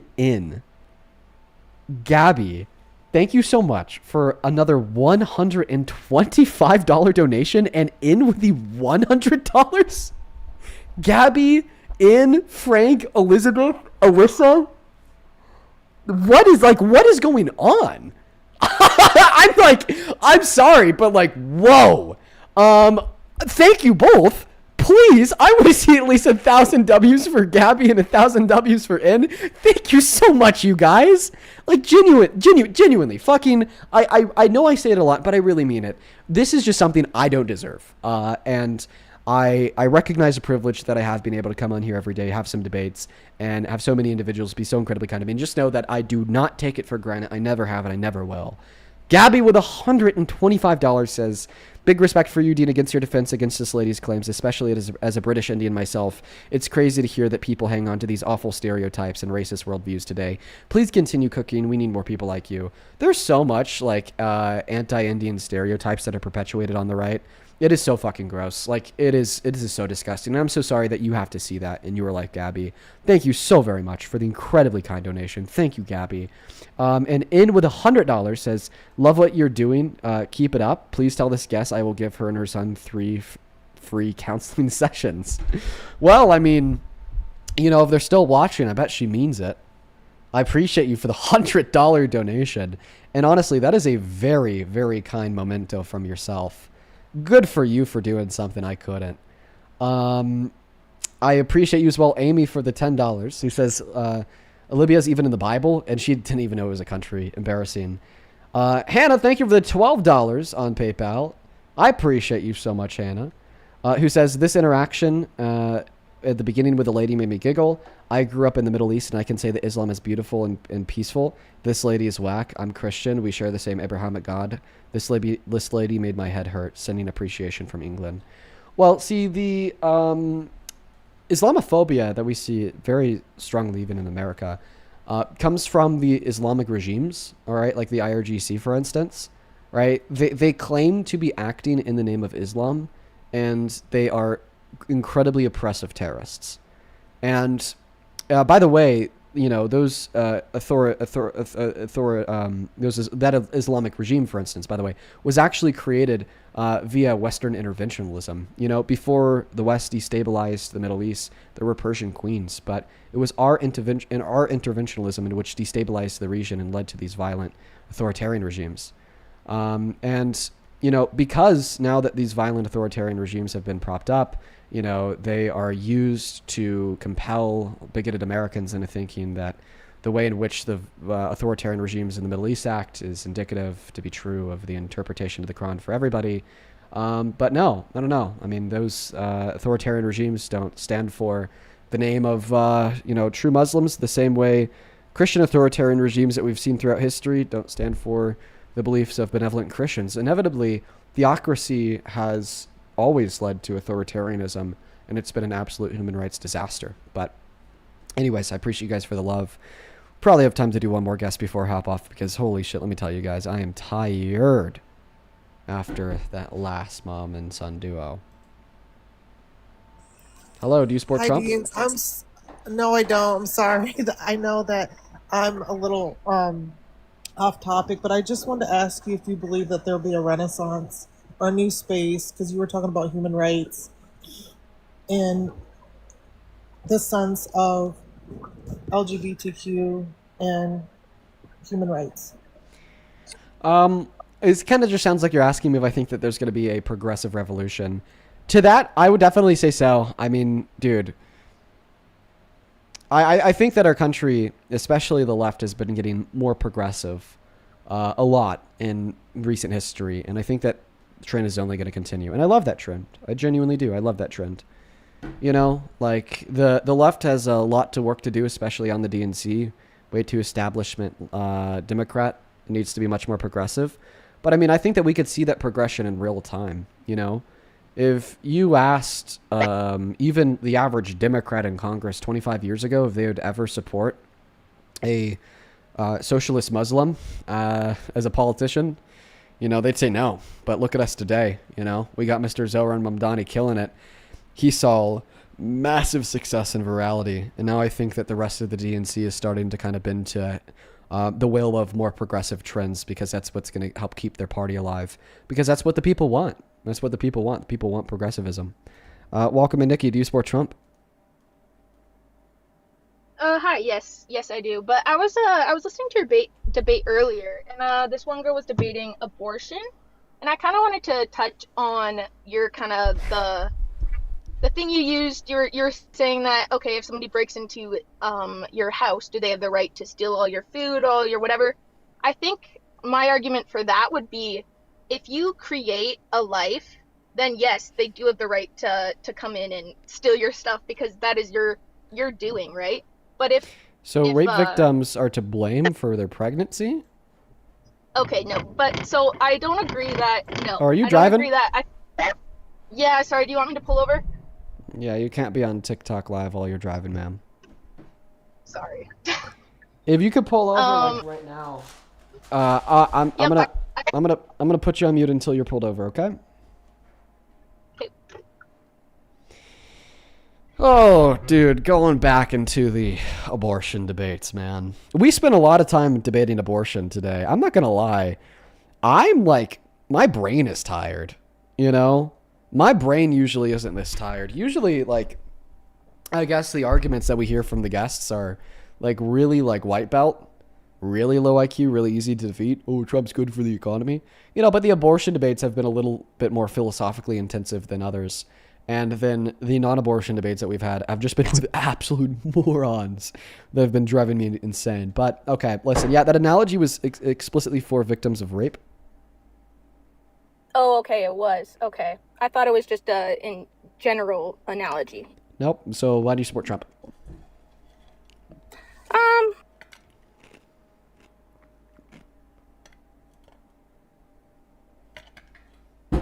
You went on pause? Can't hear you when you leave the app. The last thing we heard was, Oh, yeah. Sorry. I thought you could hear. But yes, I guess my parents have kind of, sort of influenced my belief. I am open to kind of your guys' beliefs, and that's why I do listen to you. Cool. And so, yeah. So I am quite open, but yeah, I do think I've been influenced by my parents quite a lot. Okay, so what if your parents influenced you into believing? Why do you think Trump is a good president? Okay, yeah, so I actually do have a question. So my mom seems to think that Iranians are actually happy about the war and what Trump is doing in Iran. I seem to kind of think that that's wrong, where she got that from, but she seems to be quite definitive about that. Can you comment on that? Because I would like to learn more about that. I mean, I think that some Iranians were, like, when the Ayatollah was killed on February 28th. I think a couple celebrated that for sure. And they thought that this could be an age of enlightenment and liberation for them. But, I mean, as the wars progressed and he started striking civilian infrastructure, blowing up their oil depots in their capital, making it rain oil with streets on fire and killing their girls, and now negotiating with the IRGC, basically sending the message that the IRGC is there to stay in Iran. Not too many Iranians are happy about it anymore. Yeah, okay, that makes sense. And how old are do you? You have, like, proof? I'm 25. Okay, go ahead. Do you have any sort of evidence that I can present to my mom about this and so that, because I kind of do argue with her point about this, but I don't really have any evidence Sure. to... I'll give you some evidence, but then I want to hop into why you support Trump. The first form of evidence would be reporting from essentially every mainstream media outlet about the fact that a preliminary military report concluded that the U.S. was to blame for the strike on the school that killed 160 Iranian girls. Second source for like the oil rain and whatnot. I mean, I just collected different videos of it all off the internet and then compiled it into a post of my own. So it's like either I could source you, right, like individual posts on like Twitter where Iranians like filmed their oil depots getting blown up and the oil rain and the streets ablaze, or you could just go to my TikTok account. You could kind of scroll through my posts until you find my last post about Iran and show that to your mom, because I think that includes videos and pictures of the oil rain, streets on fire, and massive explosions. Okay. Yeah, I guess it's just, I guess it's hard just because I guess there are still Iranians out there that do think that, sure, maybe it is for the good or whatnot, but Well, I I would say, mean, yeah, there majority was probably. Iraqis and Afghanis that thought killing Saddam Hussein was for their betterment too. But then over 1 million of them died because of it. Yeah, no, yeah, I do think that's wrong, and I don't think the way he went about it is good, so that was kind of my main question I had for you, and yeah, I don't really have anything great to debate today. Just want to ask a question. All right. Well, in the future, please make sure that you're only hopping inside of the queue if you do want to debate me on why you support Trump, but it sounds like you're sitting on that edge. Hopefully you get off that. And you consider that maybe Trump isn't all he's cracked up to be. Hey, Teodora, that is Teodora. Thank you for the $20 donation on PayPal, who says, fuck the Islamophobes, fuck the homophobes, fuck the haters. We are all human and should be treated equally with the same respect. I wish I had the guts to do what you do. You deserve all the love in the world. I completely agree with your message. I think that we are all human and we all do deserve respect. And bigotry is just so disgusting. It holds us back in so many different ways. Thank you for the $20, Teodora. Same thing to you, Cammy. Thank you so much for the $50 donation on PayPal. Thank you, Cammy. Oh my goodness. Cammy with a 50 says, I'm finally home after being stuck in North Carolina airport for my short weekend trip from PA to NE for my sister's wedding.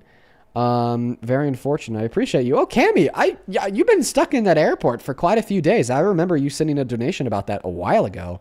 I'm sorry to hear that you got stuck there for so long. Thank you so much for the $50, though. That is beyond kind of you. Thank you. And then Sarah, thank you for the $5 on PayPal with the kind words. And I'm good. Don't worry about it. Alongside J-Dub, thank you for the $20 over on Super Chat. J-Dub didn't attach a message to that dono, just sent it right on through, but I really appreciate you. Amanda, thank you for the 5. Winnie, thank you for the 2. Tori with the 5. And Nathaniel, thank you for the $2 as well over on Venmo. Now, folks, I think that those are going to be all the debates for the day. We're over 4 hours, and I'm tired as hell. One other thing I wanted to ask you guys. If you have any resources on why North Korea is good, please send them to me. I've been going down this rabbit hole, and there's apparently a lot of people that think North Korea is good, and I just can't possibly understand why. I just cannot understand why anybody would support North Korea.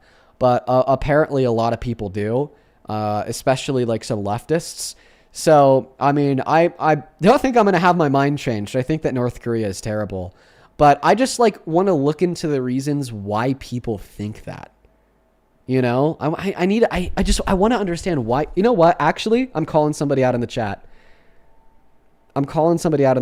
Becca says, hell yeah, I love North. Well, I clicked on her account. She's 14. Okay. Never mind. I'm not calling somebody out of the chat.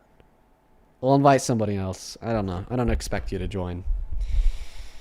See, because the thing is I think that's insane. I'll give an example of something that just seems so indefensible that North Korea has done. It was that American tourist that went there 10 years ago, and he got jailed for tearing a poster off of a wall in the hotel he was staying in. And then he got fucking tortured. His name was Otto. And then he got tortured and he was coerced into giving this false confession that he was working with the CIA to hurt the image of the North Korean state or whatever. And then he got sentenced to 15 years in a forced labor camp. And then inevitably North Korea sent him back to America because he fucking died. He became brain dead, and his feet had massive gashes in them. People were opening them up to reorganize the bones in his feet. It looked like they had taken a hammer and reorganized his teeth, and then inevitably he died. And this was because he took a poster off of a wall, right? So it's that's really bad, How can anybody explain that, right? How could somebody defend the state of North Korea in consideration to that? Right? I think that it kind of starts with the justification that maybe some leftists hold for the state of North Korea kind of starts with the fact that we went to war in Korea because of socialism. All right. So it's the creation of North Korea is kind of ultimately rooted within some level of American imperialism. But what I don't get is why people will say that because they don't like American imperialism, that they do other variants of imperialism that maybe in hand were created by American imperialism. That doesn't make sense. Just because North Korea doesn't like America doesn't mean North Korea is good. But that's why I was asking that question, because I really want to look into why some leftists say that North Korea is good. Right? See how they explain these things. In fact, is there like a leftist watching that maybe real quick before I hop off wants to come up and like explain how and why you support North Korea, even in consideration of what happened to Otto? Just make sure that like you're of age. Yeah, Paul, feel free to hop in that queue.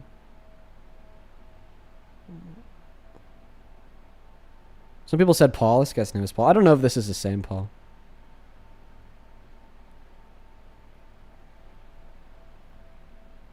I want to hear from somebody. No, not that one. Paul L. Oh, I saw Paul L in the chat. Try this out. Okay. This person's name is Paul. Hi, welcome in. How old are you? How you doing? I'm 21. 2004. Okay. Do you support the state of North Korea? I don't, but hear me out. I have debated a lot of people that do, and I know their positions. It's very consistent between a lot of them. And it is literally solely communism and anti-American imperialism. Those are the only two reasons. Okay, so basically what you've heard is right. Like you give them cases of like Otto, for instance, go over like the forced labor camps. You know, they don't let people immigrate, so on and so forth. Go over the malnutrition, the starvation, and like inevitably it just kind of reduces down to, well, because they're anti-American, that they're therefore good. And well, they won't admit that those things are actually happening. They'll use the same argument that like a lot of pro-Chinese, which I will say a lot of stuff that's said about the Chinese government is American propaganda, but what they'll say is a lot of stuff that's said about North Korea is propaganda, even though that's known to not be true. And they'll simply just play it off that like it's not actually happening, even though it clearly is. Okay. Well, I appreciate you, man. Honestly, I was expecting you to be like somebody that does support North Korea because I want to get the perspective straight from the source. No, I apologize for lying. I appreciate you for kind of letting me know what you've experienced in your conversations. Is there anybody in here that does support North Korea that I could get it straight from the source from? You know, I just like real quick before I hop off, I gotta hear it. You know, I gotta hear it. I gotta hear it. Like, there's no way that there's 0 people inside of this stream that would be down to come up and explain it. By the way, please make sure that you're 18. All right, like age rules still apply. Hi, how old are you? Hello. 29. Okay, do you support North Korea? I do. Okay, can you get a little bit closer to your mic or turn off Bluetooth? Oh, yeah, here. Okay, can you hear me now? I do. By the way, like, this isn't like a debate or anything. Like, I don't know much about North Korea except for like the really bad things that I think would be compelling to provoke your support from them as a nation. But I'm honest. I brought you up just because I want to learn more about like why people think this way, because I've been seeing a lot about it on my For You page. So how do you support North Korea? Maybe in consideration of what happened to Otto, right? I feel like what happened to Otto was like clearly a really bad thing that demonstrates North Korea to be atrocious. You know, like, dude took a poster off a wall. Next thing we know, he's dead and tortured. Well, so bless you. Mainly my position on it is that we are Dean with us. Oh, you're a troll, bro. I don't know. Listen, I don't know if I'm gonna be able to find anybody to like actually answer this question. Because I would assume that like the amount of like leftists who support North Korea is like relatively low, and there's gonna be a significantly higher amount of like people who just want to troll to get into the live. I have a very low expectation that we'll actually be able to figure this out. Is there anybody like genuinely? Is there genuinely anybody who'd be down to come up here and just share your perspective with me? Or is this something that I just drop? A lot of people on the chat are saying me. I think that you guys are LARPing. Okay. I'll give like 1 or 2 more opportunities to the people spamming me in the chat. But I think that a lot of you guys are just LARPing. I don't think y'all are being serious. There's no way. There's no way that a lot of these people are being serious. Somebody says, yo, let me in. Kim has aura. Bro. Dude. All right, folks. Yeah, I invited like 3 people saying me in the chat. Dude, there's just, I feel like everybody saying me in the chat is like straight trolling. Lucas, what's up? How old are you? Dean, I love you. Yeah. Yeah. You were the selected one. One of like, yeah, okay. All right. I think that they're straight trolling. Hi, welcome in. Do you support Trump? Dean Withers. I think that we've lost all the Trump supporters for the evening. I think we've lost them, quite frankly. Oh, yeah. So MAGA Stu in the chat says that I love Kim Jong-un. I hate you. I genuinely hate you. I hate you so much. You are such a bully. You never apologize for what you did. It's absolutely disgusting. And honestly, I think... Sorry, I'm listening to meditation music because you stress me out. Okay. You know what would probably be good for your stress levels? I'm listening to music because you stress me out. You know what else would help? Deleting TikTok. Not even a joke. I was actually going to ask you to delete your account earlier today. I was thinking about it. Well, that's a pretty bold assumption that you think I'm responsible for your own pain, when in all reality, it is you who's responsible for the pain in which you've inflicted upon yourself. That's not true. So, if you're stressed out, like just hop off TikTok for a little bit. I've been running free. You want to know something, Dean? I've been running free therapy sessions on my streams, and I've helped people that suffer from anxiety induced by you. It's gross. Yeah. Well, I've helped so many people. I'm happy you guys have a little safe space. You know, everybody needs a little safe space at one point in their life or another. You need a little bit of a safe space. I get it. Nothing wrong with that. You know, enjoy your safe space. Okay. All right. Folks, you know what? We've been live for 4 hours and 25 minutes. I said I was going to end, but then I started talking about North Korea. So I don't know. Maybe the size of people who do support North Korea, the size of that community of people is like really, really small. But I've just somehow like gotten that, although it be a small community, I've gotten their collective posts into my For You page. Another thing that I've been looking into is like Stalin, and I forget what it's called. 8 million Ukrainians starved to death.